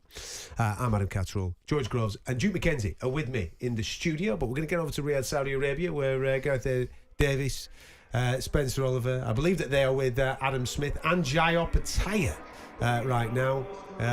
So let's get over to Riyadh, Saudi Arabia, to see what Jai's got to say about the event so far. Yeah, guys, we've lost Gareth A. Davis, but I'm joined by Adam Smith, a new IBF cruiserweight champion, Jayo Pataya. Jai, first of all, how are you doing? I'm doing good, man. It's good to be here. Yeah, listen, great performance last time at Marius Paredes. What a tough guy. Just when you think you're breaking his heart, he comes back again. And it was very similar to the first fight. It was a great fight. It's a fight that we're going to learn from and take a lot from. It's going to make me a better fighter. So, I'm just excited to get back in there now. Adam, I've got to bring you in at this point as we're talking about Jai, talking about excited to get back in there. We'd love to see him out here, wouldn't we, on one of these events? I mean, the big fights, Chris Billham-Smith and Richard Riakporhe going at it June the 15th. Yes, please. Yep, June 15th, Selhurst Park. That's a cracker. Jayo Pataya, great fighter. And the Sorrow we saw over here, dismantled, destroyed. Then the Marius Paredes fight. And first time around, really hard. This time, sort of, it looked to us easier. You had him in control, 7, 8, 9 rounds. Back he comes at you. Wonderful learning education. Were you happy with your night's performance? Mate, I wasn't happy with my performance at the time. I've watched it back, and I'm happy with how I'm going to progress from it. You know what I mean? After watching it back, I've seen a few things that I know I can get better at, and we can move forward from it. So it's a positive, you know what I mean? And I still got the win. Some people, it takes a loss for them to sort of learn what I've learned from that fight. So we've taken a lot, and it's all a positive, man. So I'm just really looking forward to how this is going to improve my game. And is it full steam ahead? When are we next up? What's the plan? Man, I'm chasing unification fights, you know what I mean? I'm chasing the rest of the belts. I really want to be the undisputed cruiserweight champion of the world. And then once I do that, I want to move up. But, until I've done that, I'm going to feel unsatisfied. So. We've seen Alexander Usyk do just that, haven't we? We absolutely have. We've been talking about that, the monster of the cruiserweight division, and there's a lot of talk about you eventually moving up to heavyweight and the possibilities of you going on and doing exactly what Alexander Usyk has. I mean, we've got some great heavyweight fights on here tonight. You looking forward to those? Yeah, man. They're cracker fights, man. I'm really excited for them. So. How are you feeling, by the way? Because people won't know this. You've travelled 21 hours to get here and still haven't slept. Yeah, man. It's been a busy day. We've had a busy couple of days, but it all comes with winning world titles. We've got to act like world champions, and we've got to come to events and the other side of boxing. So. And I know you're a big fan of Dimitri Bivol as well. Not just the heavyweights to come, but Bivol in the ring now, class operator, isn't he? Definitely, man. He's a style that I've always watched, and I've always respected his style. His feet work, the way he flows. He's definitely he's my type of fighter. I like the science of the sport. And I want to ask you about Deontay Wilder, Zhilei Zhang. Big speculation. Is Deontay Wilder, his last performance against Joseph Parker, looked finished, if I'm totally honest, a shell of his former self. Can he recapture that fire that was once in his belly? Can we see it again, or is Zhilei Zhang too big? 5 stone heavier, by the way. Mate, this is an exciting fight. You know, I feel like both of these boys got a lot on the line. So, man, it's going to be fireworks. I don't see it going the decision. So. Give us a pick. Man. Come on, man. Honestly, put you on the line. It's on the line. You haven't had any sleep. Come on. That's why I'm if doing I had it. to pick, if I had money on it, I'd probably put it on Zhang, man, because you know he's just so powerful. He's big, and Wilder just looks so slim. You know, I don't know where he generates the power from, but you know I'm excited to watch it. So it should be a good fight. There's such a massive weight difference between them as well. Wilder, you're right. He's tiny, really, for a heavyweight. So slim, but that power is absolutely ferocious. One of them's going to go, aren't they? Definitely, man. One of them's going to sleep for sure. Listen, just before we go, give us a quick one as well. Daniel Dubois, Filip Hrgovic, who wins that one? I think Hrgovic is very underrated, man. I feel like he's going to surprise a lot of people, so I'm excited for that one too. Jai, great seeing you here, mate. And listen, guys, back to you in the studio. Top stuff. Jai Opataya with Spencer Oliver and Adam Smith there out in Riyadh, Saudi Arabia. Back here in the studio, it's me, Adam Catterall, George Groves and Duke McKenzie alongside me. Dimitri Bivol is in the ring right now, just defending his world title against Malik Zinad. He's down. And he's just... I was just about to say, Malik Zinad has made a really good start to this first round. And then I look up, and he's just taking account of Howard Foster because the timing of Dimitri Bivol was bang on point. But this Malik Zinad has trained in the UK for a bit. He was training at the McGuigan gym, but he came after me.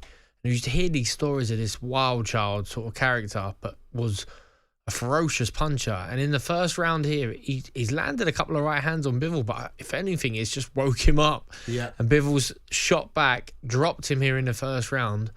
I think Zinad's legs look like they're okay and they're back under him. But a good start and then an awful start for him here in the first round. Yeah. Quick three-punch combination from Bivol, wasn't it? You know, just bang, bang, bang. Looked like he wasn't doing anything for a second, Bivol, and he just suddenly just came alive and just stuck the shots on him and then got a result. Might have been a bit of a flash knockdown because he didn't look that hurt. Mm. But we've seen Bivol, I couldn't believe it when I realised it, that he's been points so many times. Yeah. Like he was just going points. And yet he always looks in full control. So you're just wondering, is there never any need to put it on him? But yeah, we can just see it here.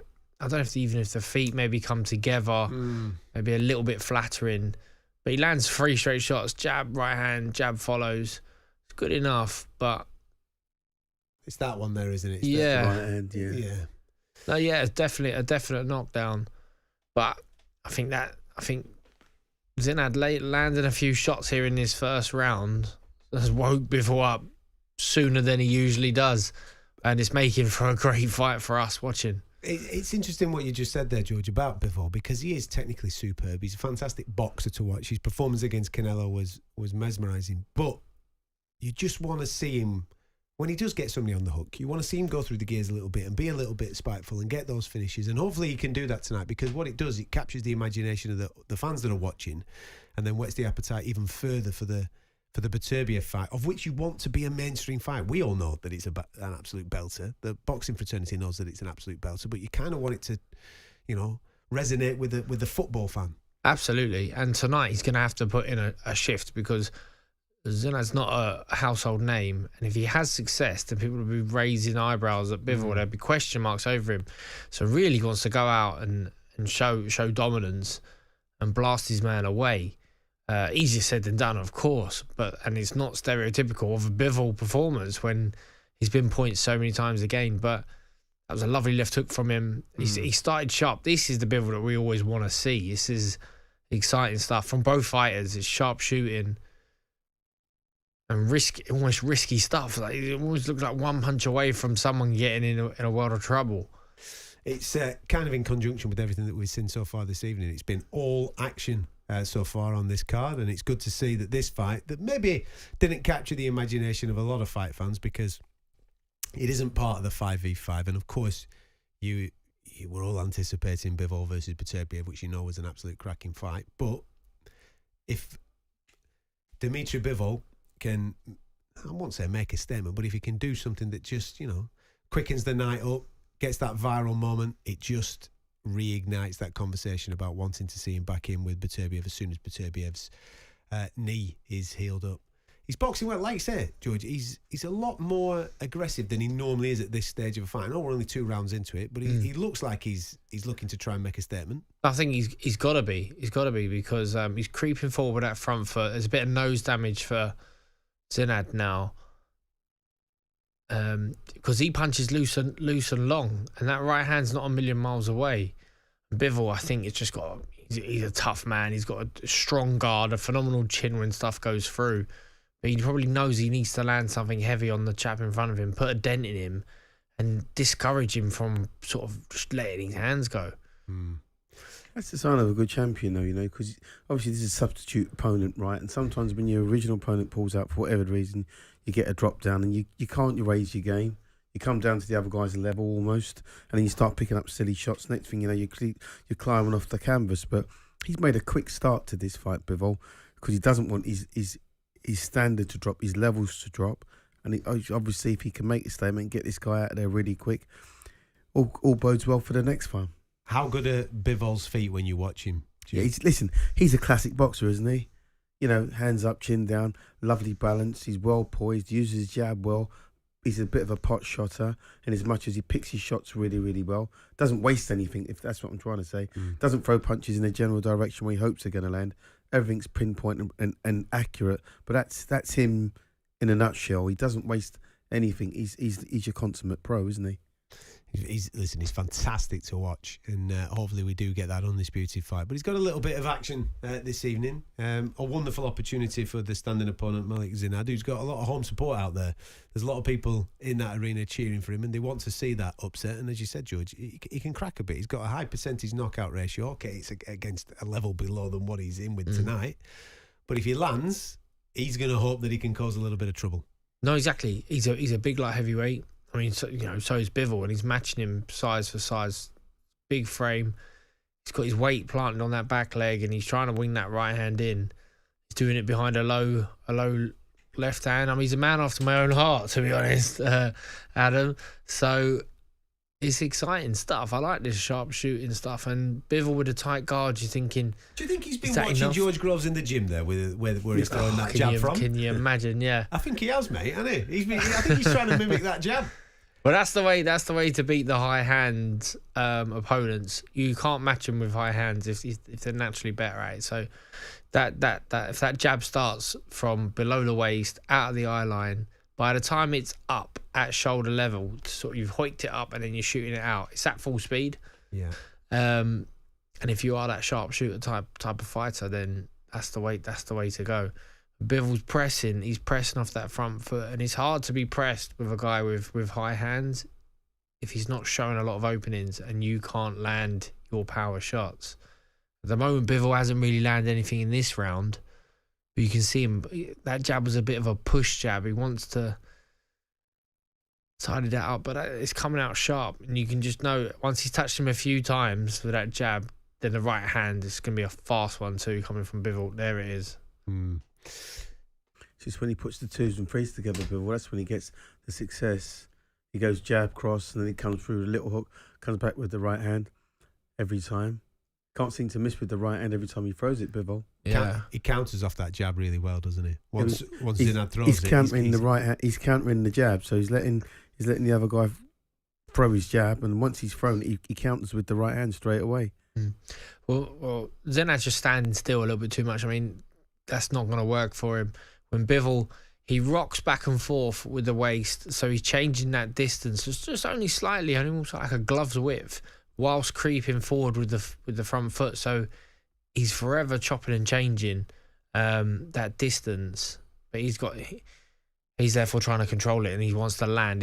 Once he's touched a couple of times with them jabs, sharp jabs, straight behind the guard again after, then you know the fast 1-2 and maybe shooting down to the body's going to follow. That's nice from Zinad. Change the angle of the left hand, dropping back on that back leg, fast right hand. I'm spicing up. Listen, it's good. Out of all the fights that were built this evening, this is probably the one that didn't capture the imagination of the fans the most, but it's absolutely captivating because like I said, Zinad, home fighter, getting an opportunity to change his life against Dimitri Bivol, and he's having a go. You don't want to shell up and waste the opportunity. Have a go. You're in against an elite level operator, and the thing that amazes me about Bivol, I was just saying before about his range control, his balance. He seems to always be in the perfect position to throw his shot. He's a consummate pro, isn't he? He does everything well, does all the basic things well, Bivol. You know, jabs well, crosses well, steps in, steps out, never out of shape. You know, he seems to have his hands up pretty much all of the time, but he's made a much more aggressive start to this fight as he does ordinarily. So looks like he's brought his A game and some. This one that we're talking about right now on talkSPORT and the talkSPORT Boxing YouTube channel isn't connected to the 5v5, but our pictures have just broadcast the inside of Daniel Dubois' dressing room, who's just doing a bit of pad work with Don Charles, getting himself ready for his contest with Filip Hrgovic, a massive fight which will be next after Dimitri Bivol's title defence against Malik Zinad. And we just saw pictures of Frank Warren, who's currently 6-0 up on this Queensberry versus Matchroom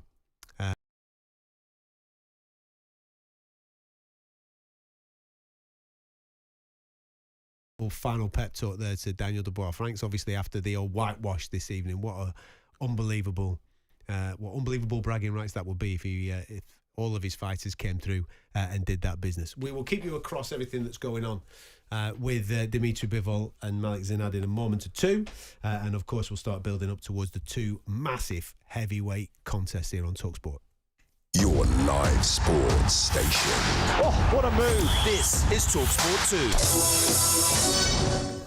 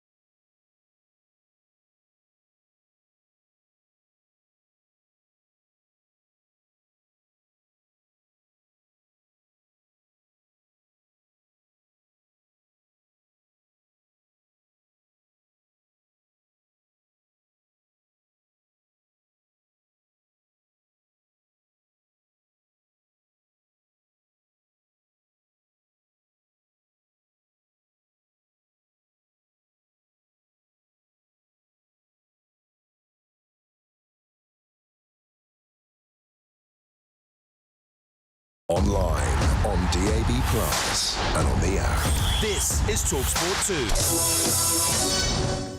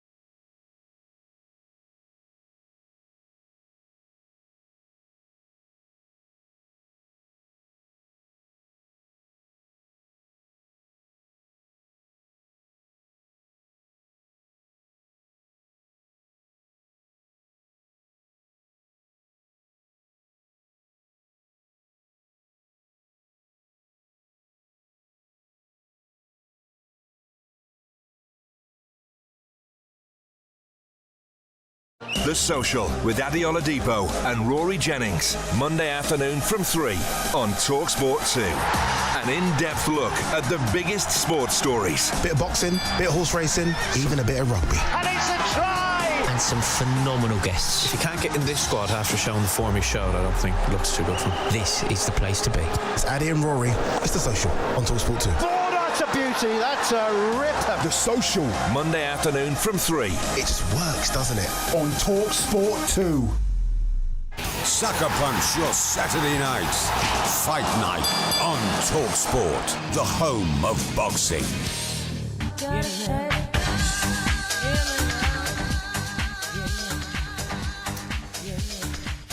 You listen to talkSPORT. It is fight night. We are live. Getting you closer to everything that's going on in Riyadh, Saudi Arabia this evening. Our watch along is available on the talkSPORT Boxing YouTube channel, and we are live on talkSPORT to the conclusion of what is happening in Riyadh. We can tell you that we are 3 fights in on the 5v5, and it is currently all wins in favour of Frank Warren. With wins for Willie Hutchinson against Craig Richards, wins for Nick Ball via split decision against Ray Ford, and Hamza Shiraz stopped Ammo Williams in the 11th round. Dimitri Bivol is currently in the ring against Malik Zinad. And listen, Zinad's feeling himself over the last 2 rounds, isn't he? He's just he's decided to have a little bit of fun against Dimitri Bivol. Even though Bivol's winning, he seems to be enjoying himself. Well, he's doing okay in this round, Adam. He's doing okay. He's kept the distance. He's got that sharp left hand, and then he's dangerous with that right hand. And Bivol just hasn't, maybe he's thinking about having a round off. He's putting it back on him a little bit, trying to keep him in the corner. Zinad in this last 30 seconds of round 5. But up until this point, yeah, I think he's been comfortable enough. You know, he's using a lot of experience, like wily old pro tricks. You know, he'll shoot a fast jab, then he'll put the left hand in Bivol's face, and then he'll pull it back, and it will be a quick right hand to follow, and then he'll try and create a bit more space. And he's circling the ring, fighting off the ropes, and doing well so. But he hasn't really got a foot in his fight yet. I think it's still Bivol's fight, but better work from him in that round. Yeah. Listen, we've got 2 heavyweight contests still to go this evening, as Daniel Dubois and Filip Ergovic are going to be in the ring next, and then we'll follow that up with Deontay Wilder against Zhili Zhang. And a little earlier on this evening, Turki Al-Sheikh took to announcing to the audience that he wants to try and make Anthony Joshua versus Deontay Wilder, which is kind of music to everybody's ears. I know that obviously we've got sanctioning bodies and people will have their own plans of how things play out. But if Wilder looks anything like Deontay Wilder this evening, then the fight to make is the Anthony Joshua fight, you would think, for September. And the talk is that they're going to do that at Wembley. Yeah, I think we concluded it earlier, and I think it's dead right, is that there's 4 heavyweights in action here, and they're all up for grabs. Whoever comes out looking the best may get that Anthony Joshua fight at Wembley Stadium, and they're all great fights if they're made. But obviously the one that's got almost sentimental feeling now is Wilder. It is, isn't it?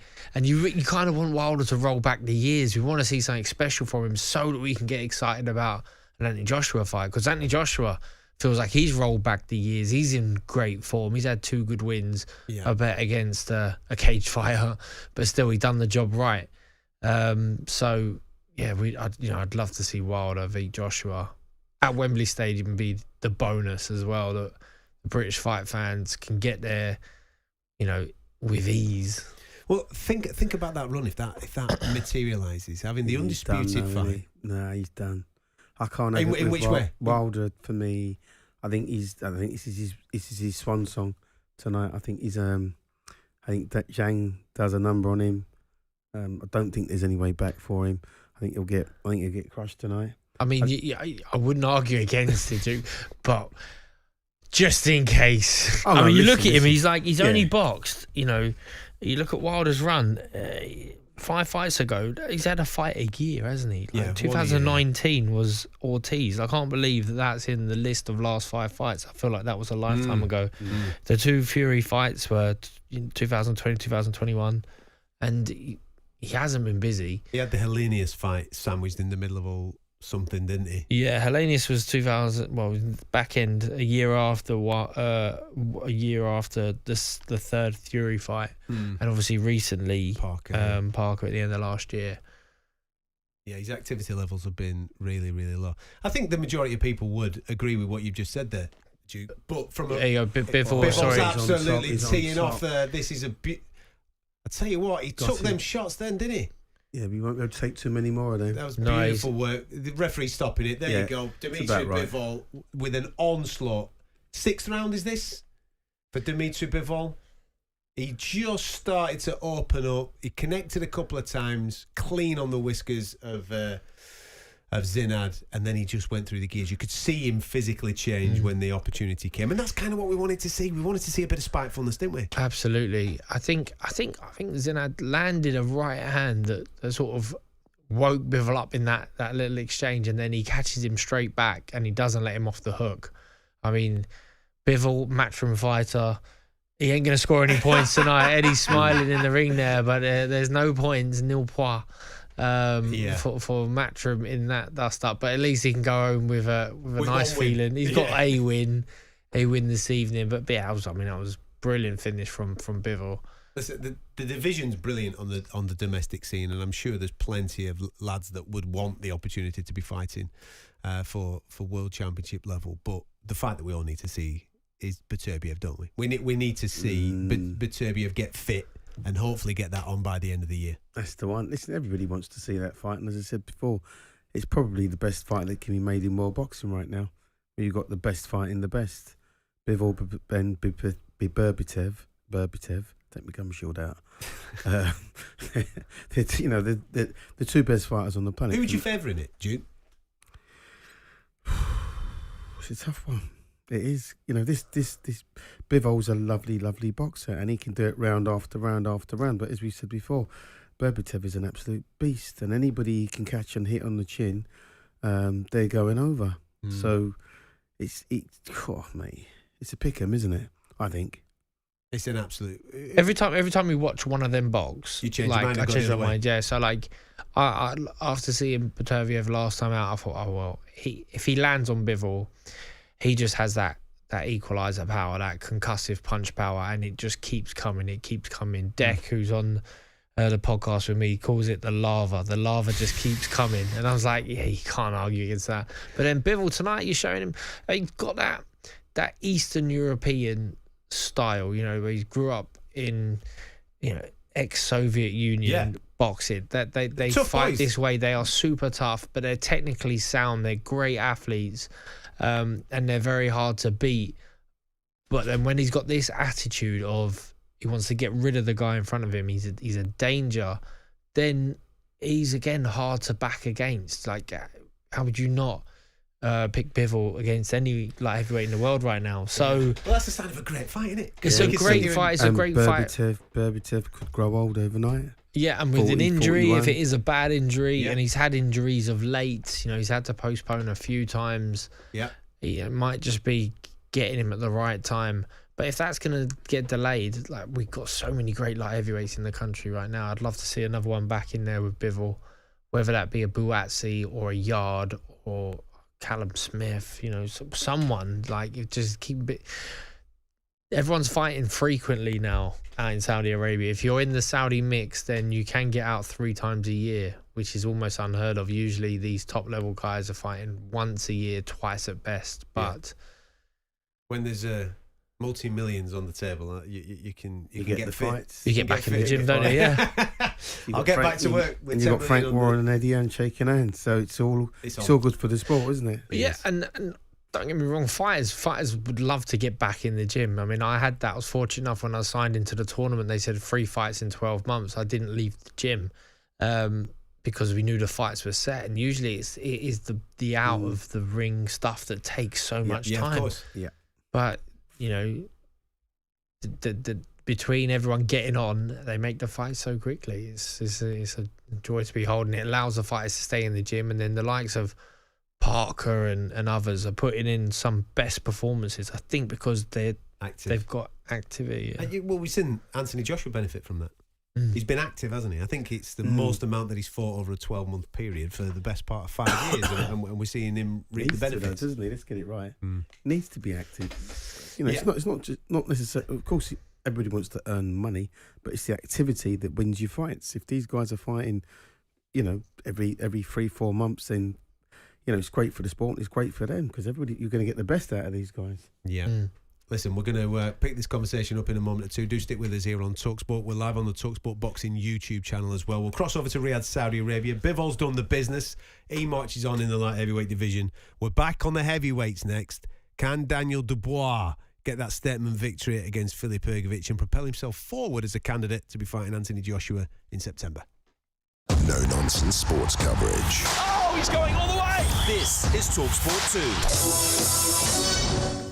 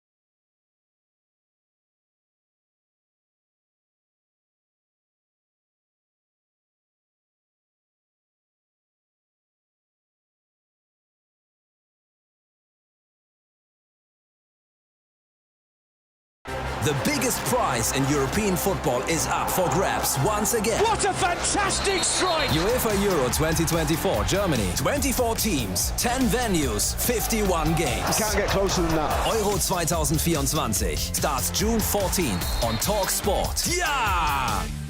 On DAB Digital Radio and 1089 and 1053 AM Fight Night with Adam Catterall on talkSPORT.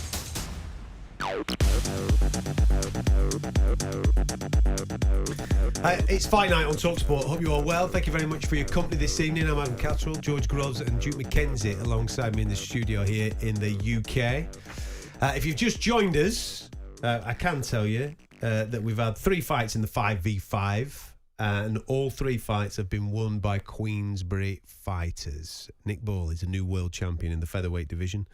He beat Ray Ford a little earlier on. Hamza Shiraz stopped Amal Williams and Willie Hutchinson beat Craig Richards as well. We've got 2 heavyweight contests still to go.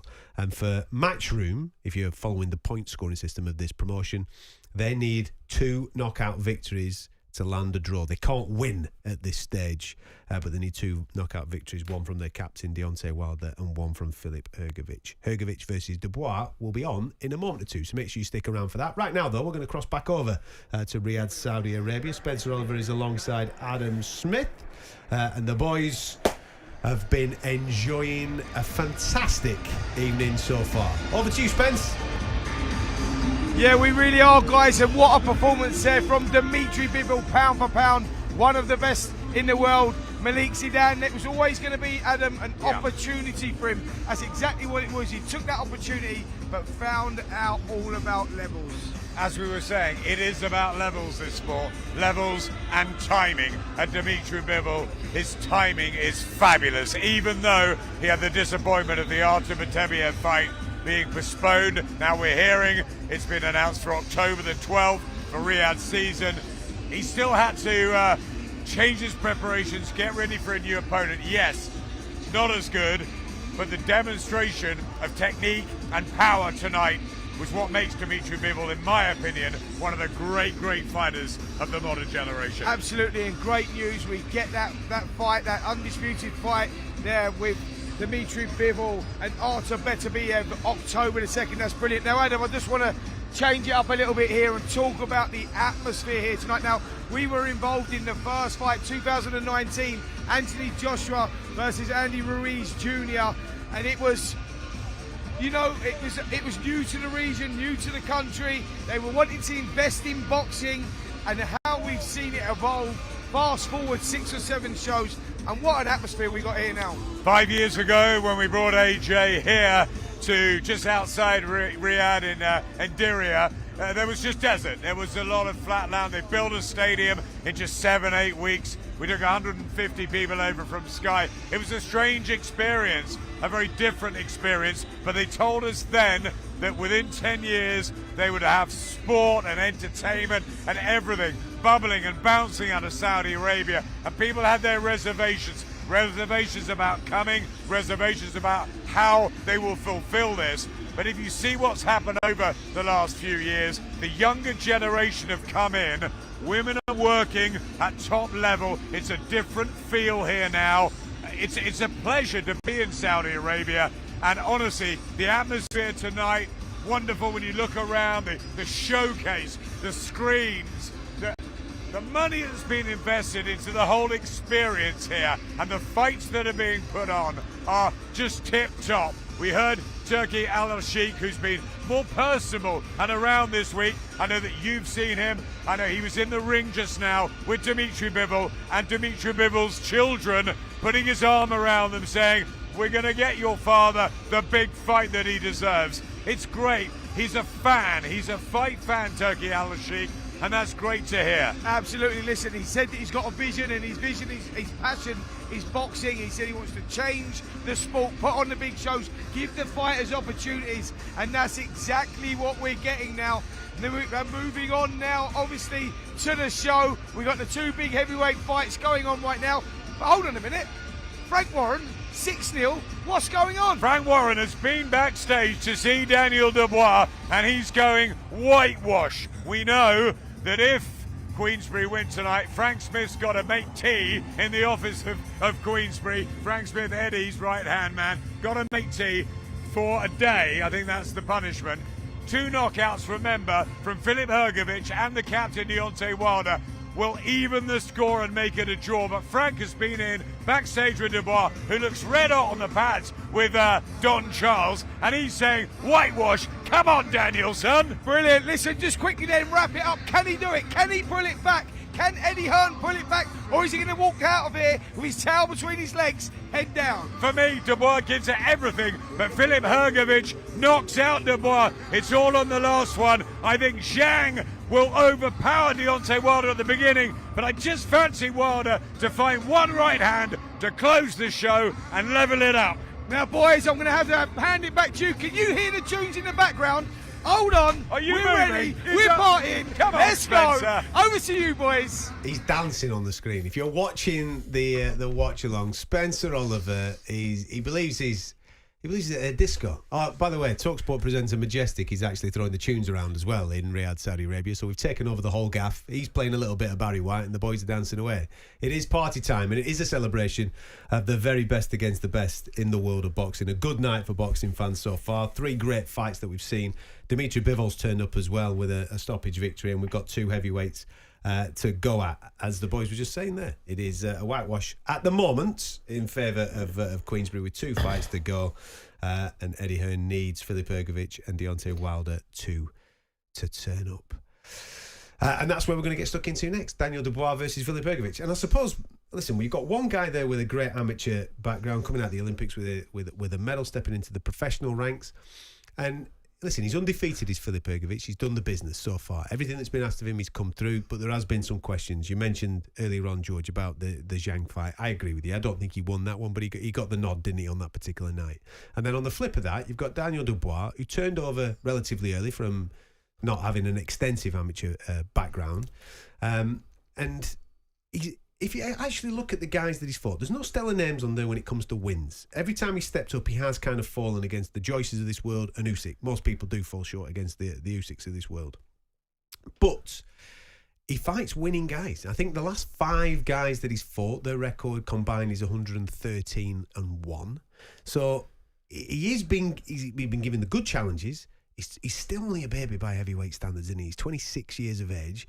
Tonight would be his biggest professional win, and it would announce himself as a serious contender at the top of the tree. But likewise, the same could be said about Filip Hrgović. I know he's a more rounded seasoned pro, but he needs a bit of a statement victory as well. Well, yeah, he does.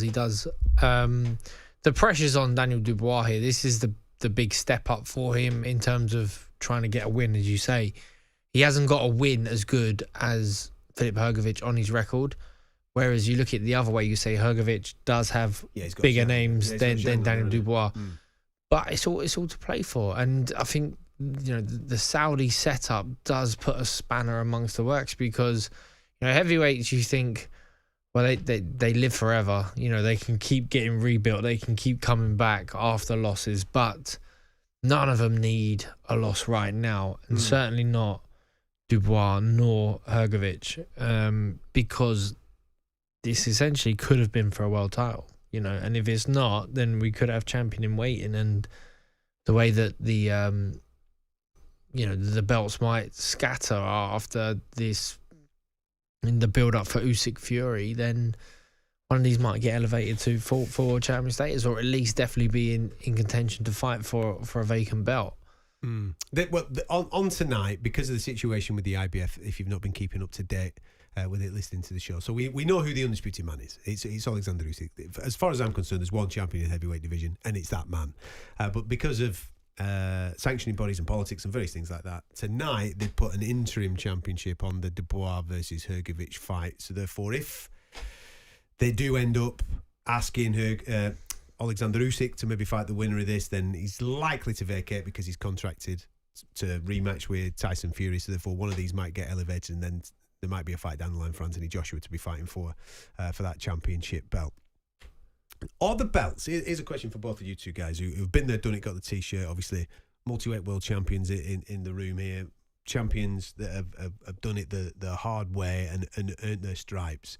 Are the belts becoming a little bit more irrelevant in the modern day sport, given the fact that Saudi Arabia are just, I want the best against the best? Belts and politics and sanctioning bodies and mandatory situations are kind of irrelevant because the eye test is more important for Turki Al-Sheikh and the fans? I'd say so. I think that you can make the biggest fights now without the belts and still get the crowd in and still get the money. I think since the Arabs have come into boxing, that is a game changer. And I think that, definitely. So with that in mind then, let's say tonight... I mean, that said, Adam, but also they're chasing undisputed. The belts are vitally important to the Saudi Arabians, So His Excellency Turki Al-Sheikh, he's tried to make undisputed fights. And I'm sure off the back of that is because he thinks 4 world champions in one division doesn't work for, the casual sports fan. But he's making a conservative effort to try and unify these belts. Yeah. So belts are still important. I think belts will always be important. And we've ended up now in a 4-belt era, which for boxing fans, I don't think it's a problem. I just think we like to moan, so we moan, right? When there's interims and super champions, stuff like that, it gets a little bit far-fetched. But well, that's where I'm at tonight. For example, making an interim title belt 2 weeks after we've just crowned the undisputed champion in a number 1 versus number 2 fight. I think, why do we need an interim title belt this early in it? It just creates more problems. With what you're saying then in mind, let's say we have an interim champion then tonight, either Dubois or Hrgović, and they come out and therefore they're next in line for a shot at the full world title. And they might get upgraded and become the guy. But Deontay Wilder puts in a better performance than both the winner of that particular fight. Does Turkey Al-Sheikh and Saudi Arabia and the fans demand Anthony Joshua Wilder, or do they demand Anthony Joshua to fight for the world title? I think Anthony Joshua will want to fight for the world title. So he'll want to fight the winner of this bout, and because essentially that would be for a world title. Come Wembley, maybe Joshua doesn't mind. Maybe money talks. You know, he's a former world champion as it is. What's bigger, AJ v Fury for a non-title, or Dubois versus another for a world title? Well, AJ Fury, I think, is the biggest, isn't it, that we can make in the this point I'm country? making there is simple, that the titles themselves, the belts themselves right now are quite irrelevant. You know, it's about the dollar, it's about the money, and it's about the biggest names in the sport, fighting the biggest names in the sport. And certainly the biggest fight in world boxing right now has to be AJ against Fury. The exciting thing is that maybe 12 months ago, 24 months ago, definitely, we would sit here and this would all be hyperbole, wouldn't it? We'd all be kind of just shooting in the dark a little bit and think, well, that's not going to happen, that's not going to happen, this is going to happen, and this is the route that these things are going to play out. But with this influence and with the way that Turkey Al-Sheikh's come in and he's talked the talk, definitely talked the talk, but now we're seeing the actual walk. It's actually materialising in front of all our eyes. Like you both said. And since these Arab guys have come in and put the money into the sport, that's it. Now we are getting unified championships, undisputed champions, and it's bringing boxing back to where it probably should be, just having maybe one champion at each weight division. Yeah. Because this is what these guys are demanding. They're demanding that the best fight the best. They're demanding unification title fights, you know. And who's to say in 5 years from now, every weight division won't have one champion? I'd love that. Wouldn't it be great? That'd just be absolutely amazing if we could get to that particular point. It's going to be interesting what that next step is, because if Wilder does perform tonight, I think there'll be a massive push from the fans to say, I'm really interested in AJ Wilder. I'm really now, as George said, from an AJ point of view, I'm sure he does want to become a three-time world champion in the heavyweight division. But as you just said, Duke, money does talk, and if Turkey Al-Sheikh is listening to the fans and the fan demand, I think the more money that he would offer is, we need to do the Wilder fight, because now's the opportunity. We've missed the boat so many times with that fight, haven't we? Yeah. If Wilder delivers tonight, then we can deliver it. Sure. Listen, Wilder against AJ at any time is a big fight. It's a huge fight. And if that's the next fight to be made, then you don't have to put the world title tag on it. You just stick it anywhere, it's going to sell out. They might take it to Saudi, might bring it over here. Let's just hope they bring it over here. It'd be fantastic for British boxing fans. And then the winner of that, and I'm getting ahead of myself now, against Fury, Usyk winner in December. Yeah, I just think that the way the situation is right now, people think it's going to go on forever as well. No, so I don't think Joshua's thinking, right, well, heavyweights have that mindset of they can live on forever. You know, it doesn't matter, they have a loss, they come back. You know, it's not like almost every other division where you suffer a loss and you might be in no man's land for years trying to rebuild. Heavyweights, if you've got a bit of a name already, you know you're going to bounce almost back instantly. So I can see Joshua thinking, I want that world title belt and I want to be a world champion when I ring walk against Fury, who's not a world champion, or against Wilder, who's not a world champion. And you know, that's part of the art of war. That's a mental thing that will stand you in good stead, especially if you're in good form and then you've got the belt around your waist. And I think stuff like that would be important to the likes of Anthony Joshua, but you know, we shall see. Also, if the powers that be or the people who are writing the check say, no, you're going to fight this guy and you're going to make 5, 6, 10 times as much, then you go, okay, well, Sam, I'll do fair enough. Anyway, it's up to you. Filip Hrgovic has just made his way to the ring. Daniel Dubois waiting for him. This is going to be some contest, so make sure you stick with us here on TalkSport. We're going to give you the watch along next. Every emotion and total devotion. It's game on. This is TalkSport 2.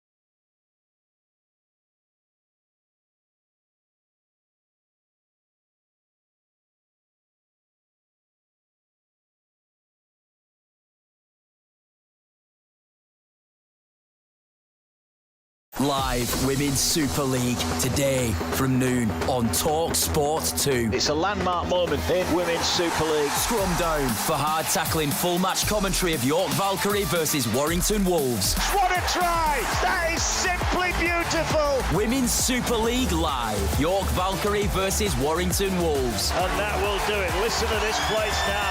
Today from noon on talkSPORT 2. Fight Night with Adam Catterall on talkSPORT, the home of boxing.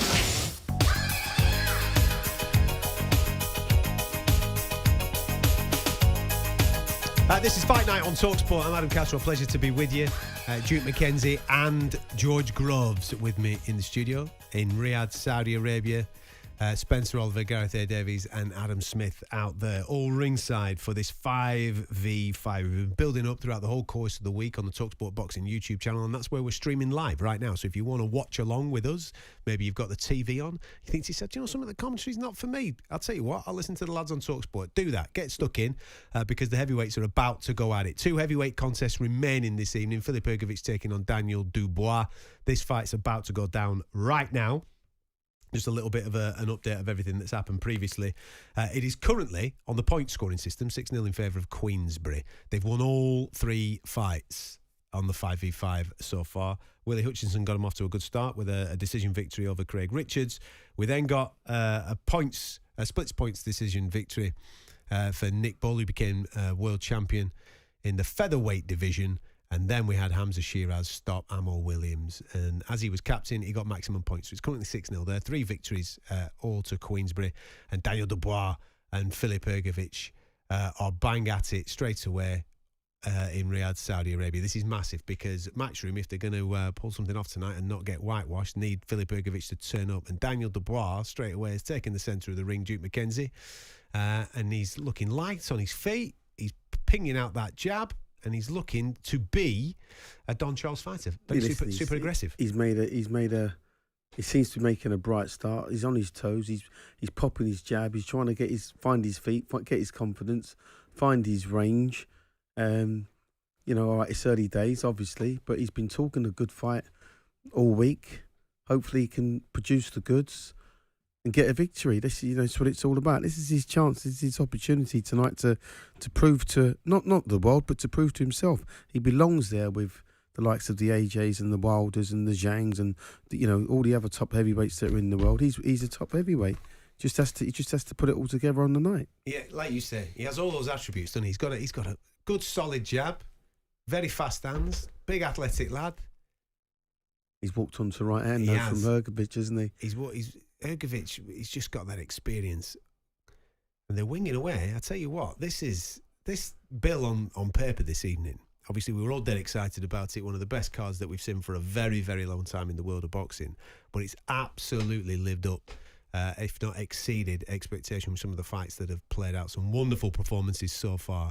And these 2 big heavyweights. Hrgović has hurt him again. He has. Big right hand there from Filip Hrgović, who just looks a little bit more calmer, a little bit more experienced at the moment. He's in more control, isn't he? Daniel Dubois is light on his feet and he's looking to land big, but every time he's throwing that right hand, Hrgović just straight right hand gets there quicker than that one that's coming round the side. He's hurt Dubois. Dubois' hurt, I promise you. He does look like he stopped it. He's slowed him down a little bit. Well, he stopped him in his tracks with that right hand for about 3 or 4, 3 or 4 seconds ago. There's the uppercut from Hrgović. He's trying to measure him a little bit now.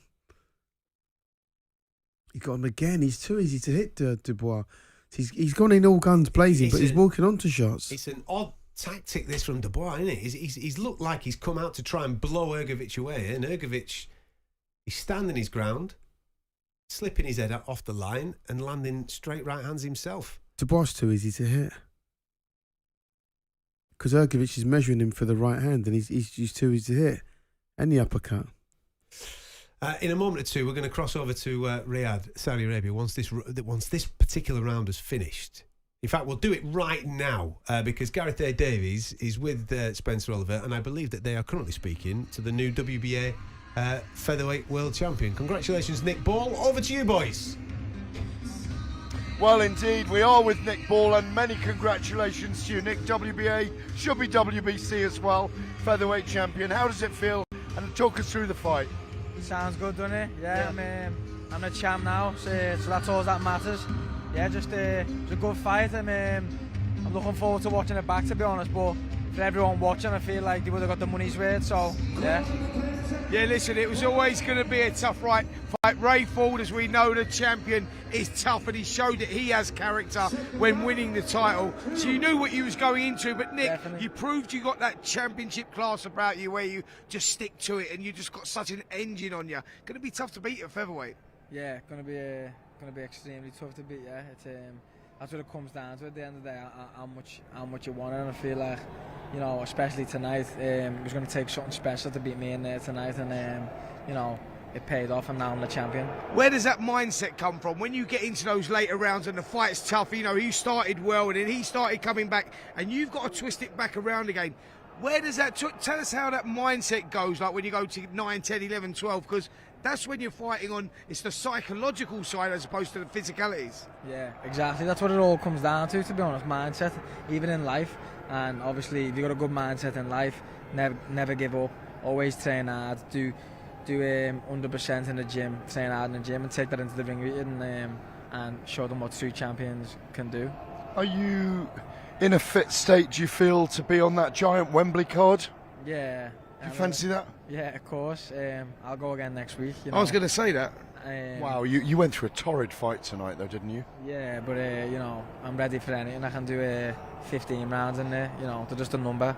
Some fighters are cut from that cloth where you would fight literally every week, wouldn't you? You've come out there. That was a 12-round war you had in there, and actually, you're looking quite good, mate. You're looking well. You went through something in the 11th and 12th, though, as well, didn't you? Yeah. He came on strong. Yeah. He didn't give up, and you know, I think your nose was bloody. There was blood coming out of your mouth. I mean, doesn't affect you, though, does it? No, it doesn't. You know, I always knew I was going to be world champion and do whatever it takes to get that done.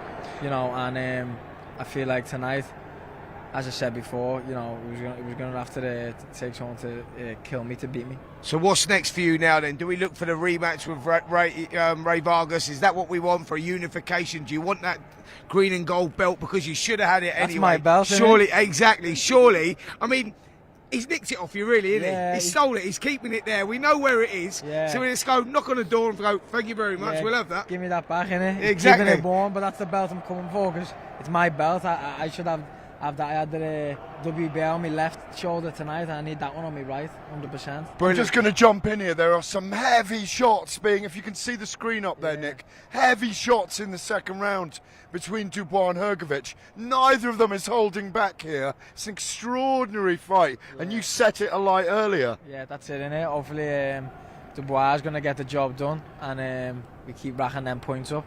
Well, when you set a standard, mate, when you set a standard, the other guys have what to you wanted go with him it. to do right there. Definitely. Both guys just trading big right hands.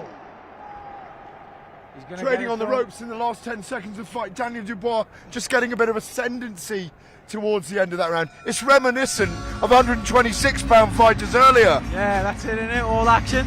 That's what it brings. These massive events, and you know, boxing over in Saudi Arabia. Everyone's watching. Everyone's tuning in. So that's what's happening. It's all action, and it's exciting, and it's good to be a part of. Well, you and Willie Hutchinson's taken to you here, hasn't he? Were you pleased with him earlier? I thought it was a tremendous performance. You probably didn't get to see it, but he was brilliant tonight. You know what? Watched it backstage. He won every single round, in my opinion, and he deserves it. What a lad he is. He's proper. He's good stuff.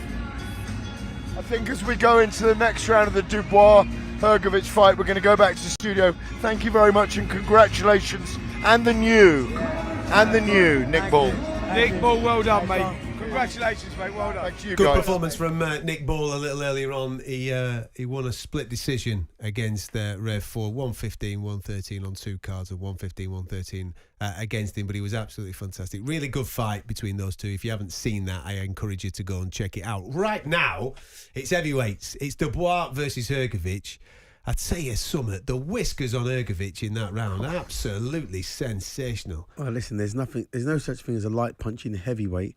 and Dubois pretty much doing what he said he was going to do. He said he was going to come out and, really put it on Hrgović to prove himself, to prove to himself that he belongs there with these guys, and so far he's lived up to it. He's given and he's taken big shots. Hrgović is this is, if Dubois gets this victory, he would have earned it, I promise you, because Hrgović is given as good as he gets. But every time Dubois gets that right hand on point, he'll do it again and again and again. Look, he's trying it again now. He's only just out of range, but then Hrgović comes back at him with his right hand. It's a little bit of a seesaw battle, this one, at the moment.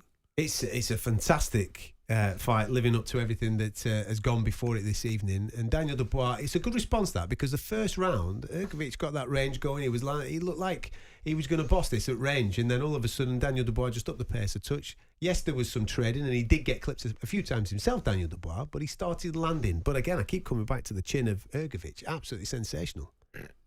Chin of both fighters, Adam. I mean, Hrgović has thrown his fast 1-2 all night long, and then once he's landed that, then he chops it down, then he tries to bring it up, and it comes at like a right uppercut angle.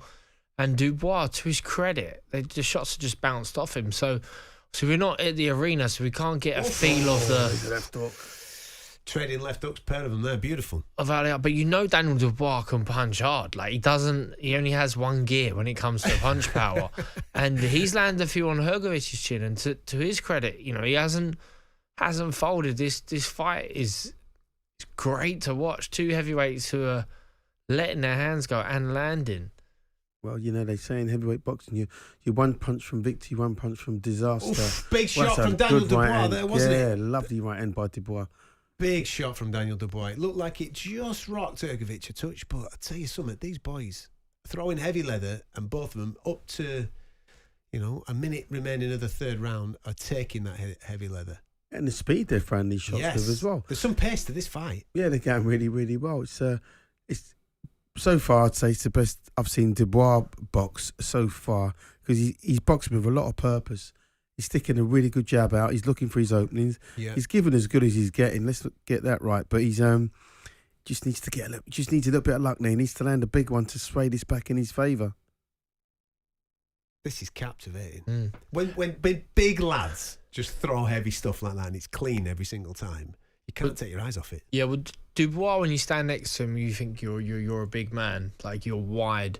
But Hrgović is a giant. He is a big specimen of a chap. And obviously there are some huge monsters in the division. You look at Tyson Fury, 6'9", Zhang, he just looks enormous. But Hrgović, he's that step below that next tier up in terms of size. And he's whipping in that fast 1-2, and it is lightning fast for a guy that size.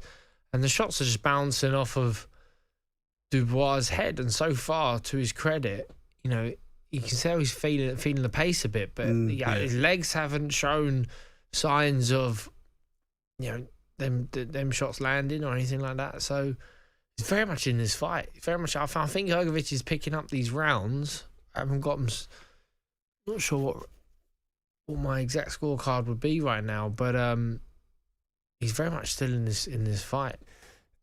Conditioning is going to play a factor here, isn't it? Because as you just said, he's just sat down Daniel Dubois, and he looks like he was breathing heavy. He's breathing heavy because he's put a lot into these early rounds. Yeah. He's been winging these shots in, into these early rounds, and it does. It takes a lot out of you, and I suppose particularly being heavyweights, maybe takes a lot more out of you. But he's given as good as he's getting, which is good for him. The question will be like how long he can maintain this for. Yeah, because as the rounds go on, he can't keep taking shots like he's taking now. So he's got his hands up better now this round.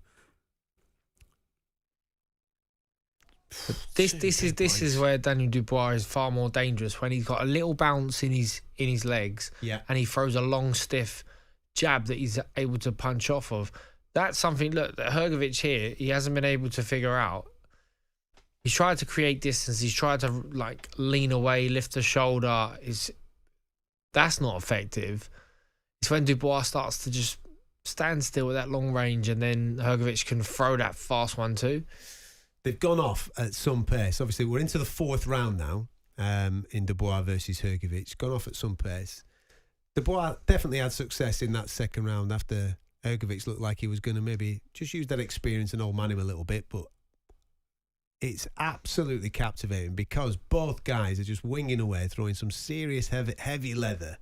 and neither's taking a backward step. Both taking shots clean, both haven't been rot really. I hope Dubois can maintain the pace. It's if he can some pace, maintain, this. if he can maintain this pace for another couple of rounds, he might break Hrgovic's heart. Yeah. Oh, but he's chopped to right hand. He just chopped to right hand. Long right hand from Filip Hrgovic there. But again, it didn't wilt. It just bounced off him, and he's still at it. Both men trading. It's literally centre. For those that are watching along with us or listening to us on TalkSport, right now they're just stood in the centre of the ring. It's you go, then I'll go. Yeah. And every now and again there'll be a trading of left hooks or right hooks or something like that when it gets super dangerous.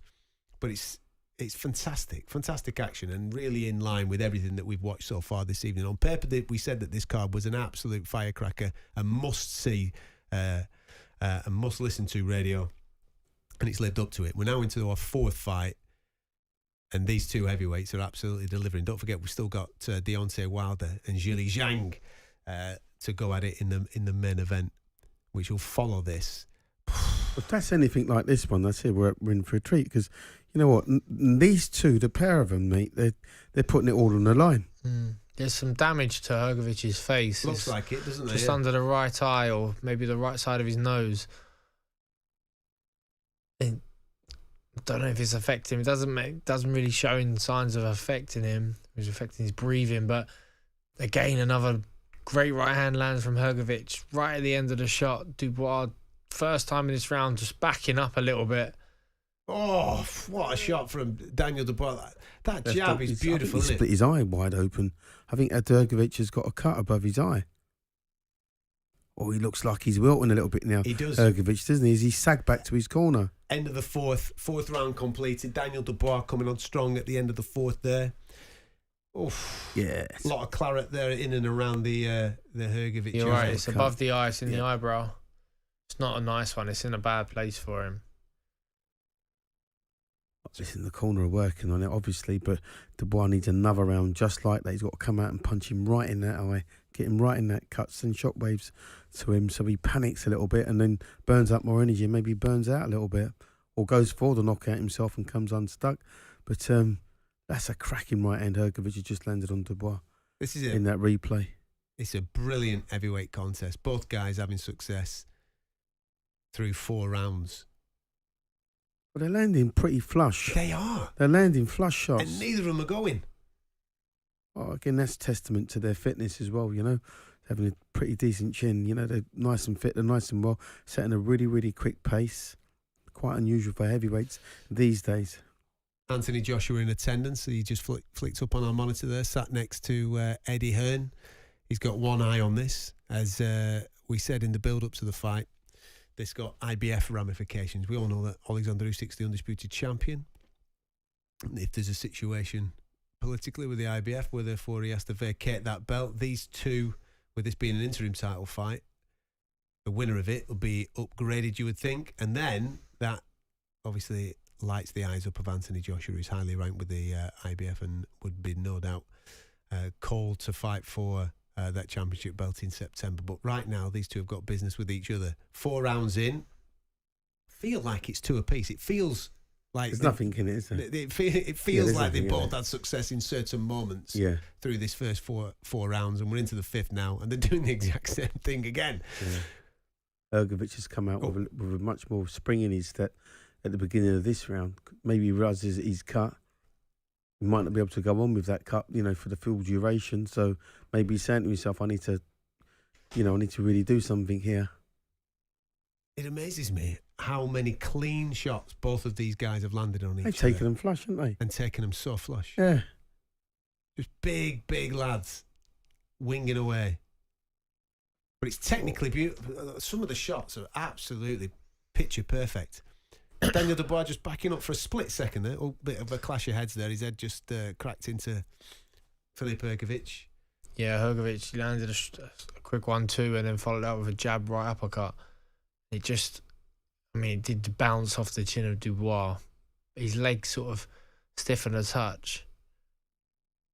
But now they're back at it. And it's like, you know, this is what Hrgovic needs to do. He kind of needs to win those jab exchanges, you know, get some leather on Dubois' face to tee up that right hand that's been so successful for him. Like there, he didn't set it up with a jab and he winged away with the right hand. It fell short. You can't fall short with Dubois because he's looking for that sharp counter and he's such a big puncher. He's fast. Yeah, and when he's on his toes, he's fast, Dubois. You know, when he's on his toes, he gets the upper hand on Hrgović. It's when he sets himself to throw them kind of shots that he normally walks onto one. Who's going to feel the pace of this fight first? We're coming up to the conclusion of the 5th round, and they've gone off at a heck of a pace. There is a nasty for heavyweights. It's an alarming pace. There's a nasty cut over Hrgovic's right eye. I say over, it's in the eyebrow, isn't it? And that might cause a little bit of a problem. Heads have come together on a couple of occasions, but both boys are absolutely cracking each other. Good shot by Hrgović. Shot from Hrgović, but he bounced off him. He took that really well. Took it really well, Daniel Dubois. Oh, he needs to tuck up though. He needs to tuck his hands up. He knows he's got him hurt, Hrgović. And that's sensible from Daniel Dubois. Tuck up, get to the end of the round. Round concludes. This is so close. Both lads having success in every single round so far. I've probably got it 3-2 in favour of Hrgović. Yeah, well, that round won it. He just won that last one, didn't he? But I wouldn't be surprised if Daniel Dubois came out all guns blazing and took the next round as well, because they're both at it. It's been going that way all day, though, isn't it? Yeah. Ebbed and flowed. One's nicked one round, but the other one's nicked the other round, and I've got to say, for people that are just joining us on talkSPORT, it is 5v5. It's Matchroom versus Queensberry. As it stands right now, Queensberry have won all 3 of the contests that we've had. This is the 4th contest. Daniel Dubois and Filip Hrgović are in the ring as we speak, and Zhilei Zhang and Deontay Wilder are still to come. But what a fantastic contest, and what a fantastic night of fights we've had so far. Every single fight, yes, okay, Queensberry have won every single one of them, but there's been moments, maybe not necessarily in the first fight. Willie Hutchinson, I thought, was pretty dominant against Craig Richards, who didn't really shine and turn up in their fight. But in the other fights, Amo Williams absolutely had moments against Hamza Shiraz, who was absolutely fantastic, stopping him in the 11th round. And Ray Ford and Nick Ball went at it absolutely brilliantly. Unofficial scorecard, Richie Woodall scoring this on the television. He's got it 4-1 as it stands right now, through 5 to Filip Hrgović. Listen, he's an elite boxer. I think maybe I'd probably one of those rounds more in favour of Daniel Dubois, but they're both having it, and it's so close. Could go either way.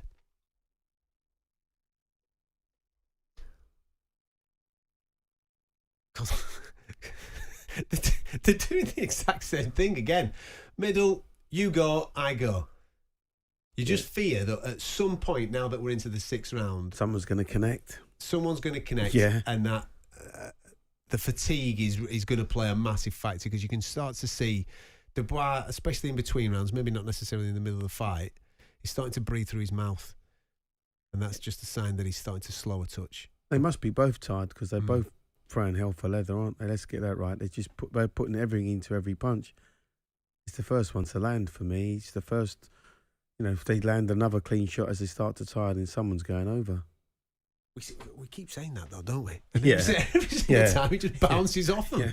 Phenomenal chins on the pair of them. There you go. Oh, there you go. Good shot, Dubois. Both of them having a bit of a do. If Dubois just takes a little shuffle over to his right, he'll land that right hand cleanly.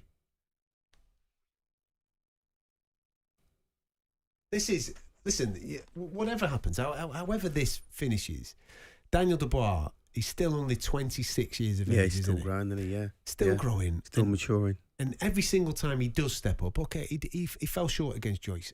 Yeah. And there's question marks over the way he fell short. Yeah, that's shock horror though, wasn't it? Yeah. But in the Usyk fight, he got beat, but he absolutely started to close the gap on where we maybe all thought that fight was going to be. Was it far too much too soon from him? Maybe it was, but he did better in that fight. And he's putting in a performance tonight. This is already a better performance than the Joyce fight. Yeah, you can see that he's learnt from that defeat, and he's using his jab better. He's using his feet to judge his range. He's getting in and out a little bit better.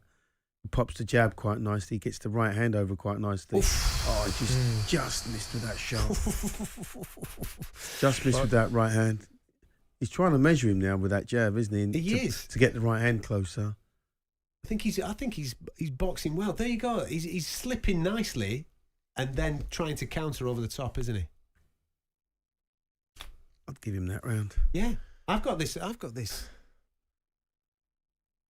Weren't a lot in that round, was it? They slowed. I mean, the pace slowed down a lot, and then it sort of felt like the round was up for grabs in that last minute, and Hrgović landed, and then Dubois retaliated.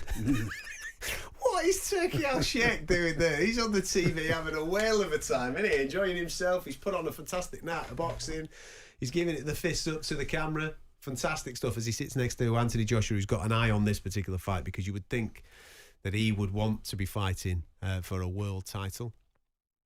And it's looking like the winner of this will be upgraded at some point later this year to the IBF heavyweight champion. But listen, this could be anybody's fight at the moment. Personally, I've got this 3 apiece. I think Daniel Dubois has had his moments. Filip Hrgović has had his moments. We're now going into the second half of the fight. This is where we find out how badly, I suppose, somebody wants it. Yeah, how bad they want it. But you're right. There's nothing in it. There's nothing in it at all. It just keeps ebbing and flowing either way. Lovely that from Dubois. And he seems... Well, he's come out with some serious intent at the start of the 7th, hasn't he? Yeah. To try and establish himself as the guy. Yeah, they've obviously told him that, if he pulls this one off and, like say, he gets upgraded to full champion, then the golden carrot's the AJ fight. Yeah. There's another cut over Hrgovic's left eye now. It doesn't seem to be bleeding too bad. I'm not even sure if it's happened at the start of this round or the end of the last, but his face is really starting to show the wear of this fight. Now, doesn't he? He's really... Listen, he's fancied it from the start, but he looks like he's having more success now. See, but Hrgović isn't really... He's not defending himself when he's going back. Look how low his left hand is every time he goes back. It's down by his waist. So he's wide open to that right hand. The other hand right from Dubois. It comes back to what you were saying a moment or two ago, Duke. He could... All big shots in from Dubois. Very big shots from Dubois. He could break Hrgovic's heart here. Yeah. Because Hrgović has landed clean. He's being relentless, isn't he, Dubois? He's on him all the time. Fair play to him. This is exactly what you've got to do. Well, like I say, maybe he's trying to prove it to himself that he does belong up there with the elite heavyweights, and this is the sort of performance that he needs, and he needs to see it through now. He needs to get the stoppage. That's what we really need. Is a big old KO from him. And as I say that, he walks onto the right hand. But that's the tale of this fight. What you sit there 1 minute, you're thinking, right, it's going in this direction. Then all of a sudden, somebody will land something. It'll just pause the action for a split second and give him something to think about. The ascendancy is definitely with Dubois, though. The pressures that he's given Hrgović, he looks like he's going to... I think he could break him down here. He could break his heart. Absolutely. He keeps coming after him, doesn't he? And he keeps backing up Hrgović. There's not too much coming back from him at the minute. Here we go. He looks like he's... Hrgović has run out of steam. He has. Something's happened. He's either trying to have the rest of this round off, or he is spent. Yeah. Dubois needs to seize his moment here. We've got about 40 seconds remaining of the 7th round, and this is definitely a Daniel Dubois round as it stands right now. He's dominating, isn't he? He's dominating the round. He just needs a... there's a good left hook by beautiful Dubois. left hook from Daniel Dubois. Landed clean, but Hrgović again. Big tough boy. He takes these on the whiskers. There's nothing coming back, though, is there? There's nothing coming back. Dubois he's having his way at the minute. This is going to be a tough... If this continues like this is going to be a tough conversation in the corner. Massive right hand from Daniel Dubois. Huge lovely shot. Right hand. But Hrgović is still standing. This is unbelievable. He's hanging on for dear life, isn't he? How is he still stood up? Bell's gone. Well, he's stood on it. No, he sent him to the neutral corner. Does he want the doctor to check them cuts? Is that what he's doing, the referee? What did he pause the action for there? God knows. Massive from Dubois. Dubois smelling a finish, but the bell's gone. Saved by the bell. Bell's just gone, and end of the 7th, a massive round for Daniel Dubois. Fantastic in that round. Lord knows how Filip Hrgović managed to stay on his feet in that round. There's going to be a big discussion here in the corner because he's cut to pieces, isn't he? Over both eyes now. Could be the turning point of the fight, that round. That was a big round for Dubois. Yeah, that could be the turning point in the fight. I think Dubois looks like he's broken this kid's heart. Just with persistence. You know, they've both been landing big shots, but Dubois hasn't really taken a backward step for the whole fight. You know, from the first round to this round, he's been on the front foot, throwing bombs. Just moved to jab. There's the right Beautiful. Really nice. Head clean. went in straight after that. Yeah. Yeah, there you go. Great round, though, for him. Really big round, that, for Daniel Dubois. How does he... left up. He's got him. He's got Ergovic is ready to go. Round. Oh, was that from the last? Oh, that was the replay. Oh, I got a bit excited there. Here we go. But he started exactly how the end of that round finished. Here we go. Daniel Dubois looks like he's putting the foot down. He's trying to rubber stamp this, isn't he? I mean, Ergovic is not punching back anymore, not properly. So Dubois should just go for quality over quantity. Don't smother his work. Try and pick out that shot that's going to just unravel Ergovic, because he's on the verge now of unraveling. He wants to unravel. His face is a mess. He's not comfortable. Oh, another massive, right hand, yeah. Massive right hand. The way that he slipped that jab, just ducks underneath and then bang over the top from Daniel Dubois. I've no idea how Filip Ergovic has not gone down yet. He's looking sorry for himself, isn't he? He's cut, he's bloodied. You know, he's tired. He's starting to walk onto shots now. This is crazy. Well, the ascendancy's definitely with Dubois. Oh, referee stopped the action again. He stopped the action again. I think he wants the doctor to check Filip Ergovic. It looks like he's asking the doctor to come and have a check of these cuts that Filip Ergovic has got over his left and his right eye. How much of a problem are they causing right now? He's going to be speaking... he's whispering that. He is whispering. He's waved it off! Yeah, he wants to stop. He's waved it off. Yeah, the doctor has stopped the fight. He's waved it off. And Daniel Dubois...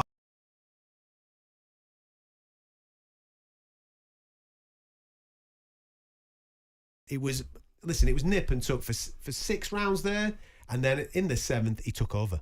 Yeah, mature performance that from Daniel Dubois. He needed that. He proved it. Yeah, he needed that. I think he was on the verge of stopping Ergovic. Like almost the doctor's decision has robbed him from that, getting that clinical finish. But brilliant from Daniel Dubois. He got caught with so many shots in those early rounds. You know, so many fast 1-2s came in from Ergovic, but Dubois didn't wilt. You know, there was before in the past, there's been question marks over his desire, over his commitment. He's answered all them, you know, time and time again, but especially now. And now he's on the verge of becoming heavyweight champion. Wow. That is absolutely outstanding. Listen, for those that are just tuning in, as it stands right now, Queensberry have won every single fight. And there's one to go. Deontay Wilder taking on Zhilei Zhang. We're going to go straight over to Saudi Arabia to get an immediate reaction to that. Daniel Dubois, gentlemen, what a performance that is. A real coming-of-age moment for him, beating Filip Ergovic. Absolutely. Listen, I told you, didn't I? I said the moulding of Daniel Dubois, the development of Daniel Dubois was teaming up with Don Charles, going out there to Poland and challenging Alexander Usyk. That is the fight that made him, and that's the fight that turned him into the fighter he is right now. Adam Smith, what a performance there from Dubois. Showed a lot of character. Fabulous win for Daniel Dubois. I fancied Ergovic big before the fight, based on technique and power, and Dubois took some shots early, but he was in tip-top shape, as you said, under Don Charles, not just physically, mentally. He's got his head switched on, and he got that confidence, I think, taking the barrage of punches early, and he kept chipping away, pinning Ergovic back. You saw Ergovic going back to the corner, tired, and then cut up and looking demoralised, and the spirit had gone, and really, he broke him down. He took his heart, Daniel Dubois, and he stopped him. It's a huge win for Dubois, for Queensberry, and for British boxing. I told you, I see Daniel Dubois in the gym day in, day out with Don Charles, and I said it's not the physicalities that he's working on. He's only a 26-year-old man. It's more the psychological side. That's what was missing. The confidence, the not believing in himself.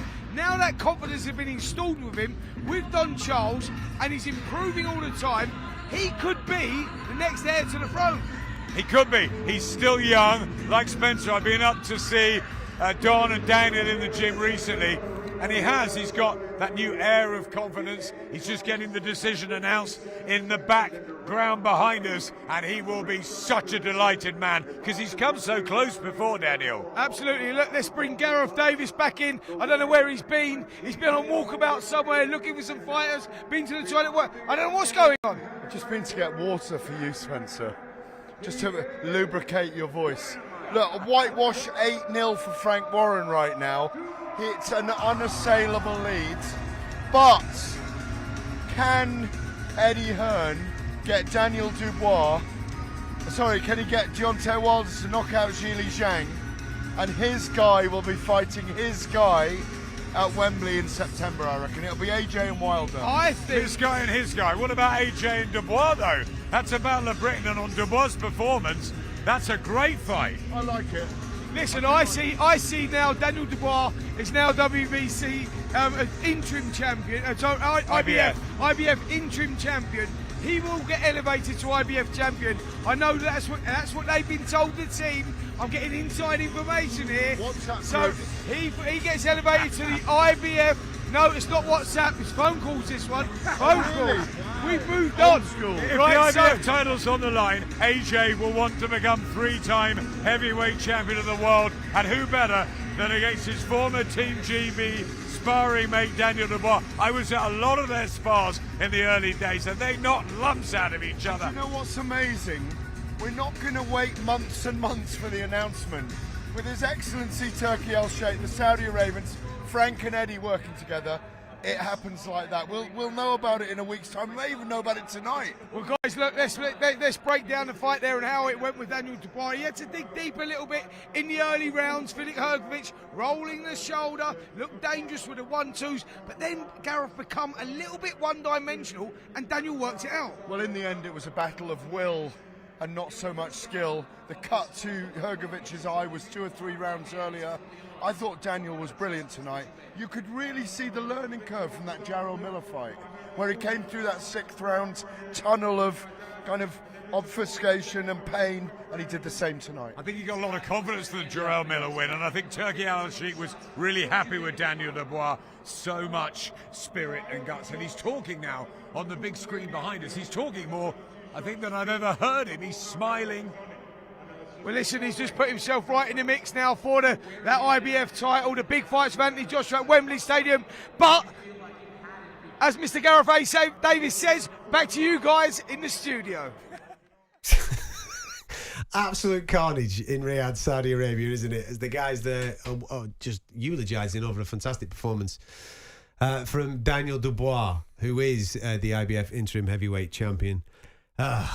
Listen, that's a coming of age night for him. He's 26 years of age. Yes, he's had some tough tasks. He's been matched brilliantly up until this point. He's come through some of them, and he's had some tough challenges and fallen short. Tonight was a moment where he had to shine, and he absolutely did shine. Do stick with us. We're going to pick the bones out of all of that and then talk to you about Wilder versus Zhang. Online, on DAB+, and on the app. This is talkSPORT 2.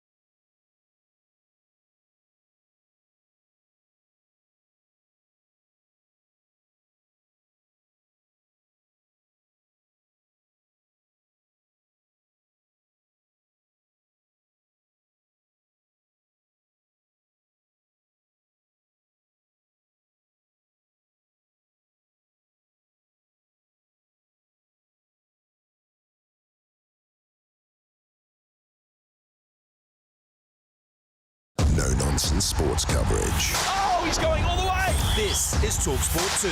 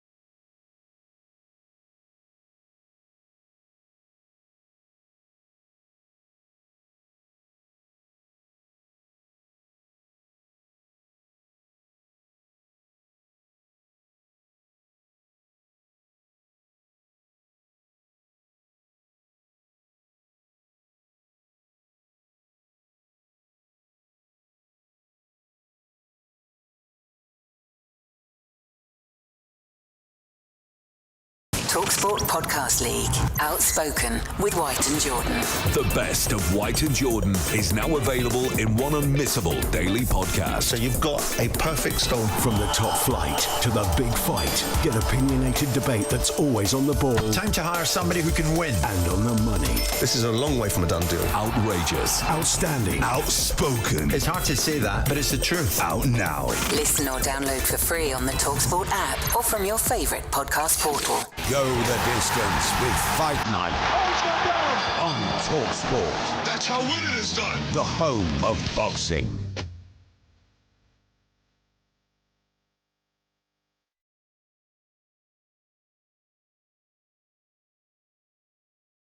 Wow, wow, wow, wow, wow. What a night so far.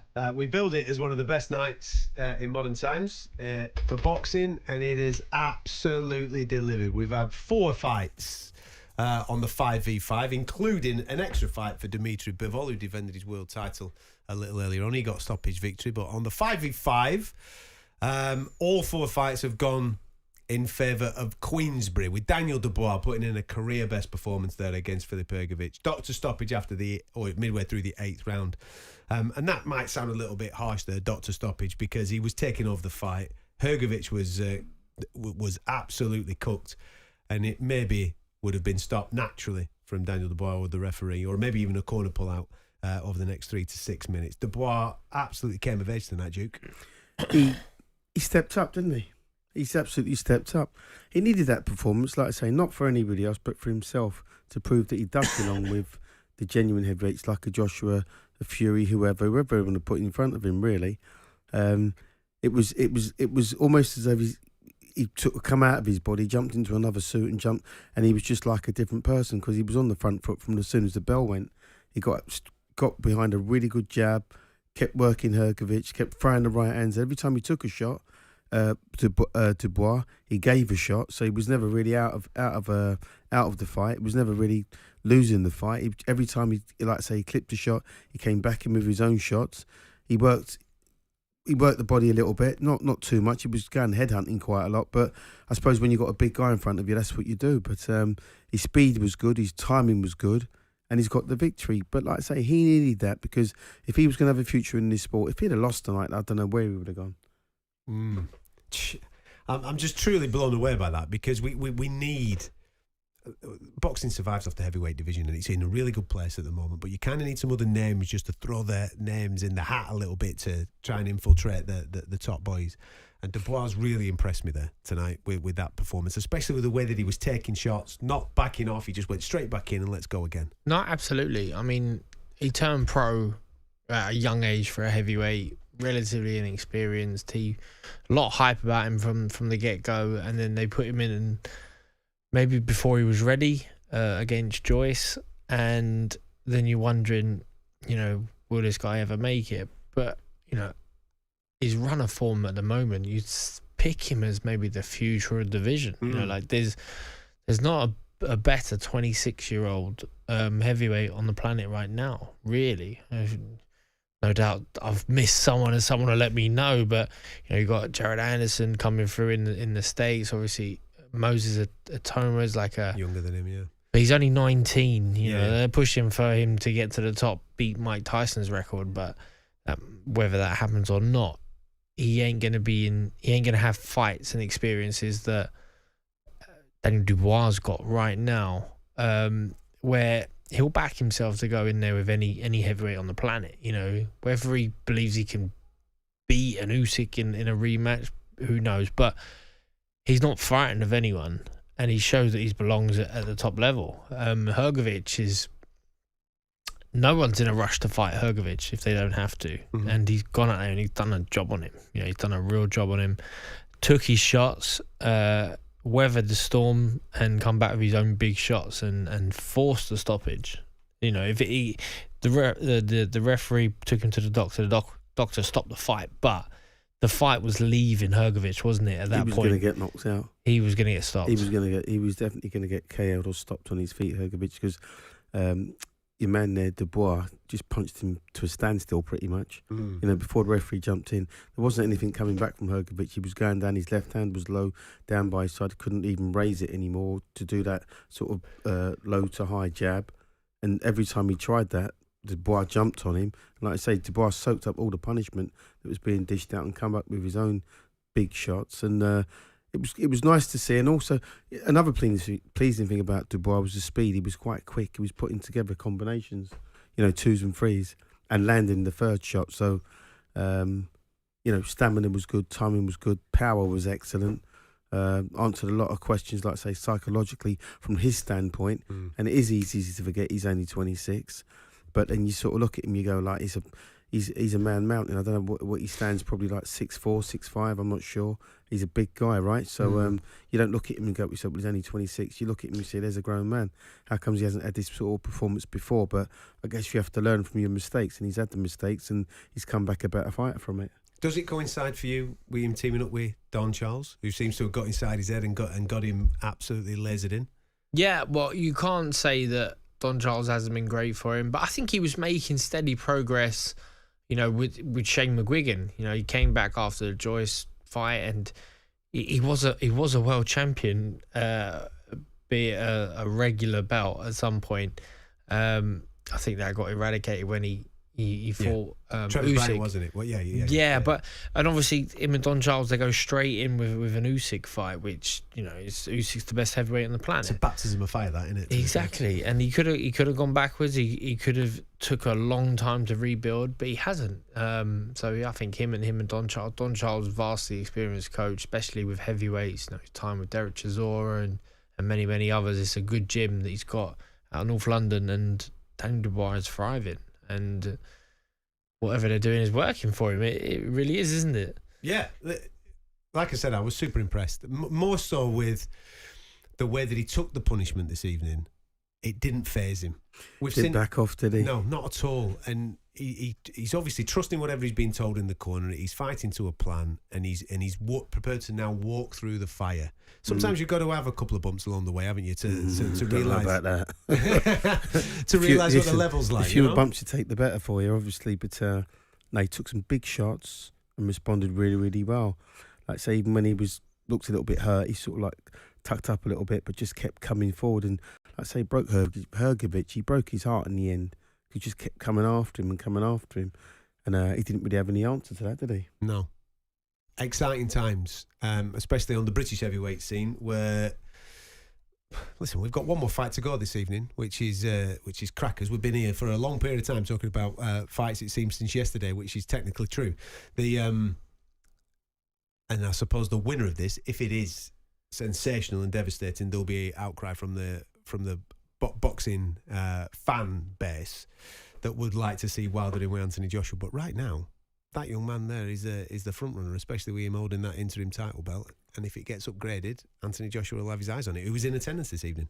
Yeah, listen, Joshua and Dubois is a good fight. Now, given Dubois' this performance that he's just produced now, you couldn't really honestly back him against AJ and say that he would lose with any real confidence, even if he gets upgraded to the regular champion and he goes into that fight as champion and then he fights AJ. He wouldn't start that fight a huge underdog, not in my eyes anyway, not with a performance like that. No, it's a close fight. Like I said, that type of performance obviously gets people excited.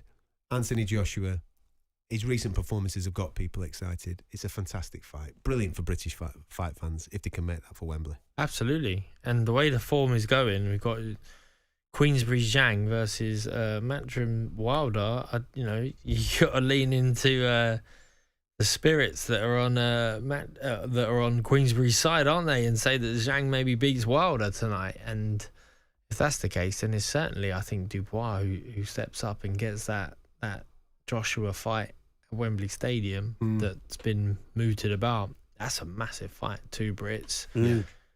The Queensberry guys tonight so far have been absolutely sensational through 4 fights. Yes, we're not missaying it. They've won all 4 so far of the 5v5. 1 to go. Zhang versus Deontay Wilder, of which we're going to get across on talkSPORT next.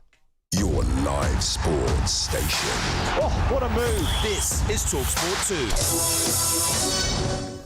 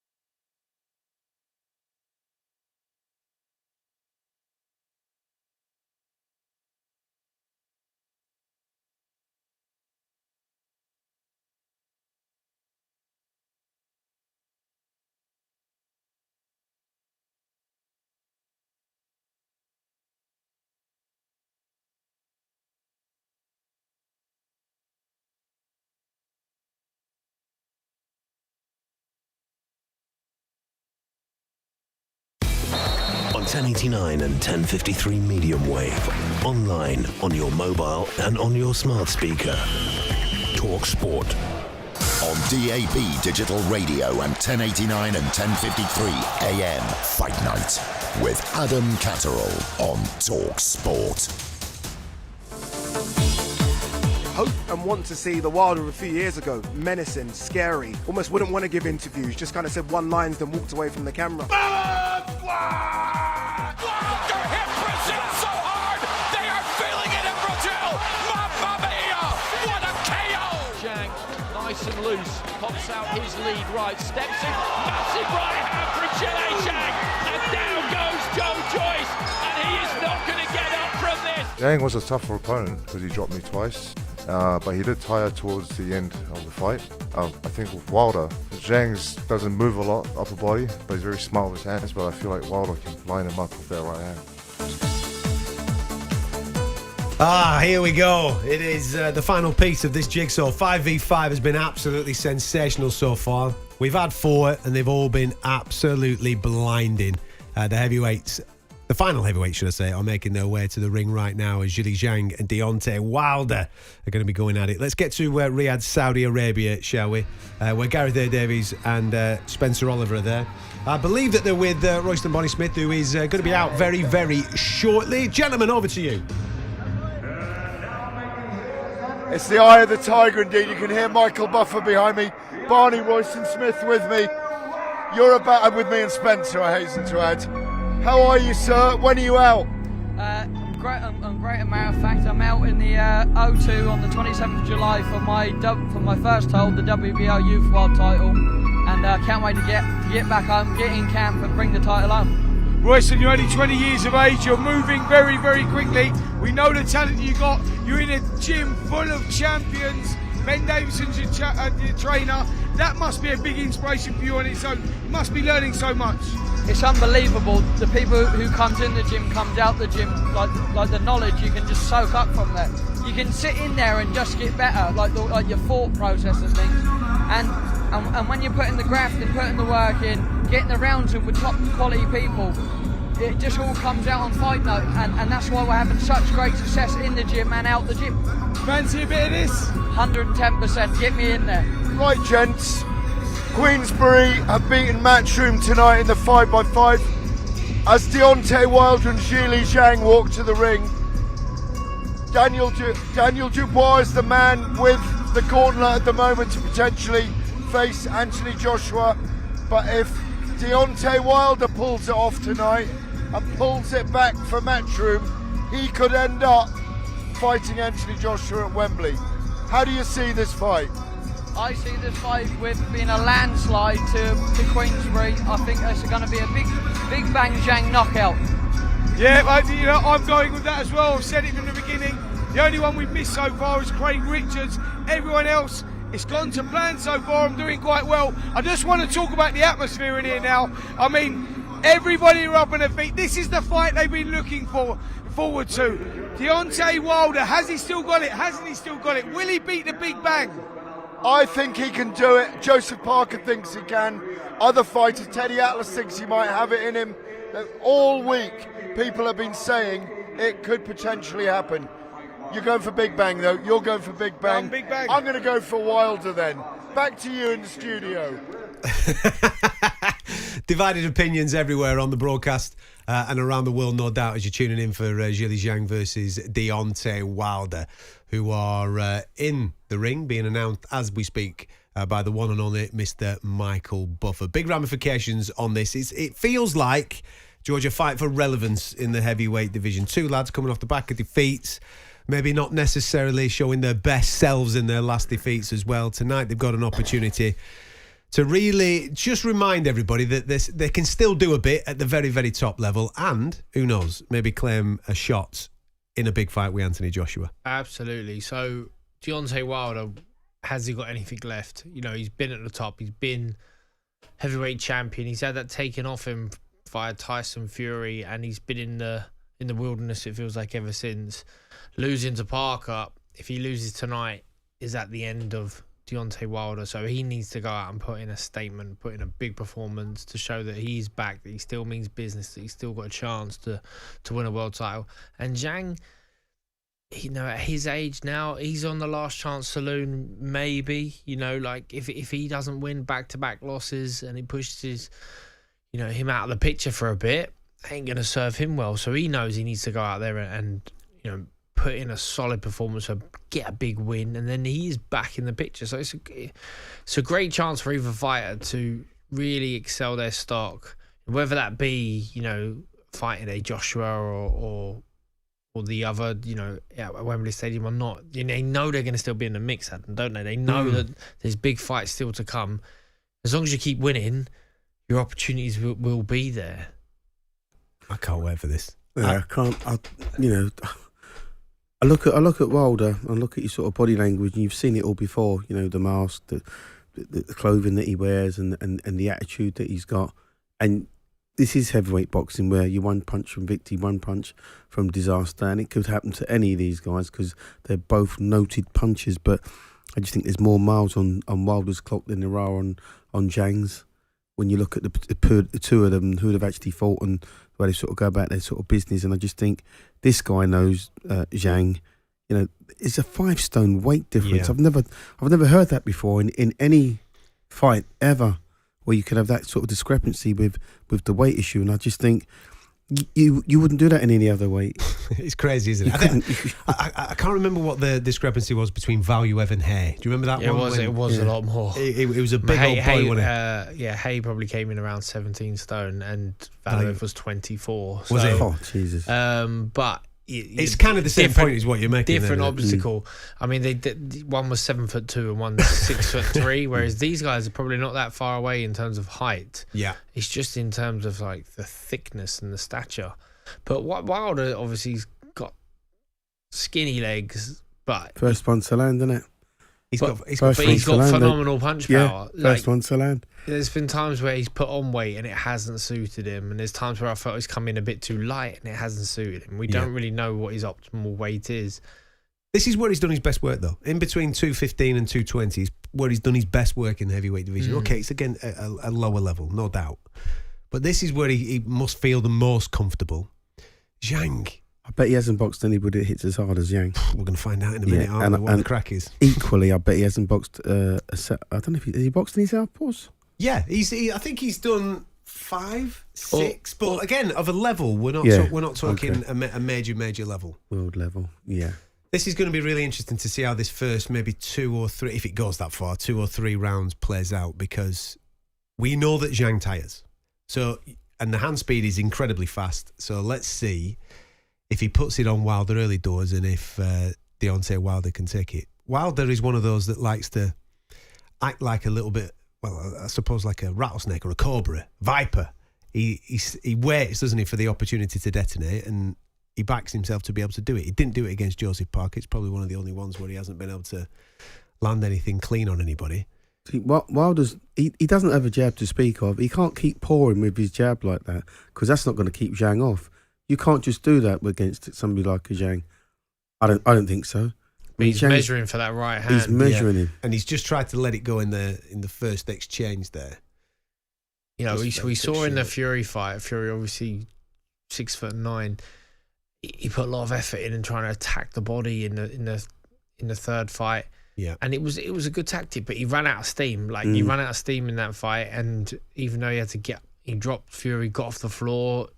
It was exhaustion that got him in the end. Yeah. We've seen him. I remember watching him against Ortiz, and just let the hands go. Just let the hands go. He couldn't, but when he did, he detonated that right hand. It is a game over. It is that equalizer punch, and he'd probably be thinking the same tonight. He's thinking, I've got to land something. I don't want to be waiting to these middle rounds before letting this right hand go. Yeah, Zhang's too strong for Wilder. You can tell in the early stages that he's too strong for him. He's a big boy, isn't he? Because listen, even if Wilder connects with his right hand, right? I mean, it would have to be something absolutely colossal, because there's a 5 stone weight difference, for God's sake. It'd be like hitting a brick wall. Yeah. It is going to be interesting to see what happens when one of them connects for the very, very first time in this fight, because they can both crack. They're both very hittable. And we know that... You hold your breath, don't you? Just missed with that. Zhang just missed with that straight left, and let's get it right. He's forcing the fight. Wilder's just trying to pour him off with that jab to keep him off. I don't know if he's trying to set him up for the right hand, but he's only thrown it once in this round. It's not a hard pace, so nobody's going to go tired after this feeling out round, because that's exactly what it is. It's just a feeling out round. He's looking to try and use that backhand as a spear, isn't he, Deontay Wilder? But Zhang can see it coming. Yeah. And I think with the extra weight that Zhang has, he can manhandle Wilder. You know, pull him around, lean on him, tire him out. Very cagey, this. Well, obviously, for those that are not watching this and they're just watching us, or you're listening to us on talkSPORT, you've got Zhang who's fighting out of a southpaw stance, Deontay Wilder fighting out of his orthodox stance. Not much happened there, to be fair, in the first round as it just comes to a conclusion. Deontay Wilder not throwing any jabs, he's just using his... Pour him with it, his left arm to stay out, trying to stay out of range, and then trying his, when there's an opportunity to let that backhand go, to try and catch Zhang on the way in. But Zhang's listen, we're talking about an Olympic silver medalist here. The guy knows how to box. He knows what he's doing. And there's 5 stone, as the boys have pointed out, in weight discrepancy. I think he's going to be the first one. If Zhang can land, this is going to be really interesting. It could well be. It could well be. And how are they going to land? So you'd back Zhang's jab to be better than Wilder's, and he only really threw it once in that first round. It was obviously out of southpaw stance, right hand. He sort of chopped down on it a little bit, and it had weight behind it. That might be the key to victory here in terms of landing your backhand. I always found you've orthodox v southpaw, there's a lot of target with the backhand. There's a lot of target to aim for. You've got to commit to it, but both these guys are known for committing to shots, especially Wilder. So... But he doesn't want to get into that rhythm of looking, waiting for that perfect shot, because he struggles to find it. He's better off. This is better from Wilder. Just throw some punches, punch yourself into being able to find range. Yeah, but he's making him fight. Zhang's making him fight, isn't he? Because Zhang's forcing the fight. Yeah. He's walking forward, as you can see, and he's making Wilder throw shots. He wants him to throw shots where he can expose himself. There's that left hand from Lord. Zhang teeing off on Deontay Wilder. He's got him backed up in the neutral corner. Oof, he's swinging with him. Fair play to Deontay Wilder, who started swinging with him at that particular point. But Zhang looks like he just looks bigger and stronger in these exchanges. He's just caught him clean on the chin there. Both of them landed good shots. And Deontay Wilder manages to get himself out of the neutral corner after that exchange. First real bit of action in this fight as we enter into the second... Well, we're midway through the second round. But Zhang, he just looked big. He's big and strong. He's big and strong, isn't he? He's like a tank, isn't he? He's just so square. Yeah. Well, Wilder had never been great. Oh, good shot. Defensive fighter. And here he's just... tucking up and hoping for the best. He's not looking at the target in front of him. His head's down, facing the floor. Exactly. He's almost hoping for the best. He's not going full rope-a-dope here, is he? Is he trying to get Zhang to tire himself out? Could be. By just punching himself out on him? I tell you what, dangerous tactic, because Zhang looks big, strong, heavy-handed. Fair play to Wilder, he's taken everything so far. That jab's too flicky, isn't it? He's not really committing with. No, he's just pouring with it. Yeah. It's almost like a don't hit me jab. But he's landed 2 of them straight rights as Deontay Wilder, and they've just bounced off Zhilei Zhang, which at some point is going to become very disheartening. A lovely little check hook over the by Zhang, yeah, over the jab there from Zhang. Superb shot. Oh, double left by Zhang. Zhang's getting into this now, isn't he? Yeah, he's just gone sack this. I'm just going to throw you in a corner and let my hands go, because he has got incredibly fast hands for such a big fella. It's such fair play to Deontay Wilder though. He's ridden a little bit of that storm. Yeah, but I'm not a fan of the pouring of the left hand. You've got to vary that with some snappy jabs. So you pour, shoot a jab, pour, shoot a jab. You've got to give the guy in front of you something to worry about. Otherwise, he knows you're just waiting to throw your right hand. And even right now, Wilder's right hand is just a straight right hand to the chin. There's no variety on it. Throw it to the body, throw it to the chest, bring it round the side. He had one sharp sort of pull lead hook, fast right hand in that round. That was nice from him. But other than that, I don't think that's great from him in that round. Doesn't want to be caught in a corner, facing the floor, guard up, just hoping to absorb the shots. Yeah, he's throwing don't hit me punches, isn't he, Wilder? He's not the jab. The jab's got no. There's no authority behind it. No. He's not sticking it out. He's not snapping it out. It's not a scoring shot. and it's not a hurtful shot. He's just flicking it out, and he's using his own right hand quite rare. He's maybe twice I think he threw it in that round. Li Xiang's coming forward and trying to make the fight. We're into the third round in the final fight of 5v5. If you just joined us on talkSPORT, Queensberry have won all 4 of the fights so far. We've got a new world champion in the shape of Nick Ball. He got a split decision victory a little earlier on against Ray Ford. Some fantastic performances from the likes of Hamza Shiraz, from Willie Hutchinson, and most recently from Daniel Dubois, who stopped Filip Bergovic, doctor stoppage in the 8th round. A fantastic performance, especially after the 5th and 6th round from Daniel Dubois. Career best performance from him, and has propelled himself as a bit of a front runner. Massive shot there from Zhili Zhang, which just rocked Deontay Wilder back a touch. He's not right. He isn't right, and he's not getting. Wilder's not right. He's not getting the respect of Zhili Zhang. Zhang's just. I'm just having this. I'm just going to walk forward. Oh, big shot. Both men trying to exchange. Big shot from Zhang. It looked like Wilder came off worse of that exchange. Yeah, he just clipped him with that right hook, didn't he? Wilder hit him flush with a straight right hand, and Zhang just ate it like Pac-Man. no messing whatsoever. Do you know how heartbreaking that is when you're having your best shot and he just bounces off him and he just blinks and goes for you. Comes walk forward. Especially when that's your probably only path to victory in this fight. He's not going to outbox him, is he? No. He has to detonate on him and he has to take him out. And Zhili Zhang is just walking him down. Yeah. It must feel like a concrete blanket in there at the moment for Deontay Wilder, because he's backed up against the ropes. He's looking to maybe shoot off the back of those ropes, but he's not doing much with that jab, and he seems to just be... Well, I'll be honest, boys, it's not pretty at the moment from a Deontay Wilder point of view. Zhang, it feels like a matter of time before he's going to detonate on him. Yeah, Zhang's getting closer, isn't he? He's touched him a few times. Well, he doesn't respect anything that's coming back, does he? Yeah, well, I think he does. I think he's still being respectful. He's not just marching forward, but he knows Zhang that he can touch Wilder a couple of times and then put a bit more power on the shots. Whereas Wilder, he's just one punch. He doesn't touch it, does he? There's no combination. I mean, it never has been. No, he doesn't throw combinations. Or any real setup. But yeah, there's no jabs. Like you got to be able to jab. I can't believe that he hasn't been able to develop that at this stage of his career. It's terrible, really, when you think about it. Every time he slips out to the left-hand side, Zhang just clips him with that check right hook over the top, doesn't he? And another straight left. Rocking Deontay Wilder back onto the ropes.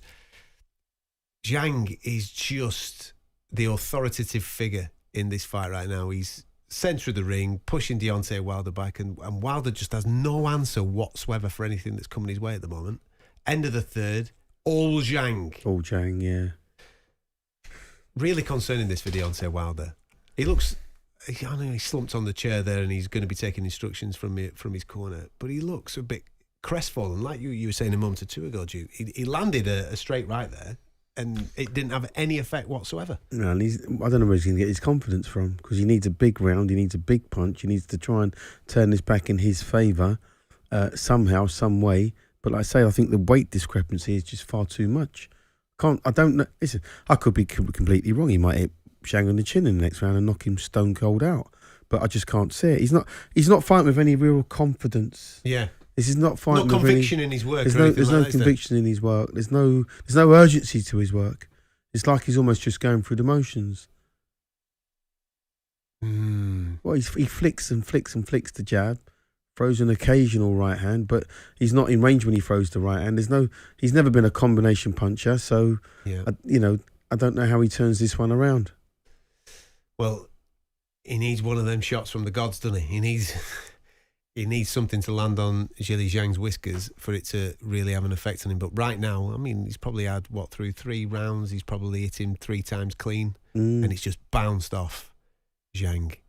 The output's just not there from Deontay Wilder. I mean, listen, he's never had a high work rate. He hasn't really needed a high work rate with the power that he's had.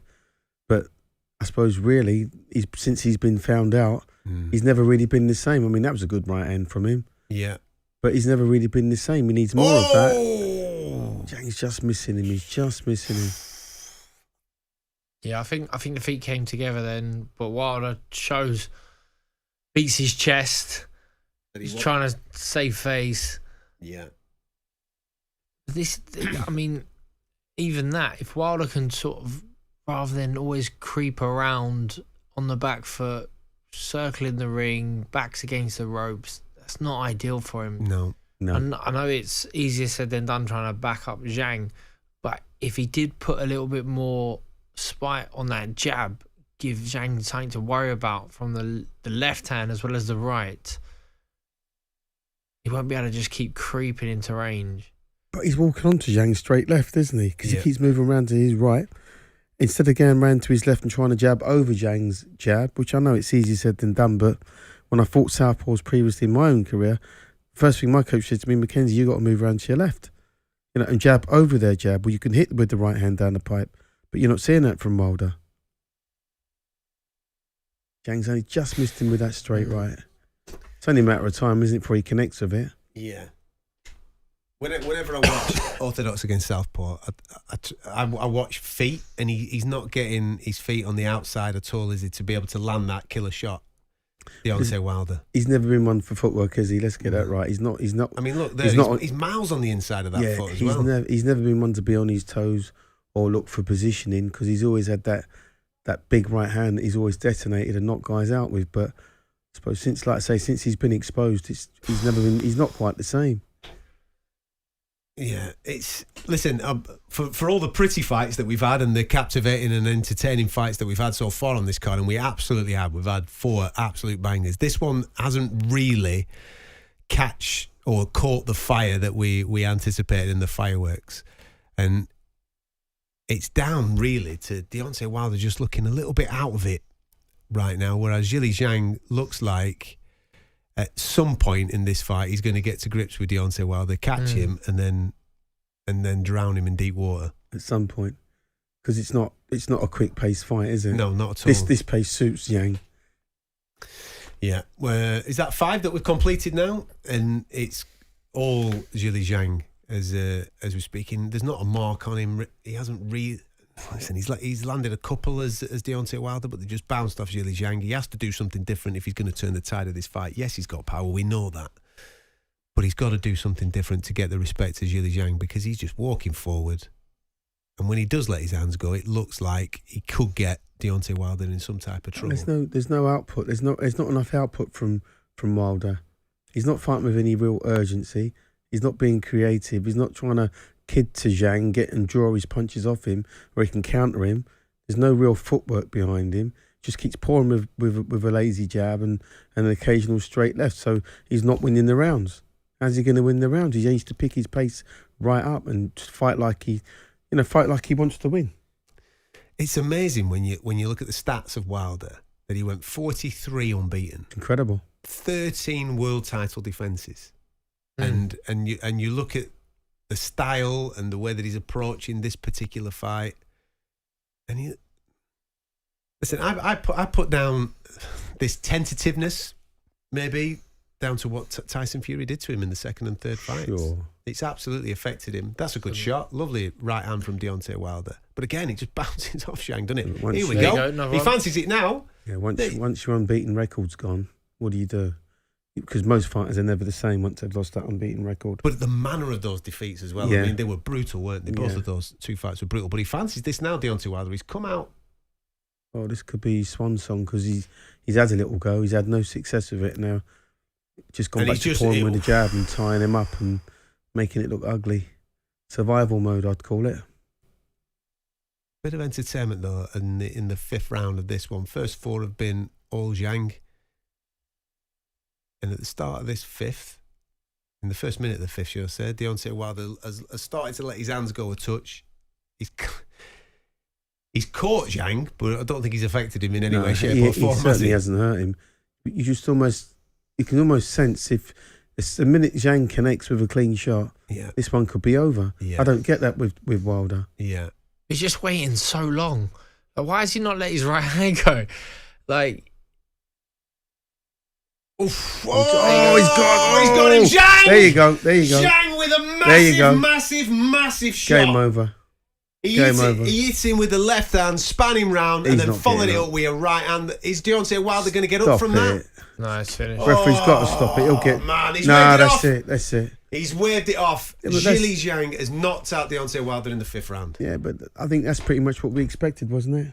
If we get it right, as soon as he connected, it was game over. He was never going to beat the count, and he was never going to beat Zhilei Zhang. I don't really think his heart was really in this fight.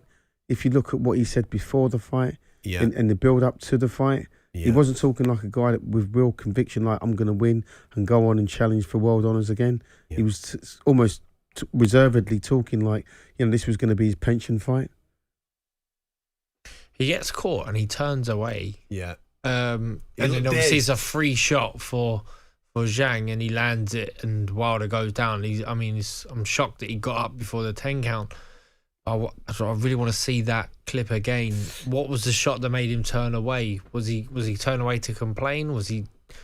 No, I think he's dazed. I think he's been hit that hard. He's dazed and confused, and he's just turned not knowing around. where he was. He's just turned straight back into another shot, which is clean his clock. You sensed that from the beginning of the fight, that as soon as this guy landed, it was going to be game over. And I'm pretty sure if anybody fights a guy that's 5 stone heavier than them, you're going to get the same result. He looks you're like going to get the same result. He's having a deep conversation there with Malik Scott, who is his coach. Like he's asking the question, what caught me? What went wrong? You got nailed, mate. Listen, Zhang through 5 rounds there, absolutely fantastic. Walked down Wilder, and then when the moment came to finish, here we go. We just got a replay on our monitor now. We should be able to see exactly what happened. There was an exchange there. There you go. Spun him round. There you go. And then he hit him with another one. There you go. He didn't see the second shot, did he? That's the one that's absolutely cleaned his clock there. But Zhang, Wilder throws a right hand. Look, the right hook there. And the right hook went over the top of that from Zhang. Had him again. It looks like he turns and says something to the referee, doesn't he? I don't. Or is it just me? Like, let's have a look. He was either totally out of it or not know where he is. Let's have a look. See what he does here. There's the clip. I feel like he's saying something to the referee. No, he just turned and faced the referee. And his hand sort of leans towards him, but I don't know. Here we go. We might get a better angle of that from this one as we're watching right now. Does he say anything to it? No. Is he saying something? He doesn't know where he is. He's probably saying, I don't know where I am. Maybe. Listen, let's go to Saudi Arabia because Gareth and Spencer are waiting for us. Zhilei Zhang has just knocked out Deontay Wilder in the 5th round. That means, by the way, it is a clean sweep for Queensberry, and that's 10-0, gents. Yeah, a complete whitewash here in the arena for Frank Warren over Eddie Hearn. They'll be singing in Hertfordshire tonight. They certainly will. 2 right hooks to finish there. A very haunted, gun-shy Deontay Wilder as we watched from up here on the dais. Absolutely, listen, very, very sad to see. It happens to fighters. They get old overnight. We saw that against Joseph Parker. It wasn't a bad night. I called it there and then. I said, listen, I've been around the game long enough to know when a fighter's left the fighter, that's the worst place to be in that ring. Always one fight too many. And Deontay Wilder had that one fight too many tonight against Zhilei Zhang. We both predicted who was going to win the fight, how it was going to end. 5 stone weight advantage and for Zhilei Zhang. And what a sad finish. It was sad to see. Credit where credit's due. Zhilei Zhang went out there, done his job, took his time, very professional, but a sad end for Deontay Wilder. Very patient by Zhilei Zhang. I mean, we were all watching in the arena, just waiting, watching to see if that right hand could detonate. And as we stood together, you were saying, but that is the ultimate sign of a fighter being shot. Absolutely. Gun-shy, tried to pull the trigger, tried to throw it in the 5th round, tried to come and fight Zhilei Zhang. Once he did it, it opened him up. 2 right hooks. And Zhilei Zhang, that amazing shot of Zhang chasing him across the ring as he spun around to land that other right hand. merciful stoppage as well. Yeah, very, very sad to see. The boys in the studio would pick this up afterwards and they'll talk about that, exactly what it is. You could see the legs weren't quite there from Deontay Wilder right from the beginning. Gun shy with that right hand, never had the confidence in his own ability to throw it. When he did throw it, it was only half-hearted that he was throwing it. And Zhang really was an easy night for him. It Puts was himself back in the mix. Yeah, Wilder walked into the corner for most of each of those 5 rounds. Tremendous performance by Zhang, really. The patience. I think the takeaway now is Daniel Dubois, Anthony Joshua at Wembley, Frank Warren dominant. Eddie Hearn's going to have to lick his wounds. Will we get a second one of these? Utter dominance from Queensberry. Absolutely. Listen, that's the move now. Daniel Dubois, 26 years of age. He's had his ups and downs. People have written him off. The loss to Joe Joyce. Did he have the heart? Well, guess what? He had a broken eye socket. And then he loses again. And they say to him against Alexander Usyk, that's it. That's his level. He's gone back to the drawing board, teamed up with Don Charles. Don's worked on the psychological side, not the physicalities. And he's come back, 26 years of age. Look at the record, who he's boxed. He's now ready to step up and take on the world title. September 21st, Wembley Stadium. Anthony Joshua, huge all-British title fight. Yeah, Chris Mannix about to speak to Zhili Zhang. They'll do their translations. We're going to nip to the press conference shortly. It's 3:30 in the morning here. Probably have a shisha pipe, couple of coffees, and we'll go again. Spencer Oliver and myself, great night. Back to you boys in the studio. Superb coverage all week, gentlemen, from Riyadh, Saudi Arabia. Gareth A. Davies and Spencer Oliver there. Just wrapping up a fantastic night of 5v5. If you've just tuned in, Queensberry won every single fight. Every fight that was on the card tonight all went to Queensberry fighters. The final score, obviously, with Hamza Shiraz winning as well and doubling up his points as captain, 10-0. 0 to Matchroom, I'm sure. The conversations, the banter, as they say, on the flight on the way home is going to be absolutely rife between them. The promotional side to one side, and that's not one thing that I've really been too interested in, which promotional team won. I was interested in the fights, and the fights tonight, George, absolutely delivered. We got some cracking moments top tonight, draw, and some big talking points. Yeah, top draw. There wasn't a bad fight on the whole card, which is quite unusual, obviously. But I think because they're obviously the fight's gone to Saudi, they put up a lot of money. They put on the best v the best. Couldn't really help but fail to deliver. Everybody, including this fight. I know it was particularly one-sided, Zhang and Wilder, but it was still a good fight because you knew at some point somebody was going to get KO'd, and it went pretty much the way we thought it would. You tipped at the start that you'd go for Ball and Ford as fight of the night. Agree? Because I think that was an absolute cracker. That was that's fight of the night out of all the fights we've seen. Okay, it was the most competitive fight we've seen.